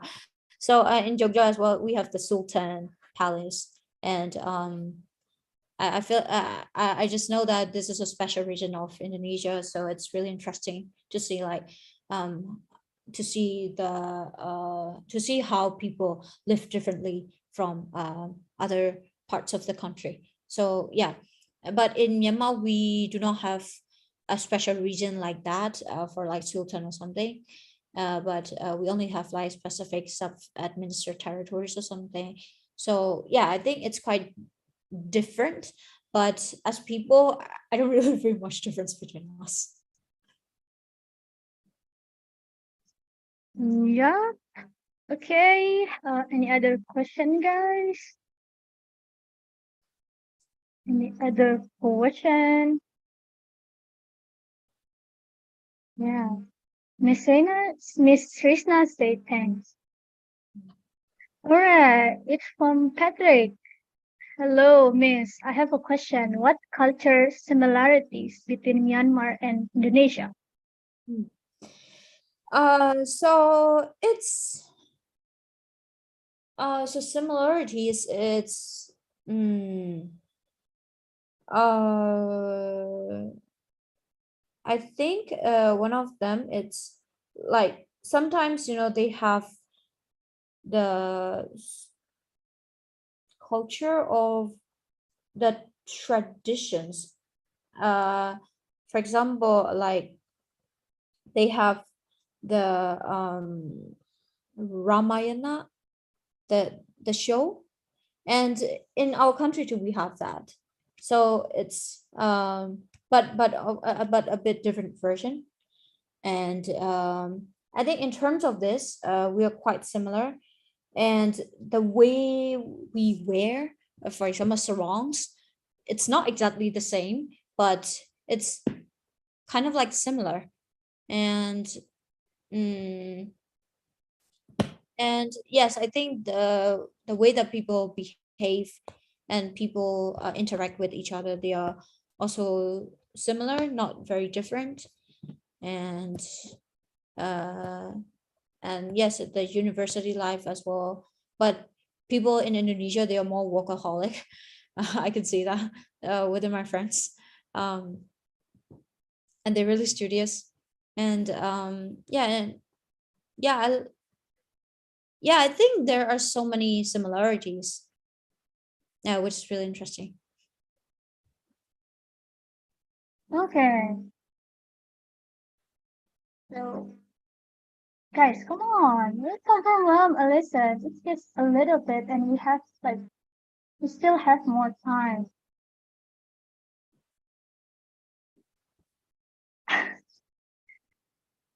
Come on, man. So, Alison, what year are you in the Gajah Mada? What year? I'm in year 3, 5th semester. Oh, year 3. Oh, fifth semester. Okay. So, okay. This is the question. So, how the difference between university life in Myanmar and in Indonesia? Is there any difference, or all we are all same? So I think in terms of university, the education system is different. It's totally different. The education system is different, but for the university atmosphere, so honestly, like I only attended the university in Myanmar for like only 3 months, so I did not really get the vibes.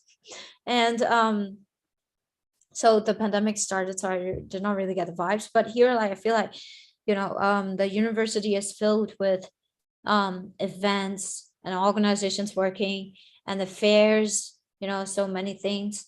But back in Myanmar, maybe it's only because I studied for 3 months. I don't know. I did not really see much of these.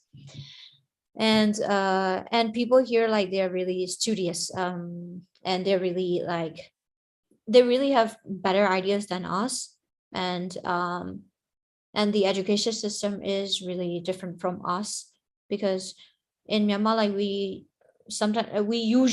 always focus on the studying by heart system, but here, like, we need to elaborate more on our opinions. I think it's yeah. Okay, sounds so really nerdy there in UGM.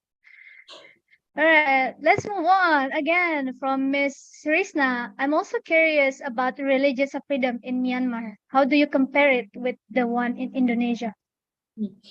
So that's a really interesting question, because the religious freedom, it's in Myanmar, like, we do not have the force to be a specific religion, but of course there is discrimination, but there is no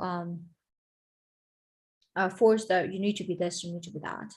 Maybe it's also because of the society I grew up, I don't know. But I'm sorry if I make a mistake here. I feel like, because I study Panchasila here, so there is one of the principles, right, that you need to have religion. Is it correct? I'm sorry if I'm wrong. Yeah, that is really correct.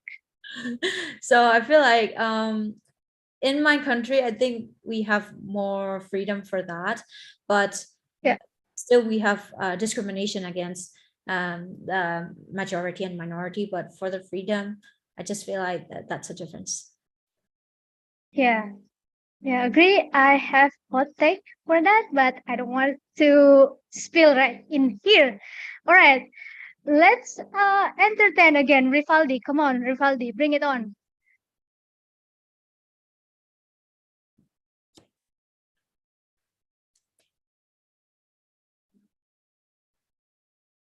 Okay, thank you for giving me a time. Maybe this is my last question. What's the best place to visit in Myanmar, and would you recommend us to visit your country now? Okay, thank you. Yes. Okay. So actually, there are so many places that you can visit, and I think that it will depend on what kind of place that you're interested in. For example, if you love mountains, then I would recommend you to go to Kalaw. It's Kalaw. It's in Chon State. It's really beautiful. That's my favorite spot in my country. But if you prefer beaches or others, I think you should go to like Tanenai region. There's one region called Tanenai, and then they really have beautiful islands and beautiful beaches. I would recommend you to go there. Yeah, but for now, please break your enthusiasm for a while until the country is back to a peaceful state. Right. Okay. Okay, Rifaldi, don't go. Yeah, just right now, don't go. Stay in Indonesia, okay? All right. Next question. Hi, Miss. Talking about ethnicity of Myanmar, do you have any place with unique ethnics?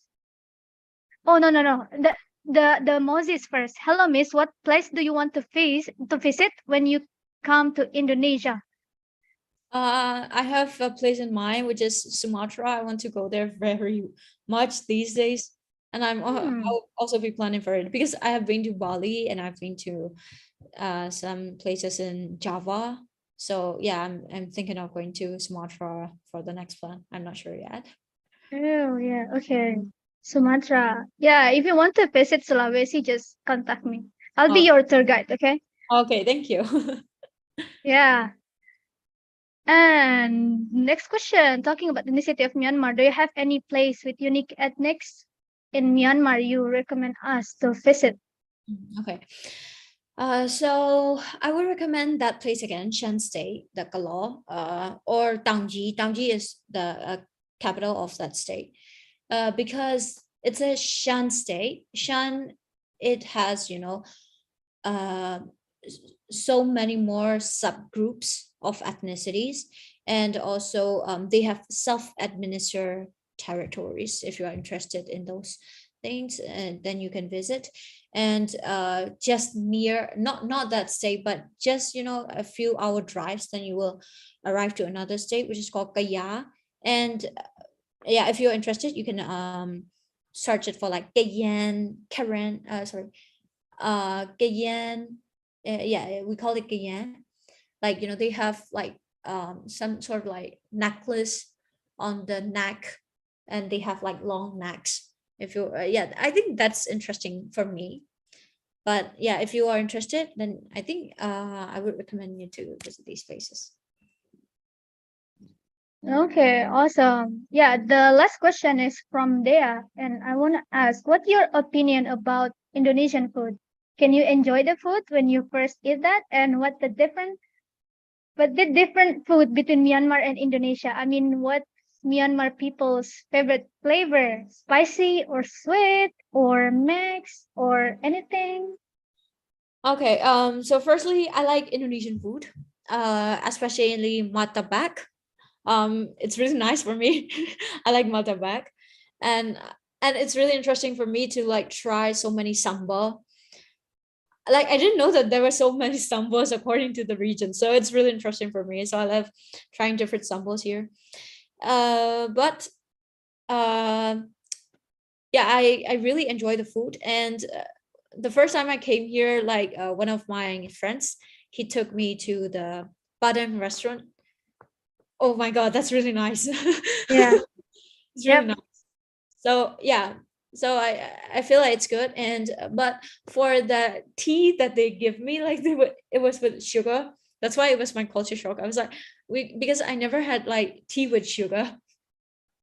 I was like, okay, what is this? Really? Yeah, I never have tea with sugar. I just have tea. So it's like, okay, so this is something. So that was my culture shock. But yeah, but I think it's because like I don't eat too much sweet things. That's why I just got like that. And for the Myanmar and Indonesian difference, I think Myanmar people, they prefer like oily, salty, spicy, and sour. So like if these three are combined together, it is Myanmar's favorite food. But I think here, like people, they fry the most. I just see like people, they have ayam goreng and then nasi goreng and lele goreng. and nila something. So like they fry most of the time. But in Myanmar, like we have curry most of the time, and we cook with oil, salt, and yeah, sometimes sour. So yeah, I think that's a difference. And people here, I think they eat more sweet food than us. Yeah, especially Japanese people, especially Jogja though. Have you tried gudeg? No, I haven't tried them. I'm thinking of going to a restaurant. Okay. You should try it. But it's, yeah, from people perspective, it's like really sweet. So it's really sweet. Yeah. Okay. Yeah, I think that's all for the Allison session. Thank you so much, Allison. That was really insightful presentation.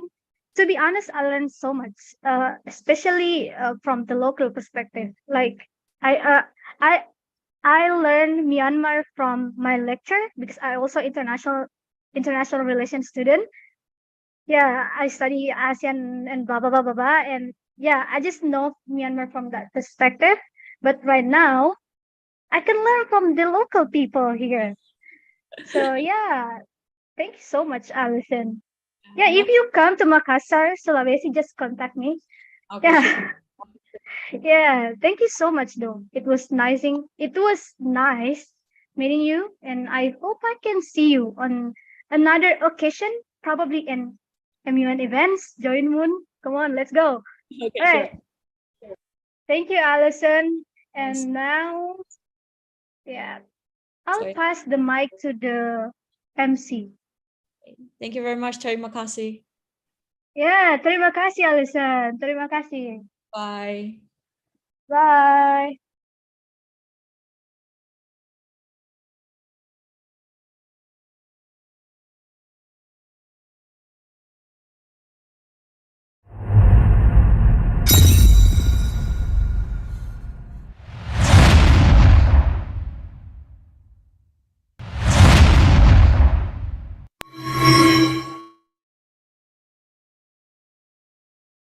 Wow, as usual, a great discussion and presentation. Thank you so much to Miss Allison and once again, Kakak Vanessa for moderating this discussion. And as you can see, that culture is like really important to people. Yes, of Culture course. is anywhere in the world.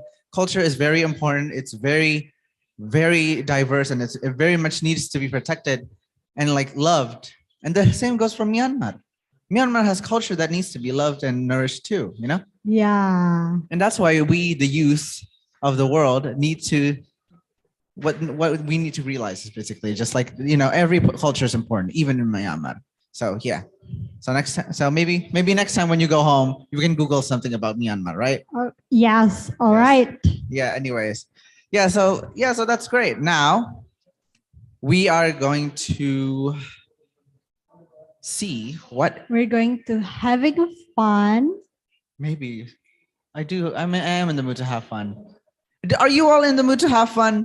Because I'm in the mood to have fun. So you know what? I said something earlier that we didn't actually get to do. Yes. And that is to play a game. Yeah. Yes. So why don't we play a game right now? Yes. While we're on the topic of playing games. How about that? Do you all want to play games?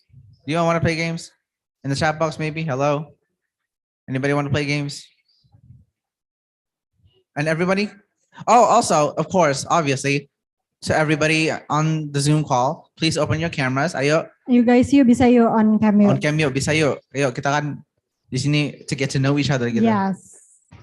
Yeah, so somebody said they want to play games. Of course. Who doesn't like playing games, right? Yeah. Everybody loves to play games. Pengen Banyak yang suka main game, seru nih. Seru game. Nah, game kali ini kira-kira main apa ya? Mau petak umpet bisa nggak kira-kira? Jangan dong, kan nggak kelihatan. Oh ya benar juga. Oh ya speaking of on cam, hayo. On cam loh. Yuk on cam yuk. On cam. Kalau main sabun colek. Ngapain tuh main sabun colek? ada nggak tau gamenya ya? Enggak. Aduh aku tua nih kayaknya. Aduh gawat nih, gawat. Main bekel. Kita mau main Scramble words. Acak kata. Yeah, atau acak kata. Yeah. If you do y'all know how to play the game? Kalian tahu nggak Do you know caranya? how to play the game? Perlu dijelasin kah? Butuh jelasin kah? Gimana? Okay, let's explain the rules, okay? Okay. So, what's gonna happen is that we are gonna show you a series of letters on the screen that actually makes up a word. And what you're gonna do is you're going to race to guess what the word is. And the first one that gets it right gets a point. Ya. And whoever gets the most points, of course, gets a prize. Yes. Yeah. Jadi untuk caranya itu nanti akan ada beberapa kata yang sudah diacak. Kemudian teman-teman bisa menyusun dan komen jawabannya di chat box. Lalu yang pertama menjawab dan benar akan dapat poin. Points, yes. And whoever wins gets Prize, of course. Yes. Siapa yang menang ya? Siapa yang menang dapat hadiah ya. Jadi, and then once again, unfortunately, because kita MC, nggak bisa ikut kita. Yes, sedih banget. Sedih banget nggak bisa dapat hadiah. Kesel aku nih. Kenapa ya aku jadi MC? Kenapa ya? Aduh, sedih banget. Okay. Let's see. Aku lagi mikir. Kira-kira bagusnya itu mulainya kapan gitu. Maybe. Wait a second, I forgot something. Apa tuh?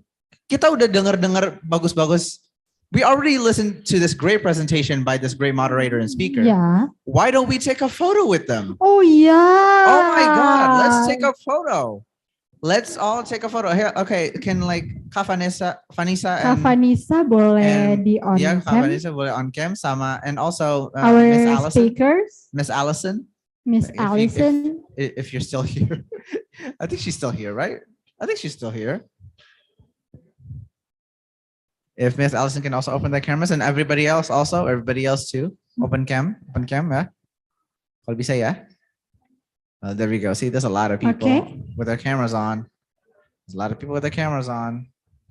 Nice. Open camera, guys. Yuk, on cam yuk. Biar bisa foto, guys. Ayo, cakep. Aduh. Apakah kamera. sudah on Itu dia cam nyala tuh. semua? Siapa tuh? Ada yang bagus. Dia tuh yang cakep tuh. Itu ada yang namanya. Namanya tuh. Ada yang dari Sasing. Yuk on cam yuk, guys. Oh, on cam. Coba lihat slide selanjutnya. Udah pada on cam belum? Coba kita lihat. Oh tuh ada yang belum on cam tuh. Ayo dong. Ayo on cam guys. Bisa yuk, bisa. Ayo bisa yuk on cam yuk. Oke. Sip. Ya, oke. Oke, udah yuk. Kita mending let's just start the photo session. The first slide. Let's start the photo session right now. For the first slide. Okay. Starting in 3, 2, 1, smile. All right, for the next slide. 3, 2, 1, smile. Okay, third slide. 3, 2, 1, smile.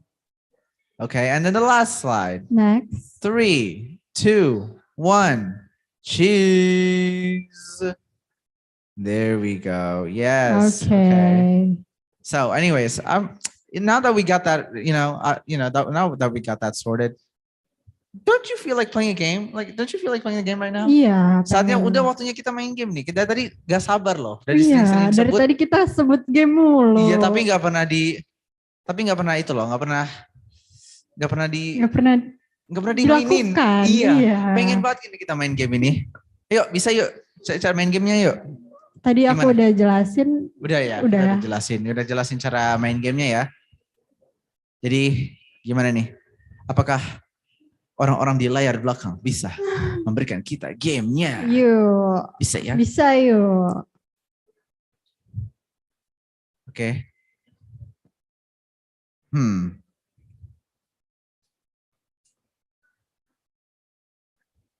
Oke, mari kita. Ya udah kalau gitu kita mulai aja yuk. Yuk, mari mulai kita yuk. Mulai yuk, kita mulai aja. Udah gak sabar aku nih. Just. Dah, kata Oke, pertama. Kata pertama. Kata pertama telah di. Tuh ada. Mungkin mungkin untuk yang karena kita lama ya emang ya buat Iya. main game doang. Mungkin bisa diingetin peraturannya apa aja, yuk. Peraturannya. Ya, apa ada yang udah jawab? Udah ada yang jawab? Udah yang jawab. Siapa tuh? Siapa tuh? Apa tuh? Banyak yang jawabnya tuh. Siapa yang pertama? Siapa yang pertama? Siapa yang jawab pertama, yo? Itu ada namanya Jacqueline. Dia jawab yang pertama tuh namanya tuh Jacqueline. Tapi dia panitia, nggak kehitung. Nggak boleh. Enak aja sih Jacqueline nih ya. No. Oke, siapa nih? Selanjutnya Rivaldi Judistira. Dia tebak Myanmar. Wah. Nah, kira-kira itu benar nggak? Apa ya jawabannya? Jawabannya apa ya? Kira-kira. Ayo, jawabannya apa yuk? Apakah dia benar? Deng. Dia benar. Betul sekali. Nice. Rivaldi dapat 1 poin. Keren. Yuk. Jawabannya Myanmar. Pas banget lagi. Betul. Kita tadi habis ngebahas Myanmar kan? Betul sekali itu. Oke. Yuk, kalau bisa yuk pertanyaan selanjutnya mungkin. Oke, bisa lanjut. Bisa dilanjut. Kata selanjutnya. Ada apa itu?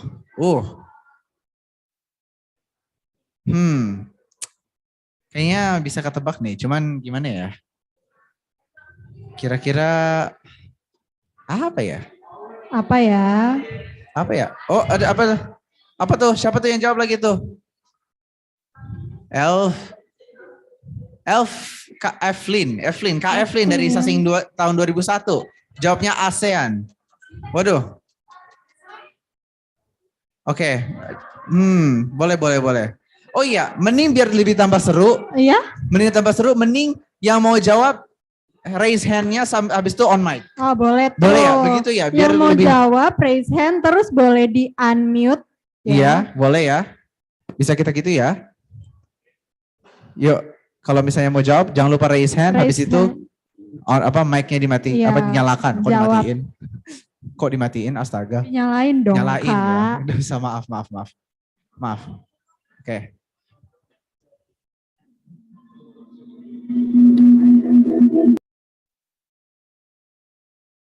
Halo, apa tadi barusan?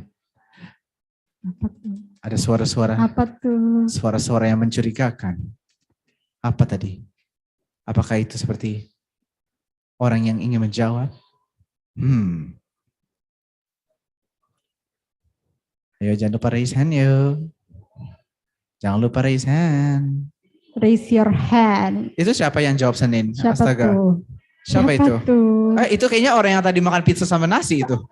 Aduh. Aduh, gimana ini? Yuk, coba yuk. Bisa yuk. Tebak yuk. ASEAN. Halo. Halo. Siapa tuh? Boleh perkenal. Rivaldi. Dari fakultas apa? Dari Fakultas Sastra Bahasa kelas ekstensi. Oh iya. Halo, selamat. Kau ini aktif ya di eventnya ya? Wow, bagus banget loh. Bagus nih. Peserta yang bagus kau itu. Oke, kau mau jawab? Saya mau jawab setelah saya berpikir-pikir dan berpikir apa itu katanya, saya memutuskan untuk menjawab ASEAN. Oh, oke. Tebakannya bagus. Oke, kita lihat benar atau tidak. Kita cek apakah jawabannya benar. Apakah benar? Ding. Dan benar. Betul. Rivaldi dapat 2 poin ya. Tadi dia juga jawab Myanmar ya. Oh iya. Iya, dia juga jawab Myanmar. Oke, dapat nice. Rivaldi dapat 1 poin lagi. Yuk, bisa yuk. Oke, next word. Tuh. Kayaknya agak ribet nih. Agak panjang. Oke. Itu siapa tuh? Aduh, ada panitia yang angkat tangan. Gak boleh tuh. Ya ampun. Ada panitia di belakang yang angkat tangan. Gimana sih? Ini kasih pesertanya kesempatan dong. Tuh dia yang angkat tangan tuh. Dari siapa tuh? Visipol. Dari Visipol tuh. Iya, boleh di-unmute. Bisa di-unmute.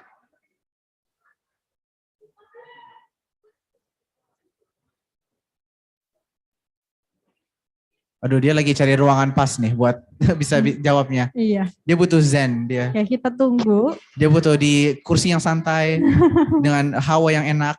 Lalu dia akan menjawab. Iya. Oke, udah bisa? Sudah bisa di-unmute? Sudah bisa. Dia udah di-unmute ya? Oke, namanya siapa? Boleh perkenalannya? Perkenalan? Saya Clarissa Wau. Jawabannya Filipina, Kak.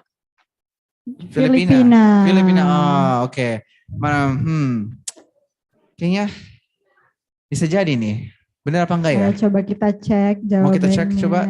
Mau kita cek? Ayo kita cek. Jeng jeng Jeng jeng jeng jeng. Benar. Betul. Ayo dapat poin. Ayo dapat poin. Nice yang dari visible. Yuk, oke. Itu tadi pertanyaan yang ketiga ya. Tiga ya, udah tiga. Berarti terus ada 2 orang yang dapat kayak. Sudah 2 orang dapat bisa poin. menjawab, iya. Iya, bisa menjawab. Keren. Ayo yang lain gimana nih? Yang lain, ayo bisa nggak? Jawab juga nggak? Ayo lo. Bisa tidak? Bisa enggak? Bisa nggak? Ayo. Oh iya, BTW juga on cam kan? Oh ya, on cam ya guys. Iya, harus on cam loh. Harus on cam. Ayo on cam yuk, bisa yuk. Oke. Oh udah selanjutnya nih. Yuk. Oke, pertanyaan selanjutnya. Oh, susah lagi. Agak panjang. Susah lagi nih, aduh. Ayo boleh raise Kak Grace hand. bisa nggak? Aku bisa nggak ya? Iya bisa. Aduh, kita kasih ke peserta dulu aja kali Oh ya. iya, kasih peserta jawab. Oke. Apa ya kira-kira? Oke, kalian yang mau jawab boleh raise hand. Aduh, saking stresnya aku nih. Stres aku ini. Aduh. Aduh, aku nggak bisa nebak. Aduh, apa ya? Aku nggak bisa nebak sama sekali. Apa ya Siapa kira-kira? tuh? Udah ada tuh yang raise hand. Iya, apa ya kira-kira? Ayo peserta ada yang bisa jawab. Oh itu udah dia yang jawab. Kenapa sih tadi nggak di-mention? Sorry.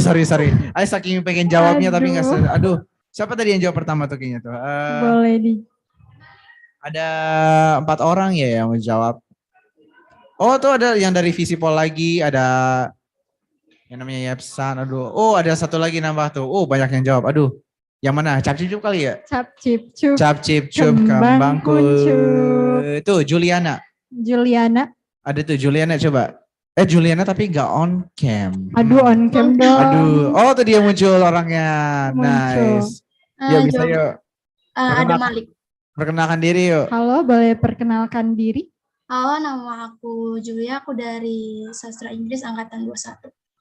Halo Kak. Halo, jawabannya ada Malik. Ada Malik. Apa? Ada Malik jawabannya katanya. Ada Malik. Oh. Tebakannya bagus itu. Yuk kita cek yuk. Yuk kita cek apakah itu benar atau tidak. Benar. Betul.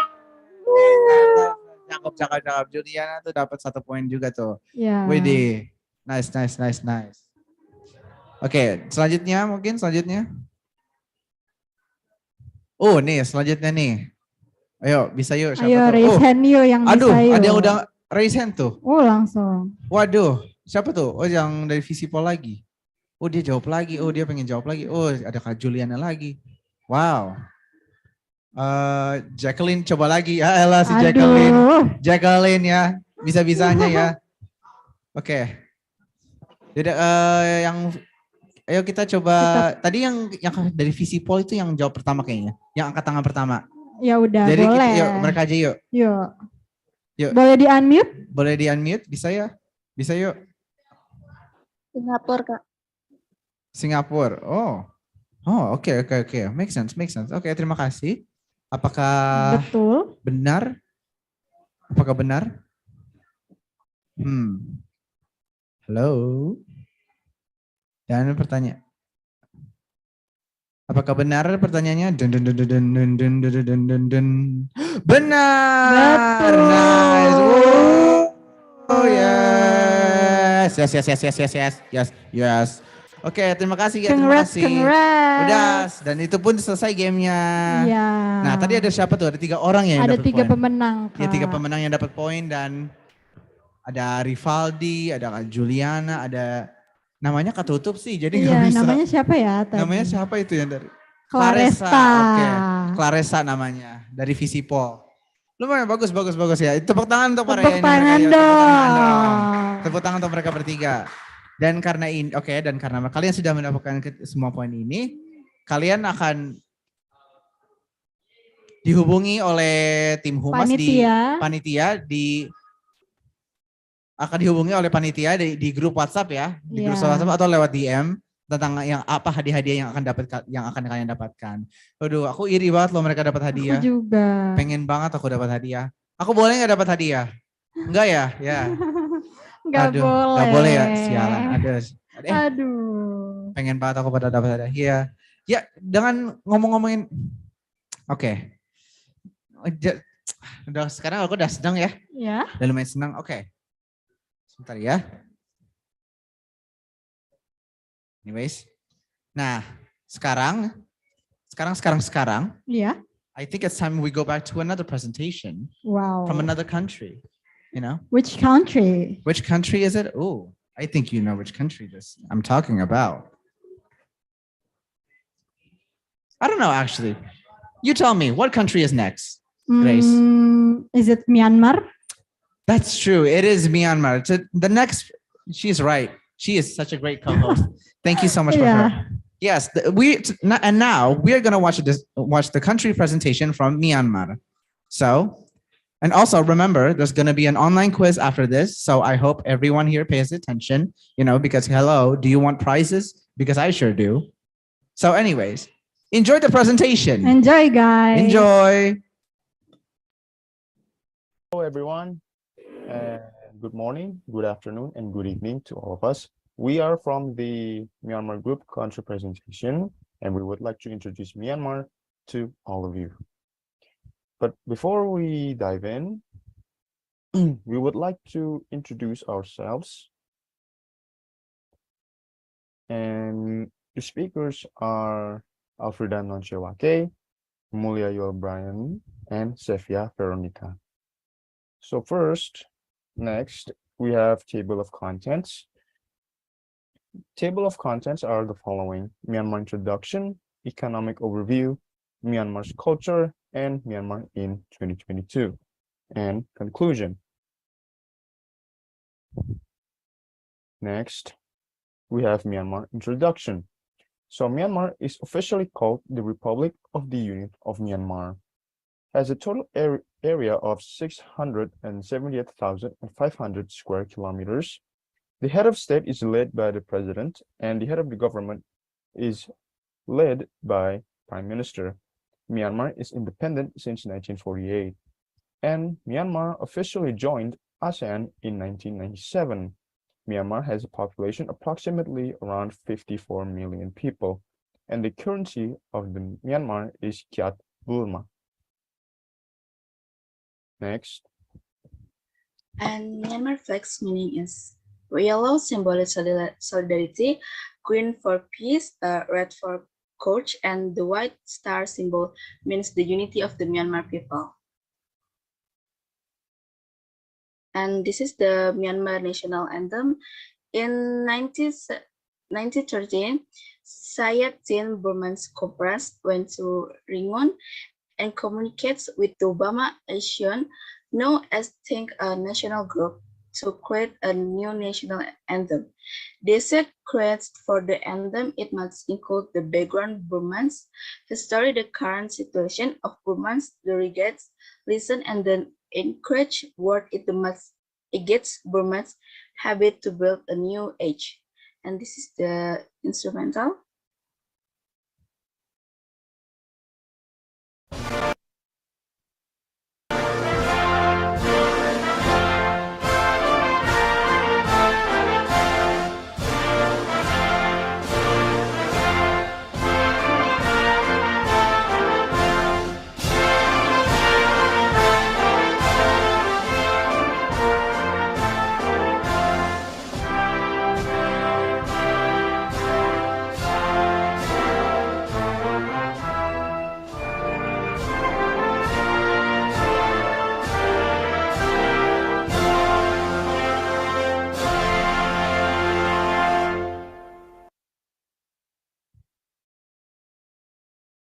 And the next slide is Myanmar Public National Holidays 2022.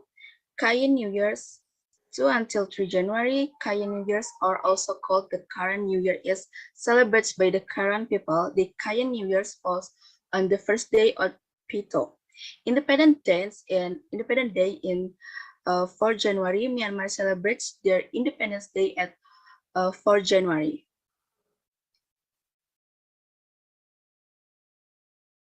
And this is Union Day, 12 February. Union Day is commemoration the anniversary of the Panglo Agreement in 1947. Panglo Agreement is the result of Panglo Conference, which was a united struggle for independence from Britain. Armed Force Day, 27 March, former known as Resistance Day, it commemorates the beginning of Burman army's resistance toward Japanese occupation in 1945. Next will be presented by Alfrida.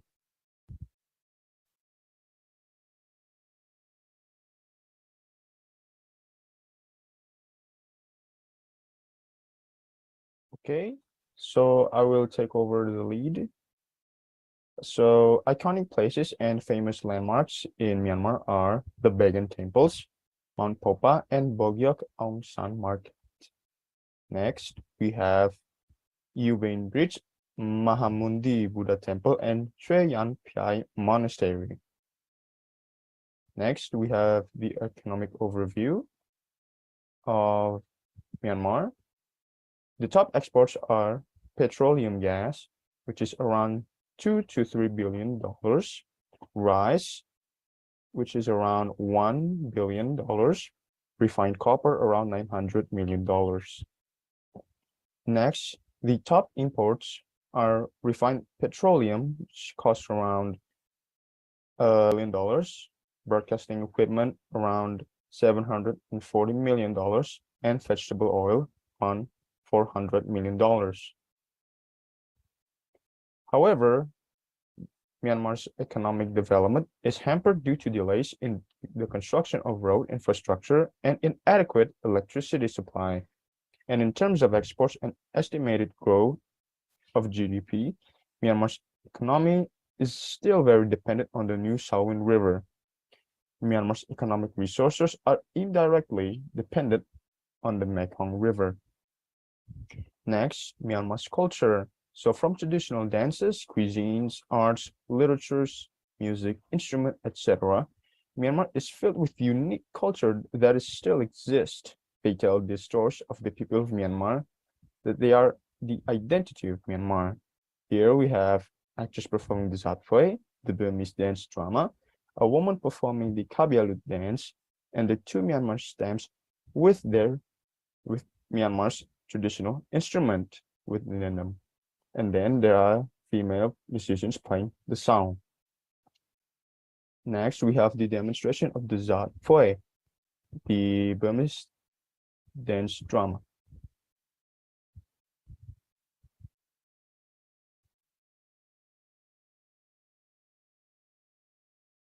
Ready, here to showcase the incredible dance form of Zat Phoi. Ladies and gentlemen, please welcome Shui Man Thabin's Dance Theater of Myanmar.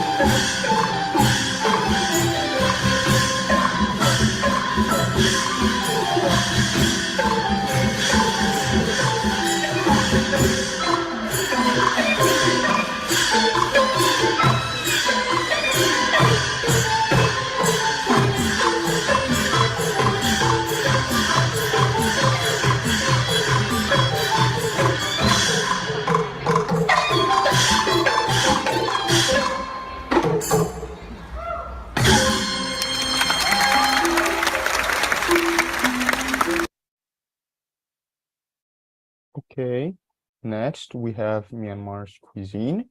So Myanmar's cuisine has some similarities between Thailand, Singapore, and China. So its noodles is almost the same as it comes from China. The curry is similar to curry that it's from Malaysia, and the salad is similar to Thailand's. So here are some of the Myanmar's cuisine that we're able to find in the internet. So we have Burmese garlic oil noodles, Burmese curry, ngapi, malahin, ngah tamin, to punue, mohinga, and lapet hok. Next, And this Myanmar in 2022.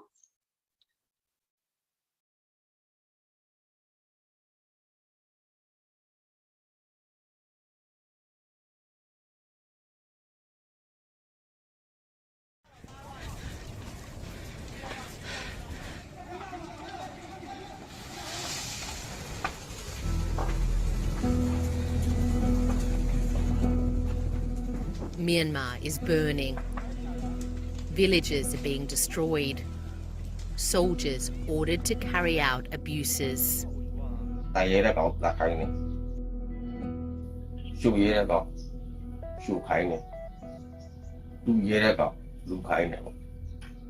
the first time, the BBC has spoken to 6 newly defected soldiers. They give detailed accounts of killing, burning alive, and raping unarmed civilians. We also hear from their victims. We're not using any real names, and a warning, it is distressing. okay, so for more information regarding of the topic, we can check the link in the bottom below. And next is continued by Sophia. In Myanmar 2022, Myanmar current condition is not so good after the successful military coup of 1 February 2021, when the demonstrably elected member of the country ruling party were deposed by military. The president is replaced by acting President Nyan Sue. The result of the coup is mass protest the people to bring back demonstration in Myanmar. Protest is still happening in 2022.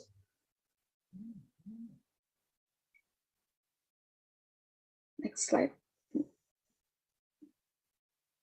The result of the coup, end of civilian rule and reimposition of military rule.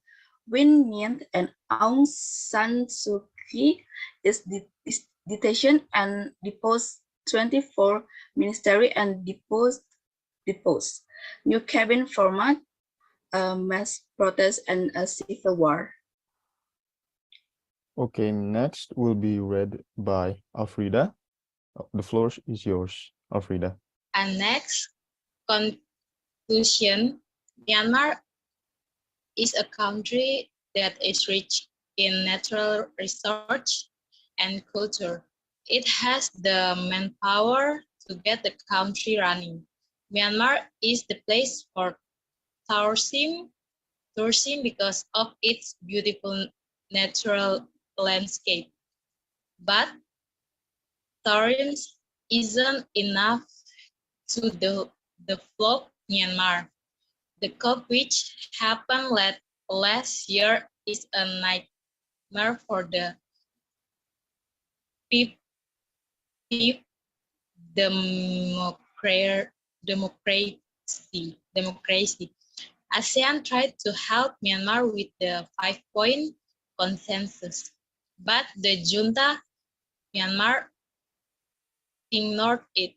ASEAN must prepare a better approach to the current situation to at least stop the violent actions caused by of Myanmar. The people want the country system to be military.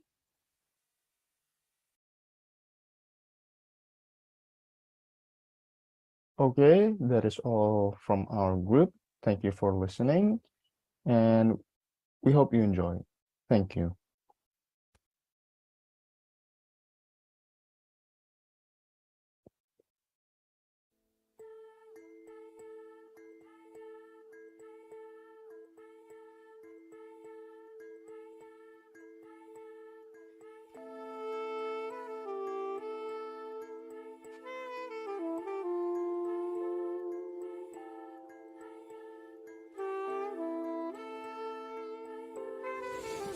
Hello, welcome to Myanmar with me, Rosdina Samosir, and now we are going to take a look at some interesting and funny fact about Myanmar. Number one, the Myanmar Water Festival. The Water Festival, also known as Tingyan, is one of the biggest festivals in the country. Thousands take to the street for a hot water fight to celebrate the Burmese New Year in April. Everyone has a great time, and it's one of the most important facts about Myanmar culture you should be aware of a tourist. Taking part is probably the best travel experience you can have here. Number two, the longi in Myanmar. The longi is traditional piece of clothing that both men and women wear throughout Myanmar. A large 2-meter cloth is wrapped around the bottom half of the body in a similar way to a sarong. People wear this for pretty much any occasion. You will see men wearing a shirt with a longi as they go to the office, and women lounging around in shop in one. The difference between the longi for male and female is the pattern and how the knot is tied.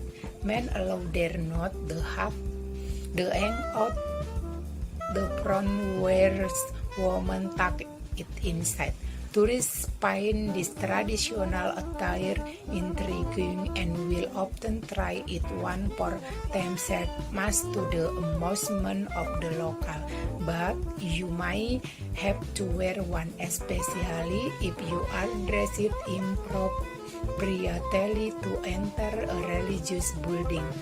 Number 3, the magic of Tanaka. Anyone who visits Myanmar will notice people in the street with what seem like much made of overpass. This is a little disconcerting at first, but it's nothing to worry about. Actually, it's special mixture of powder bark that come from a particular tree. When its product local whip it on their face to act as protection against the sun. Some also try that it's good for the skin and has anti-aging properties. When you in the country, try it for yourself and you can make up your own mind. Thank you.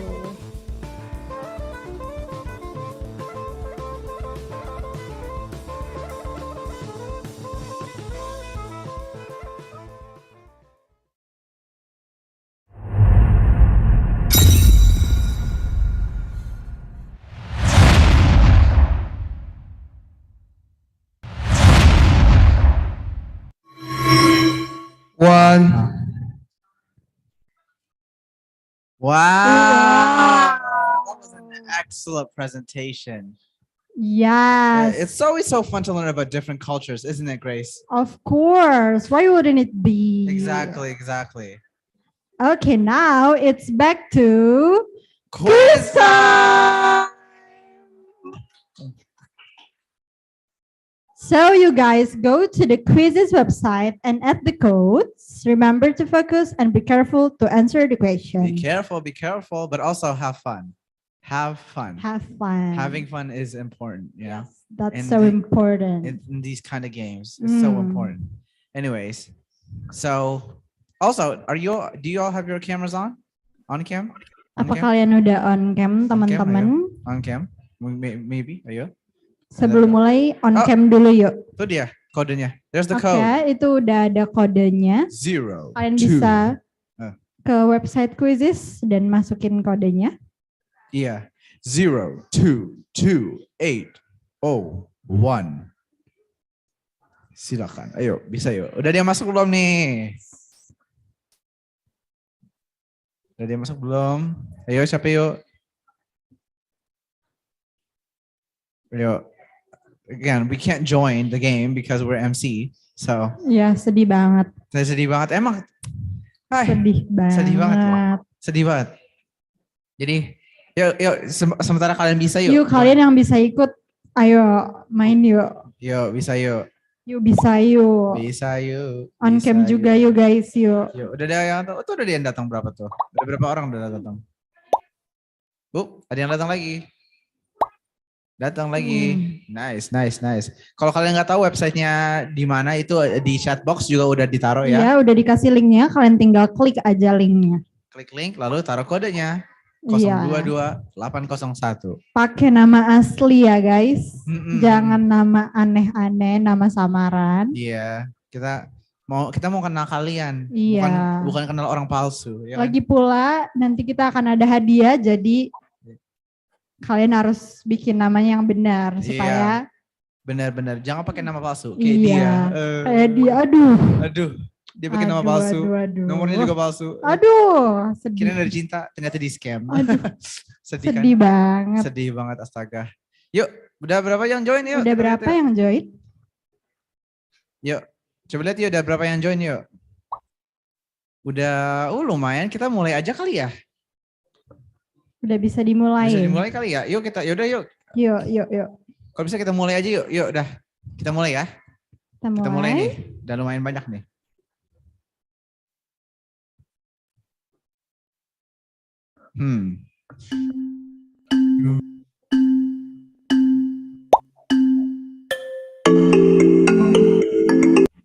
Ya, kita mulai lagi, kita balik ke leaderboard. Untuk melihat siapa yang bisa mendapatkan poin paling banyak. Oh, lihat tuh, sudah pada mulai, Langsung nice. hijau. Langsung hijau ya. Oh, dapat lagi. Ayo. Bisa yuk. Waduh. Sepia Veronica. Agung. Aduh, dibalas. Oh, dibalas. Sayang banget. Yuk, siapa lagi nih? Ada Apa tuh? Oh, siapa itu? Siapa ya? Ayo, terusan yuk. Bisa yuk, Mojais, ayo. Yuk bisa yuk guys. Yuk kita mau lihat yuk. Dapetin hadiahnya Mojais, guys. siapa tuh? Aduh.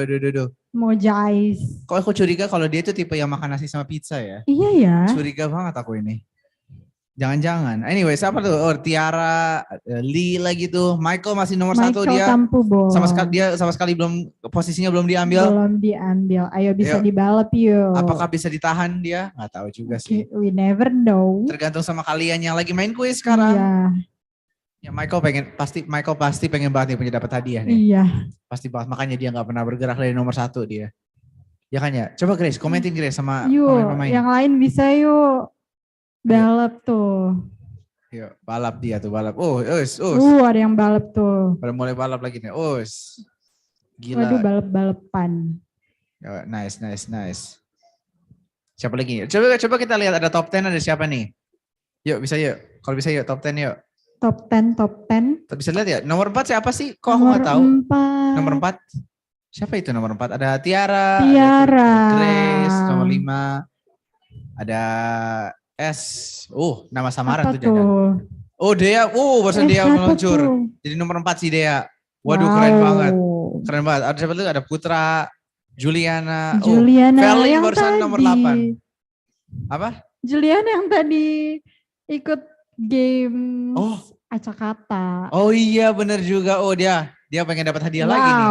1 nggak cukup nih. Nggak cukup ya. 1 nggak cukup buat dapat hadiah nih. Astaga. Felin nomor 4. Yuk bisa yuk. Juliana nomor 8. Jov nomor 5. Ayo. Keren. Siapa tuh? Nomor 1 siapa? Nomor 1 masih Michael kah? Masih Michael. Waduh. Keren banget. Si Michael masih tetap dapat posisinya dia. Iya, ayo guys, bisa yuk dibalap. Belum sama sekali berubah. Belum. Akankah dia kalah? Mari kita lihat. Let's see. Yuk, bisa yuk. Ayo bisa yuk guys, balap yuk guys. Ya, siapa dapat poin lagi nih? Ayo, bisa yuk. Oh, Mamat Gaming barusan Mamat naik tuh. Gaming. Mamat Gaming, siapa tuh? Waduh. Siapa tuh? Namanya ada gaming sih. Jadi Gaming, berarti dia gamer. iya, jadi harusnya jago dong sama kuis ya. Iya, pasti harus Ayo dong. harus masuk top 10 seenggaknya. Kalau bisa, yuk. Oh, ada Marsha Imut lagi. Marsha Imut, halo Marsha. She has made a return. Will she emerges from the depths of the 18th place? Apakah dia akan lagi meloncat ke top 10? 3. Top 3? Oh iya. Iya, top 3. Dia sempat top 3 ya. Waduh, keren banget, keren banget. Ada siapa tuh? Ada Ricky. Ada siapa lagi tuh? Ada Jov, ada Yeni, ada Mojais. Ada Felin. Oh, ada Lily, ada Felin Jusbina, ada FSB Kristen Ruth 2018. Wow. Dia kayaknya FSB ya? FSB. Kok aku kerasa kayak dia itu FSB ya? Curiga aku. Iya. Dari namanya kerasanya Namanya dia itu. udah FSB. Iya sih, mungkin karena itu kali ya. Mungkin. Karena itu aku jadi curiga dia Iya. FSB. Aduh. Apa lagi? Cristiano Euro. Ayo, bisa yuk, ayo guys. Lumayan tuh. Siapa Ayo tuh? balap. Janet langsung muncul ke nomor 6. Apakah Michael masih nomor 1? Mari kita Apakah lihat nomor yuk. 1 masih Michael? Masih. Wah, masih. Wow. Kayaknya dia dapat hadiah nih. Kayaknya nih. Waduh, calon-calon pemenang. Iya nih, jangan-jangan nih. Iya. Waduh. Siapa lagi nih? Siapa nih nomor 2 sama 3 nih? Lily sama Felin. Felin. Cristiano barusan nomor 4 ya. Yuk. Yuk, bisa yuk guys dibalap. Balap yuk, ada. Bisa lagi nggak? Dan siapa tuh barusan loncat? Siapa itu barusan loncat? Siapa itu? Tadi kayak dia loncat tapi kok nggak kelihatan. Siapa ya? Siapa? Waduh. Coba dah. Oh, udah Natalie itu.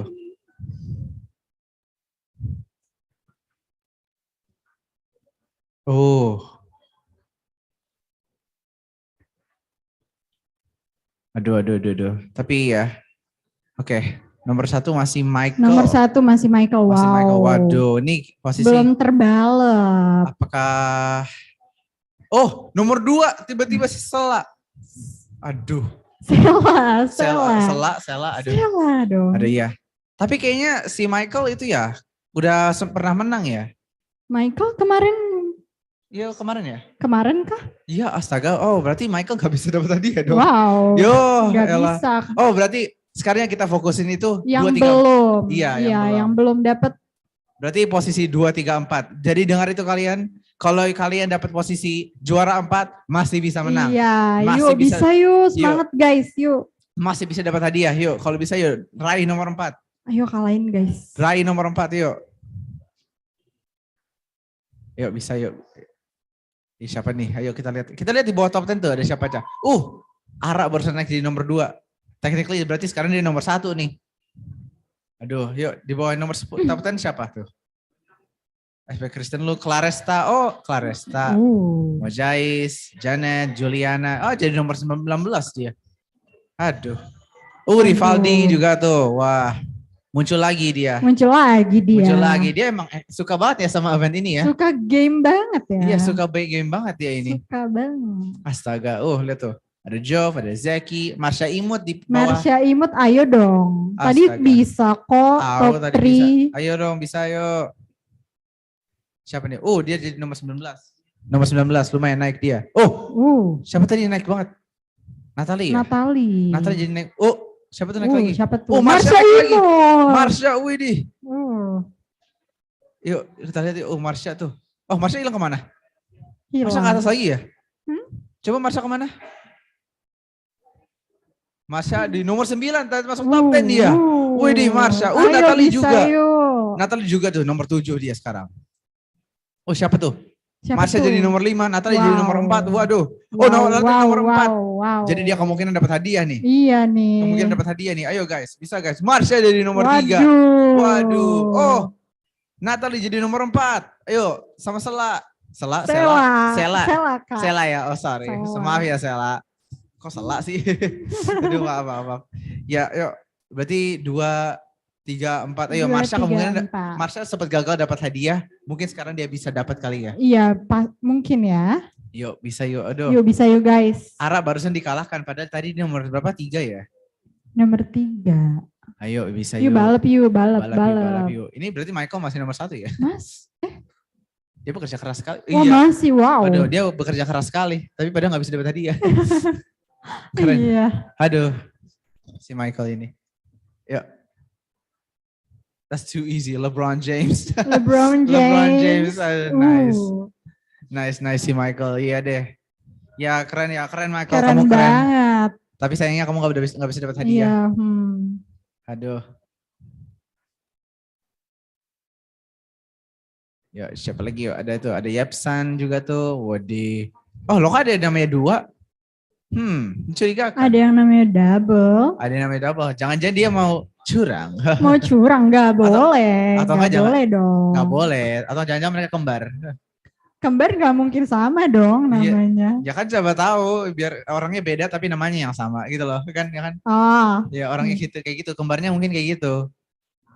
Ya. Siapa lagi tuh? Masih siapa tuh yang top 3 itu masih? Marsha jadi top 1. Marsha top 2. Marsha top 2. Top 3 Sela. Aduh.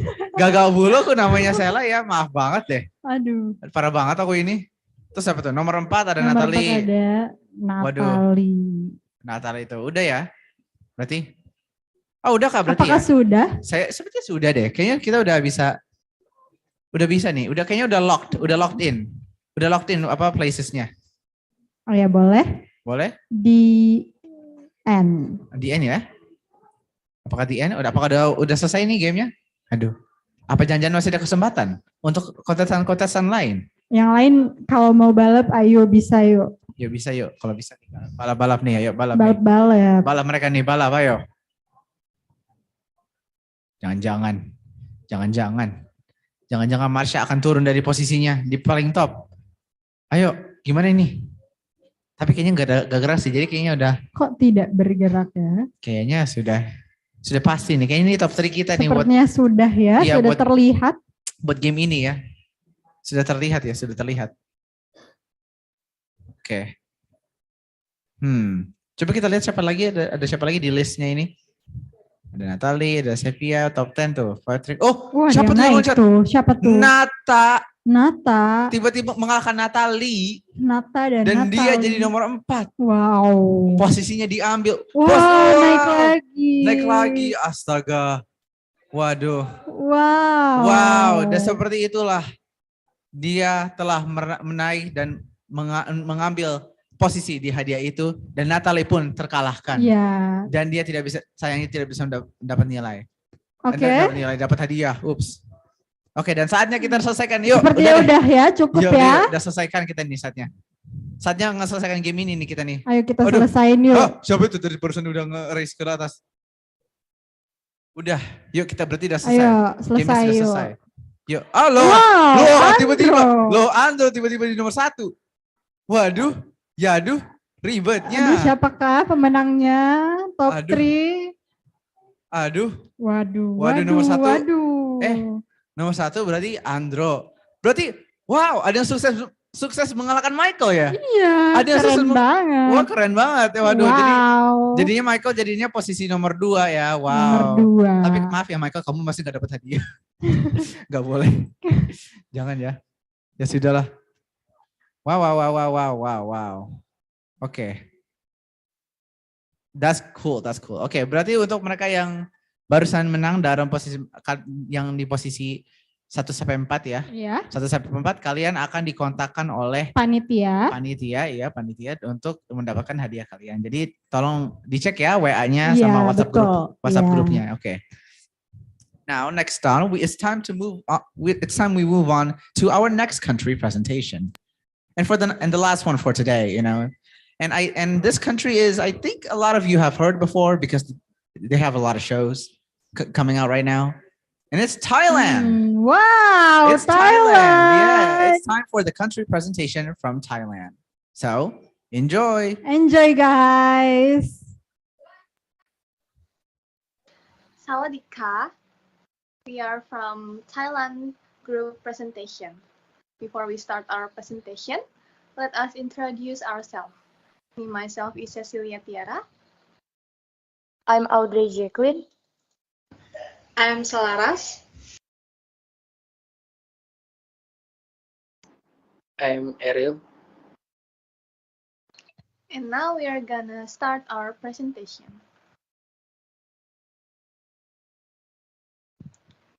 Read us Raja Anachakthai from Thai is a constitutional monarchy state located in Southeast Asia with the constitutional monarchy government system.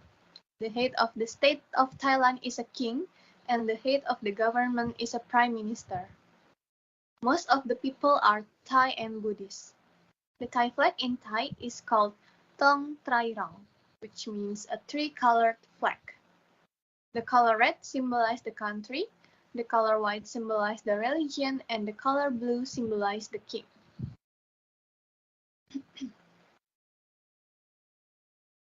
Thailand's history.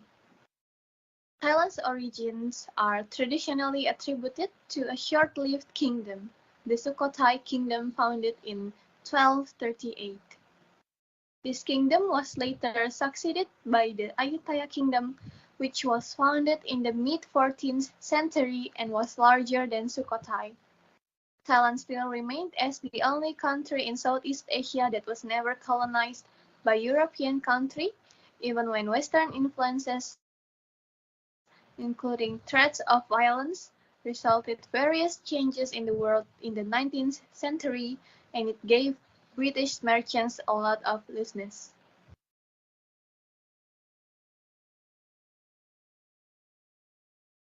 A bloodless revolution in 1932 led to the start of a constitutional monarchy. Formerly known as Siam, the country changed its name to Thailand in 1939 onwards, having once changed back to its former post-World War II name. Thailand began to move toward democracy in the 1980s. Thailand was never colonized by European colonizer because due to centralizing reforms enacted by King Chulalongkorn, and because the French and the British decided it would be a neutral territory to avoid conflicts between their colonies.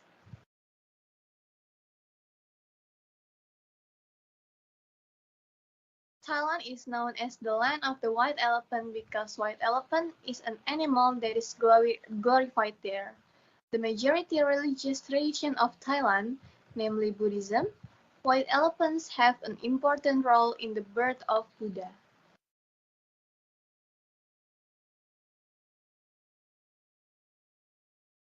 Thailand's politics. Thai politics is currently carried out within the framework of a democratic constitutional monarchy, where the prime minister is the government and the hereditary monarch is the head of state. Judiciary independent of the executive and legislature. The king is the head of the armed forces and the enforcer of all religions. As the head of state, the king exercises his powers through the parliament, his executive powers through the cabinet, his judicial powers through the courts. Thailand is a unitary constitutional monarchy led by His Majesty King Vajiralongkorn Pravajira Klau Chau Yua as the 10th reigning monarch. The democratic system is divided into three parties: the Council of Ministers, the Legislative Department, and the Judiciary. In 1932, the state of Thailand was in the form of a constitutional monarchy. Before that, Thailand was known as the name Siam, but later changed to Thailand in 1939. Several coups occurred in the years after the end of World War II, but the Thai kingdom began to move towards democracy since the 1980s. And after that, Thailand is in the form of a unitary state. The head of state is held by the king's power, while the head of government is held by the prime minister. There is a clear division of authority between the legislature through the executive parliament, through the cabinet, and the judiciary through the judiciary. The previous king on October 13, 2016, the face of the long count was the son of the previous king named Raja Bhumibol Adulyadej Agung Rama.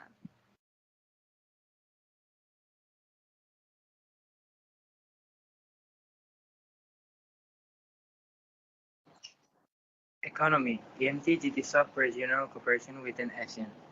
In the implementation of intensifying tourist promotion, the Thai government enhances relations with other ASEAN member countries or neighboring countries where Indonesia, Malaysia, Thailand Growth Triangle are forms of sub-regional cooperation within ASEAN.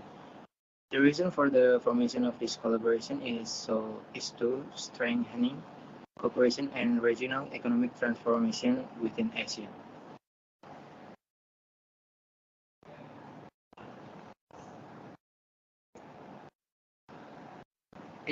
In its implementation in the tourist sector of member countries, especially between Indonesia and Thailand, 3 excellent work programs have been developed, namely Buddhist traveling,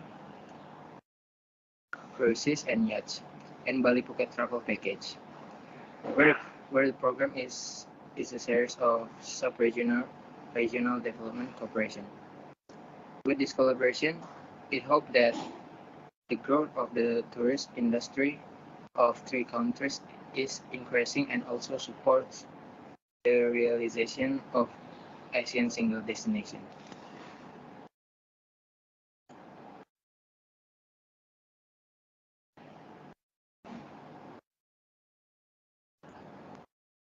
Tourism industry. Thailand is famous for its affordable tours and tourist attraction such as street food, cabaret or ladyboy shows, night tours, shopping tours, tours of magnificent temples, Phuket, Krabi, Pattaya. Not infrequently, tourists are willing every year to vacation back to the White Elephant country because it is based on various factors such as a sense of comfort when visiting Thailand, both in terms of facilities, nightlife, cheap living rates, and the friendliness of the local people that has high social value. Buddha taught the virtue known as a namchai or water of the heart, as manifest in giving hospitality to strangers.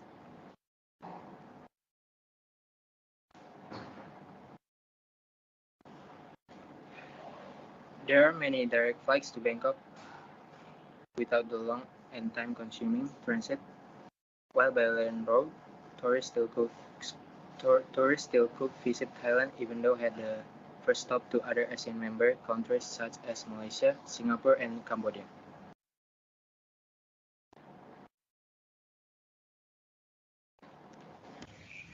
Agriculture. Thailand is known as a country that has abundant natural resources, especially staples, which are also supported by the tropical climate, making the growth of raw materials easier to cultivate. Although the tourism industry in Thailand has increased, agriculture with its export activities is the main industry in Thailand's economic growth. The White Elephant country is indeed known as an agriculture country. Spices are also important in life and economy for Thai people. In addition to the use of spice, it has become a daily consumption, especially in the manufacturing processed food. These materials can also be processed into food supplements and herbal products. So that makes Thailand optimistic in taking steps to become a country's largest exporter of raw materials in meeting basic needs in the ASEAN region and even the world. With this optimism, Thailand is determined to make its country a Thai kitchen of the world, which could be interpreted as a country that supplies basic ingredients to the whole world. This is indeed very intensively carried out by the Thai government because the country does have abundant natural resources, and until now, various countries in the world export their raw materials from Thailand. One of Thailand's kitchen of the world's goals is nothing but economic interest. Economic crisis. In 1997, there was an economic crisis that made the financial sector weaken, forcing the Thai government to take steps to anticipate and improve the crisis, such as increasing the value of baht. As time goes by until entering the year 2000, Thailand's economic conditions are getting better and better. This is driven by one sector. Thailand's mainstay is strong exports. Thailand is well known as an exporter of raw materials such as rice, rubber, tapioca, palm oil, seafood, chicken, and others.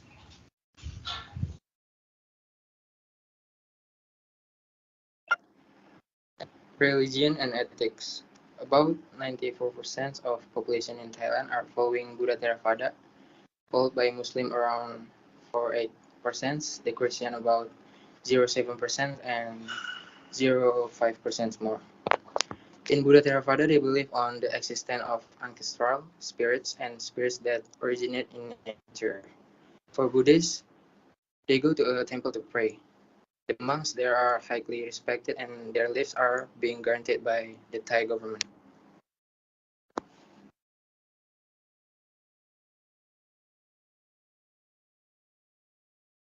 The difference between Buddha Theravada and other Buddhas is that Buddha Theravada focuses are entirely on self-liberation by getting rid of all defilements. Theravada is the oldest sect of Buddhists and can be mostly found in Southeast Asia.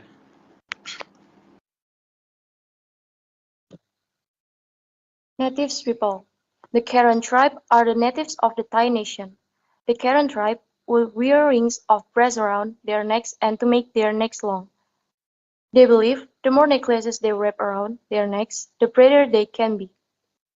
Greetings. The Thai greeting referred to as the Y.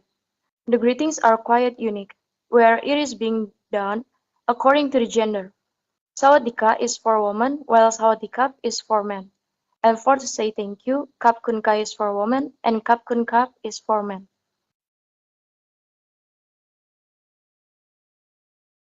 Languages. There are 74 languages that are used in Thailand, including many Thai dialects. Nearly 94% people speak Thai Kadai with the dominant Thai language and the official national language. Another 2% speak Austroasiatic, 1% speak Tibeto-Burman, and the 0.2% speak Hmong-Mien. The writing system that being used is Thai alphabet.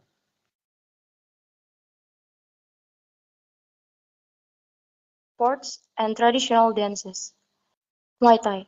Muay Thai is an authentic Thai sport that is already popular in the world. In Thailand, Muay Thai has become part of Thai culture itself and is an art to be preserved. Because Thailand has been called the White Elephant Country, its movements are also adapted from elephants who feel threatened by their surroundings that then attack using their tusks. The Kon. The Kon dance is the most popular traditional dance among foreigners. Kon dance or mass dance at first was dedicated only to the royal court, but to this day, Kon dance can be enjoyed by anyone. Here is the video of the Kon.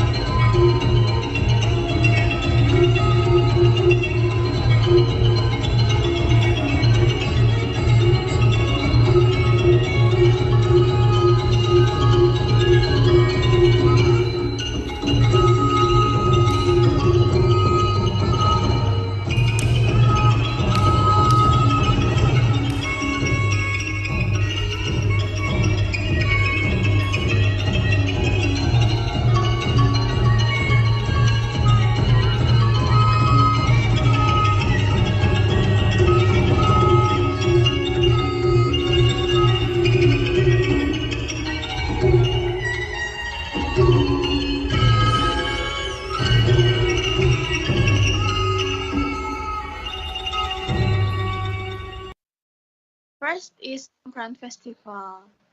One of Thailand's most famous festivals is the Songkran Festival that is held annually on 13th April. At this festival, everyone will be soaked in water. People in Thailand brought such activities as bathing Buddha statues, offering offerings to monks, releasing fish and birds, and the main event is the water war. Usually, the water war that being used for the water war was from the water that are used to wash the Buddhist statue, which they believed to have good luck and to get rid all the evil they have in their body.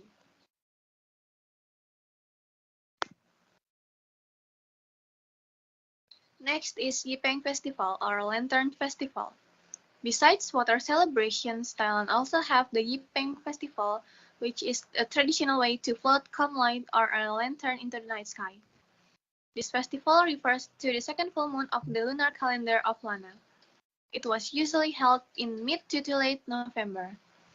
Tradition of launching this lantern instead of reference to gods is also expected to throw bad luck to the air, especially if the lantern can disappear from the site before the fire inside goes out. The celebration is usually held with family or close friends. People too often would pray a short prayer before launching the lantern.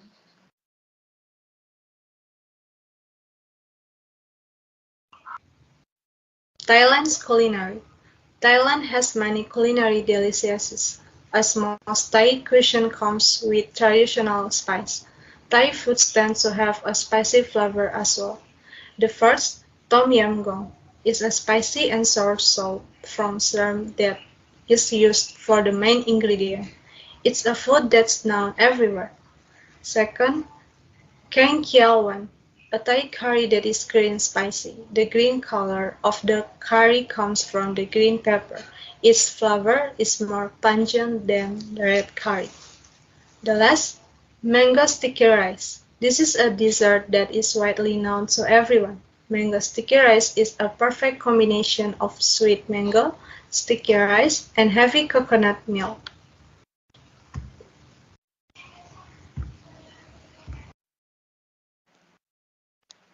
Thailand's similarities with other countries. Indonesia.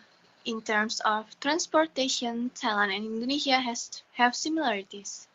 Thailand has a unique three-wheeled public transportation called tuk-tuk. Indonesia has a similar vehicle to that. Indonesian people call it bajai. The left picture is tuk-tuk from Thailand and the right picture is bajai from Indonesia. Laos. Thailand and Laos similarities. Laos and Thailand are closely related and still cognate with the Thai Kare language, have the same script that is derived from the Palawa script.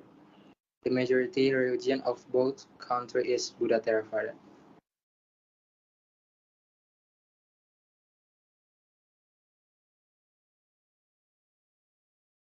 Cambodia. Thailand and Cambodia similarities.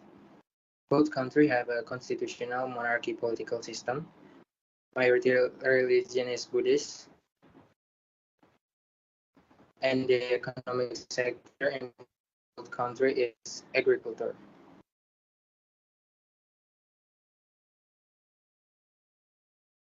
Kapun ka. That's all for our presentation. Thank you for watching. Have a nice day.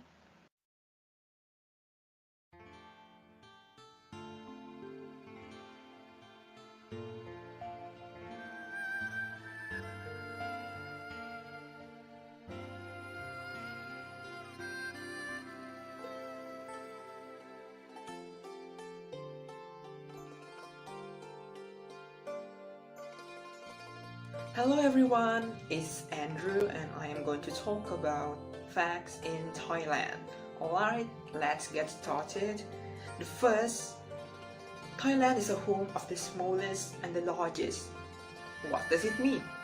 So in Thailand is where you can find the smallest mammal in the world, namely the bumblebee bat. Yes, it's kind of bat, which weighs only 2 grams, about the same as the skittles, I think. So the largest thing is a fish, namely the whale shark. You can find the shark in Thailand's water and the weight is around 20 tons and is about as long as a school bus.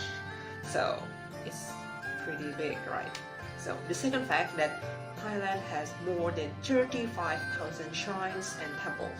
So in Thailand, the fact is that the Buddhism is practiced by more than 95% of Thailand's population.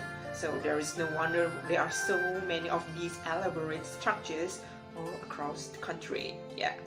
So the third fact is that the world's largest water fight is found in Thailand. So the name of this largest water fight is Songkran Festival. That happens every year from April 13th to April 15th and celebrate traditional Thai New Year's.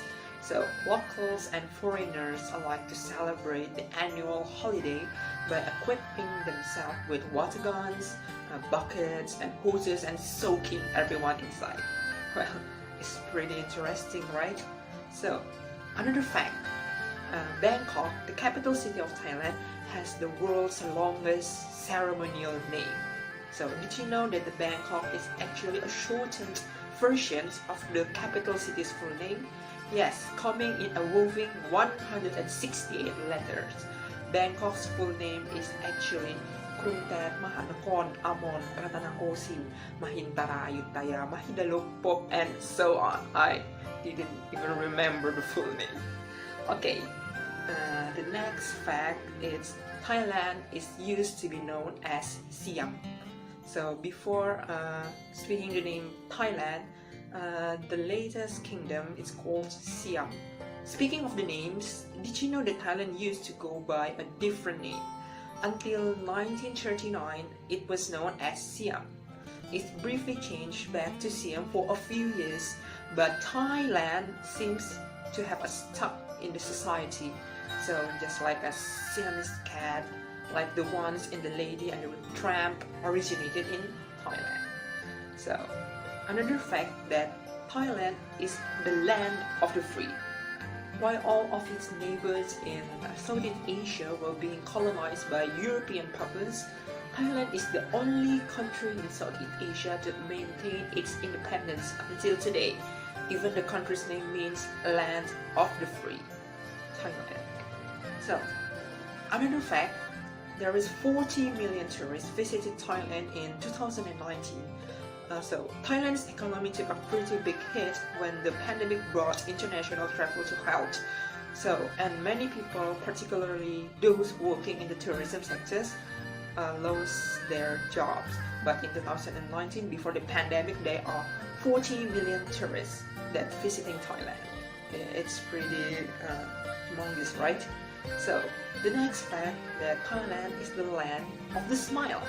Yes, the people in Thailand are known for their hospitality and friendliness and, of course, their smiles. Another fact, there is an annual festival of monkeys. Yeah, you did hear it right. So, thousands of macaque monkeys swarmed to the city of Lopburi for a feast their favorite fruits and vegetables. This tradition came about as fast as the locals to thank to the monkeys for their role in bringing tourists to the city of Lopburi. So, the last fact about Thailand is there is over 2,800 people are currently receiving food and resources on a regular basis through the Food Pack Ministry.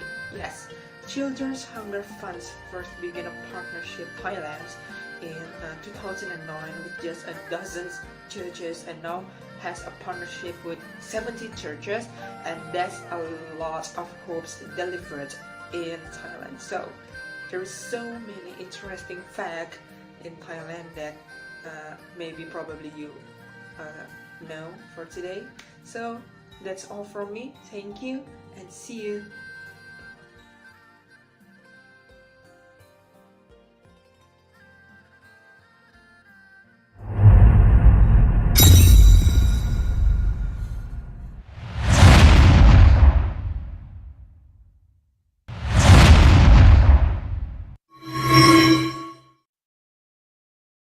Wow, another great presentation. That's right. And of course, just like all of the countries that we've seen so far, Thailand doesn't lose also when it comes to like a diverse culture. Yeah. And just beautiful, beautiful, beautiful things, Yes. It's always so impressive. Honestly, I'm impressed. I'm always, oh. Okay. Now it's time for another quiz. Yeah. Another quiz. We love that. So you guys go to the quizzes website and add the codes. Yes. Jadi kalian kembali lagi ke website quizzes dan masukkan kodenya. Jangan lupa dan jangan lupa on cam loh. Ingat, on cam is very important. Okay? Jangan lupa di on cam. Tuh, kodenya udah muncul tuh. Cepat ya. Yuk, bisa yuk. Yuk, bisa yuk. Bisa yuk, on cam juga jangan lupa loh. Just join lagi yuk, join. Lumayan loh, kodenya hari ini gampang tuh, Ben. Ya kan? Iya. Betul. Oh, udah yang join. Nice. Siapa tuh yang join? Yuk. Bisa yuk. Coba kita lihat siapa aja yang udah join tadi. Kedengeran tuh kayaknya ada yang join. Ada Putra. Oh, Lee baik lagi. Ara juga baik lagi. Kristen. I don't know. Lah tuh banyaknya. Gila. Yuk masuk yuk guys. Baru dikit nih. Ayo, yang lain mana? Yang lain ayo join. Ayo dong. Kodenya Bisa dong. 012727. 012727. Kayak nomor HP ya? Iya, emang kayak nomor HP. 012727. Yuk, saatnya kita join yuk. Yuk lanjut, yuk masuk yuk guys. Jangan lupa again, on cam. Tuh, kalau misalnya nggak ada yang bisa ngeliat kodenya dari stream, itu ada tuh di chat box dikasih tahu tuh. Yuk, bisa yuk. Lumayan loh, tinggal masuk quizzes doang. Masuk quizzes.com, lalu masukkan kodenya yang ada di layar atau di chat box, dan kita akan bisa langsung kalian akan bisa join quiznya. Ya, quiz. Yuk, udah berapa tuh? Udah berapa orang yang join? Berapa orang nih yang main nih? Ayo bisa udah banyak tuh. Lumayan tuh, 30 ya. Wow. Ada Justin Bieber.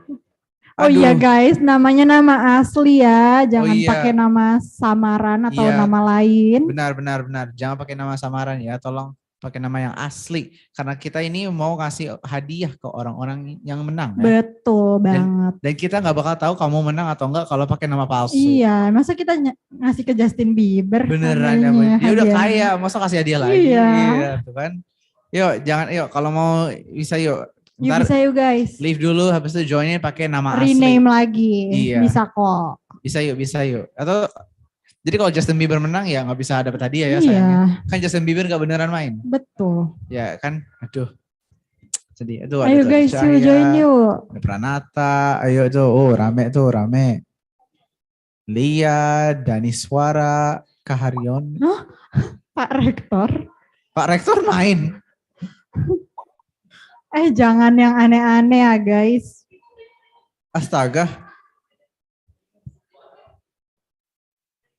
Jangan-jangan Pak, gak mungkin lah. Gak mungkin sih. Jangan ada yang iseng. Jahil nih, jangan dong. Jangan gitu dong, kok iseng. Kalau tetap Pak Rektor bener gimana ya? Waduh, gawat tuh. Tapi kayak bukan. Gak mungkin. Mungkin. Tapi kalau misalnya Pak Rektor nonton ini live streamnya terus lain kali pengen ikutan quizzes mungkin bisa. Boleh banget. Boleh banget Pak. Ya silakan dong Pak. Kalau beneran mau ikut main quizzes Pak, bisa Pak. Boleh nih. Kita invite. Oke. Nah, Juliana balik lagi, Mamat Gaming balik lagi, Marsha Imut ada nggak? Nggak ada ya? Ayo dong Marsha. Ayo Marsha Imut. Aduh nggak ada. Oke. Kita kayaknya nih udah banyak ya kita orangnya ini. Udah. Yuk join yuk. Bisa yang belum join yuk. Ayo join yuk. Kalau bisa yuk. Kita bisa. Ini udah banyak orang tapi bisa dibanyakin lagi. Iya pasti. Bisa dibanyakin lagi. Iya pasti bisa. Seru loh guys main quizzes tuh. Aku aja pengen main. Iya kan benar. Oke. Siapa tuh? Udah ya, oke kayaknya udah rame nih, udah bagus nih. Udah cukup ya, kita mulai ya. Langsung kita mulai yuk, mulai gamenya yuk. Yuk bisa yuk. Mulai yuk, langsung Mulai yuk, Mulai. start. Start the game. 3, 2, 1, go! Balik. Pertandingannya telah Ayo. kembali dan saatnya orang-orang ini coba meraih poin. Oh, Nato Meraih dapat, kesempatan Ara dapat, Lia ya. dapat. Udah dia dapat 1 poin semua ini. Lumayan. Ayo bisa yuk guys. Bisa guys, kita lihat ini. Kita dapetin hadiahnya. Kita dapetin hadiahnya, kita dapatkan dengan bangga ya. Betul. Dan ingat kalau kamu pernah, jangan ingat kalau kamu udah pernah menang game sebelumnya, kalau kamu menang lagi di game ini nggak dapat hadiah. Iya, kita kasih ke yang belum menang. Iya, yang belum dapat ya. Kita harus ganti-gantian kita itu. Betul. Jangan rakus. Nggak boleh. Nggak boleh. Kita itu ya kita saling berbagi. Ya. Manusia itu harus saling berbagi. Iya, ya kan? harus Ya. banget. Di sini kalian tanding, tapi tetap aja hadiahnya dibagi-bagi. Iya, harus adil. Iya, Semua harus dapat. Iya, harus dapat dulu tuh. Lihat tuh, udah ada Ara tuh di nomor 1. Ara. Ada Yepsan tuh nomor 3. Loh, Ada Sela. Seri dia nomor 3 sama Sela. Oh, ini kalahkan sama Lee. Itu namanya lucu banget ya ampun. Lee-nya panjang gitu. Astaga. Ya, itu Yepsan tadi seri sama orang mulu. Oh, enggak tuh. Udah enggak. Udah tuh. Tuh seri lagi. Siapa tuh kok banyak yang seri? Oh, Lee di nomor 1 nih sekarang. Lee. Keren di. Wow. Bisa Lee, ayo Bi. Oh, dibalap lagi. Sama ya. Ara. Sama Prikasi. Udah ngebalap. Habis itu Yepsan. Ayo kita lihat yuk siapa yuk top 10 yuk. Top 10 ada siapa aja nih? Kita lihat yuk. Top 10 ada siapa ya? Top 10. Ayo kita scroll down. Ada ya ganti-ganti mulu ya. Aduh, ribetnya. Aduh. Tapi ini karena mereka beneran mau hadiah sih. Jadi make sense. Mereka mau hadiah jadi mau mereka hadiah pasti. Pasti. Jadi selalu balapan nih mereka ini. Keren. Yuk. Aduh, ada siapa lagi ini? Oh, ada Patrick barusan juga. Oh, ada Patrick Gaming. Tadi Mamat Gaming. Patrick Gaming. Sekarang Patrick Gaming. Ada 2 orang. Wow, gamer. Iya, ada 2 orang yang gaming di sini yang pengen dapat hadiahnya. Apakah mereka akan dapat? Kita tidak tahu. Alvanda. Kita tidak tahu. Yuk, bisa yuk. Aduh, lihat tuh. Top 10 tuh. Patrick Gaming top 10 tuh. Oh, seri dia sama Ivo Cornelius. Seri lagi sama Juliana. Udih, banyak yang seri ya. Kali ini banyak yang seri, astaga. Iya. Mereka pengen banget hadiahnya kali ini. Iya, pada keren-keren banget. Duh, kerennya keren. Yuk, coba lagi yuk. Bisa yuk. Dia nomor 3, Cia Kirsten nomor 1. Wow. So far begini ya mereka itu. Duh. Kira-kira mereka dapat hadiahnya keren gak ya? Pasti keren dong. Aku tuh gak tahu loh mereka dapat hadiah keren apa enggak. Hadiahnya apa ya? Aku juga gak tahu sebenarnya. Gimana ya? Antara kita gak tahu atau gak mau kasih tahu? Ayo. Gak mau kasih tahu. Gak mau kasih tahu ya. Iya gitu. Lebih gitu sih bukannya gak tahu. Aduh, oke. Ayo kita lihat. Ayo guys, yuk. Ayo bisa yuk. Ada siapa lagi? Gila banyak tuh, lihat tuh. Oh, ada yang namanya kodenya. Ya, maaf ya kalau gitu kamu gak dapat hadiah. Namanya kodenya. Maaf ya kamu berarti gak dapat hadiah. Oh, Justin Bieber tuh. Justin Bieber di paling bawah. Ada Ariana Grande atau Ariana G aja. Aduh. Gak tahu. Ini kenapa ada selebriti guys gini ya? Nama asli dong guys. Para selebriti main-main di sini. Tapi janjinya itu aku tahu aja Ariana G itu ternyata beneran Ariana yang last name ada G-nya. Oh ya mungkin ya. Iya, siapa tahu kayak gitu ya. Bisa jadi. Terus kita asumsi itu Ariana Grande. Atau mungkin Ariana Grande beneran main, nggak tahu. Nggak mungkin sih. Nggak mungkin juga sih. Nggak mungkin. Aduh. Ada siapa nih? Rero, Kristen, Cea. Itu nama asli bukan sih? Kayaknya bukan ya. Kayaknya nama panggilan ya. Nama panggilan, iya. Aduh, berarti dia dapat hadiah enggak ya? Soalnya bukan nama asli. Kayaknya enggak deh. Iya, soalnya bukan nama asli. Jadi kayaknya mereka enggak dapat hadiah nih. Aduh, maaf banget. Padahal dia top 3 loh. Kasian banget, sayang banget. Ya gitulah. Tapi kan udah dikasih tahu ya, pakai nama asli. Iya, udah pakai nama asli. Aduh, gimana sih? Oke, kita lihat yuk. Tuh ada yang seri lagi tuh, nomor 7. Siapa tuh? Banyak banget yang seri ya kali ini. Astaga.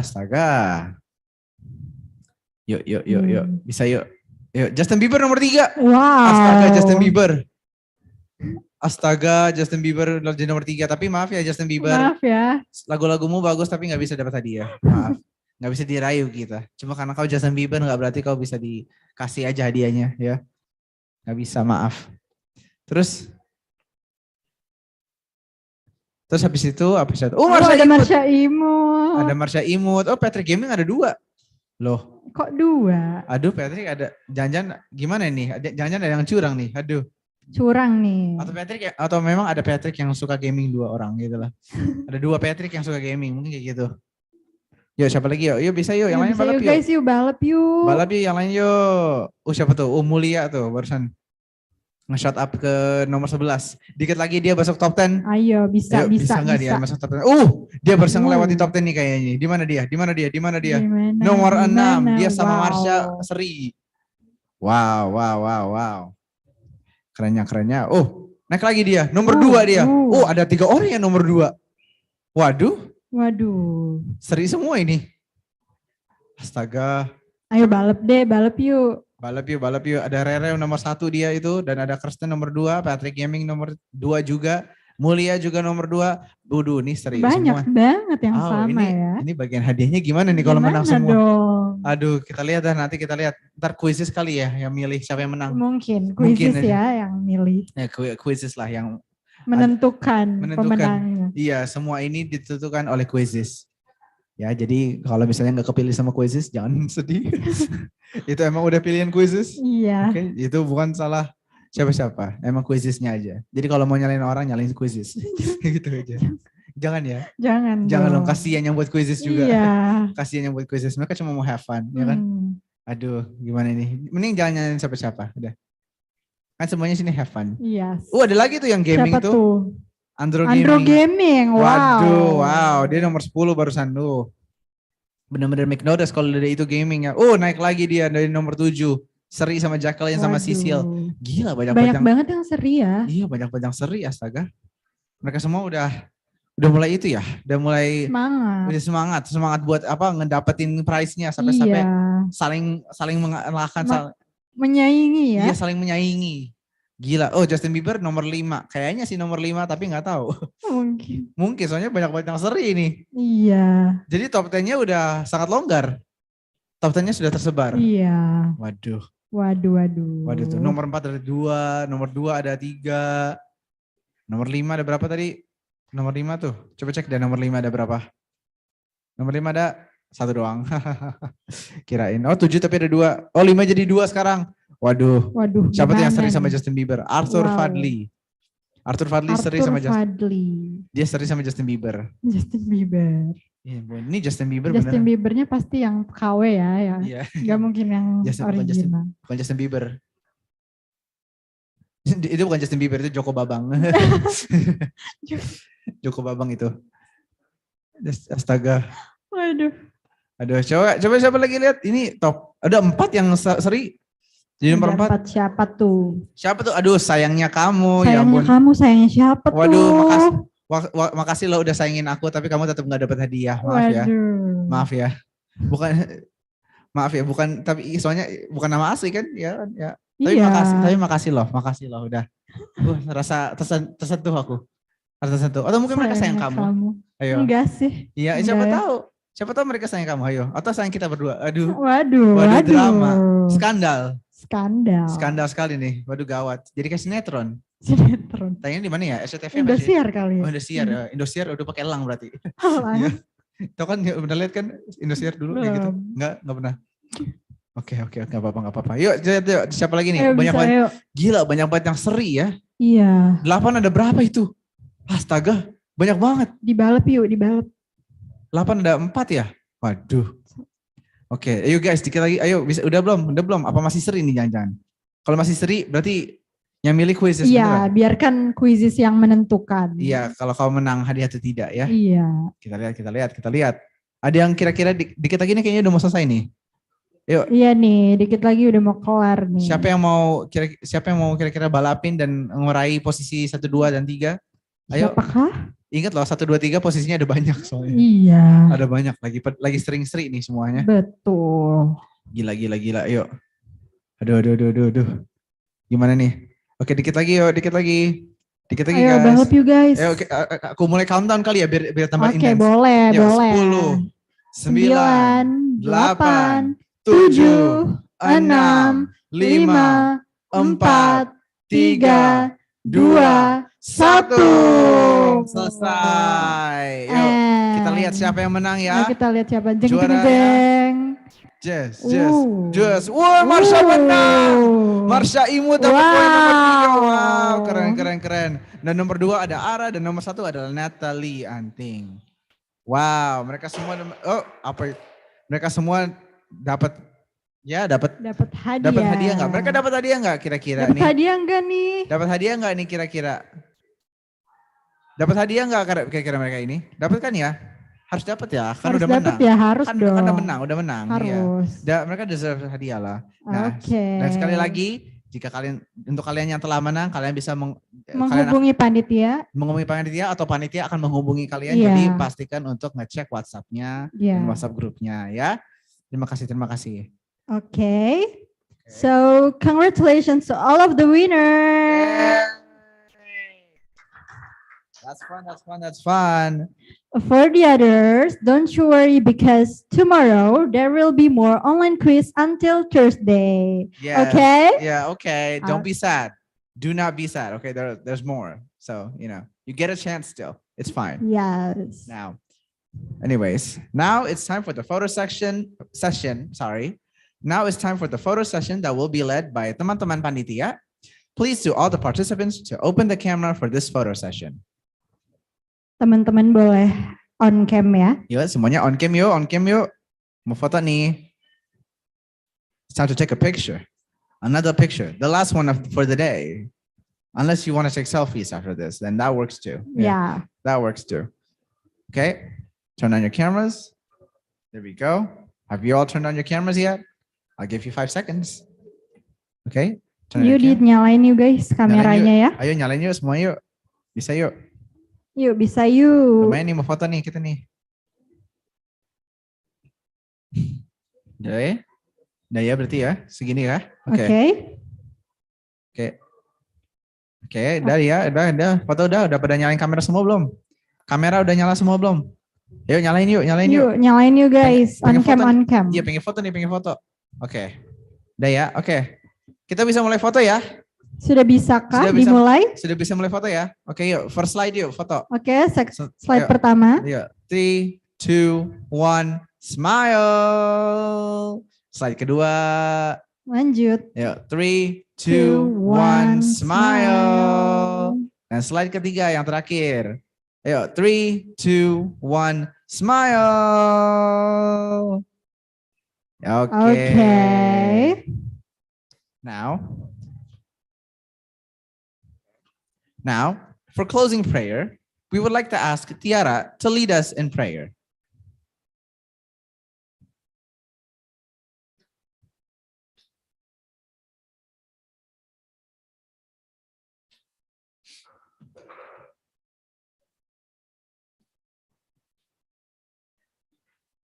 Let's pray.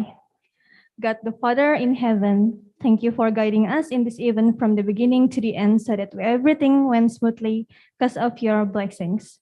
Now we will close this event. We ask for your guidance so that those of us who will be on our way home can get home safely to rest tonight. Please guide and keep us away from all the disease so that we can always be healthy and we can organize this Asean Week event so that this event can be carried out properly until the 5th day. By the intercession of Jesus Christ, our Lord and Savior. Amen. Okay, thank you so much to Tiara who has led us in prayer. Ladies and gentlemen, that's all for the second day of ASEAN Week 2022. As per usual, if you want more information and to look for more information, we will inform you on the WhatsApp group. So make sure to stay tuned and check your WhatsApp group. Stay happy and healthy. See you tomorrow. Salam Uki Unggul. God bless you all. Bye. Bye.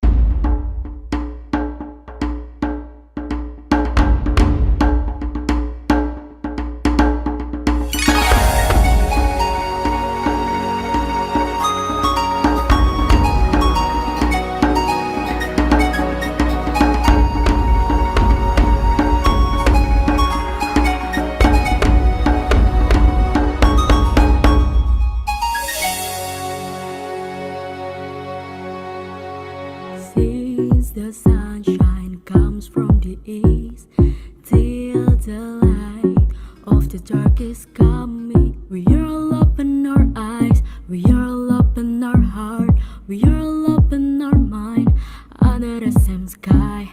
Not only one in blood and land, not only one on skin's color and language. We have one spirit, we are one in struggle. Let's reach our dream together.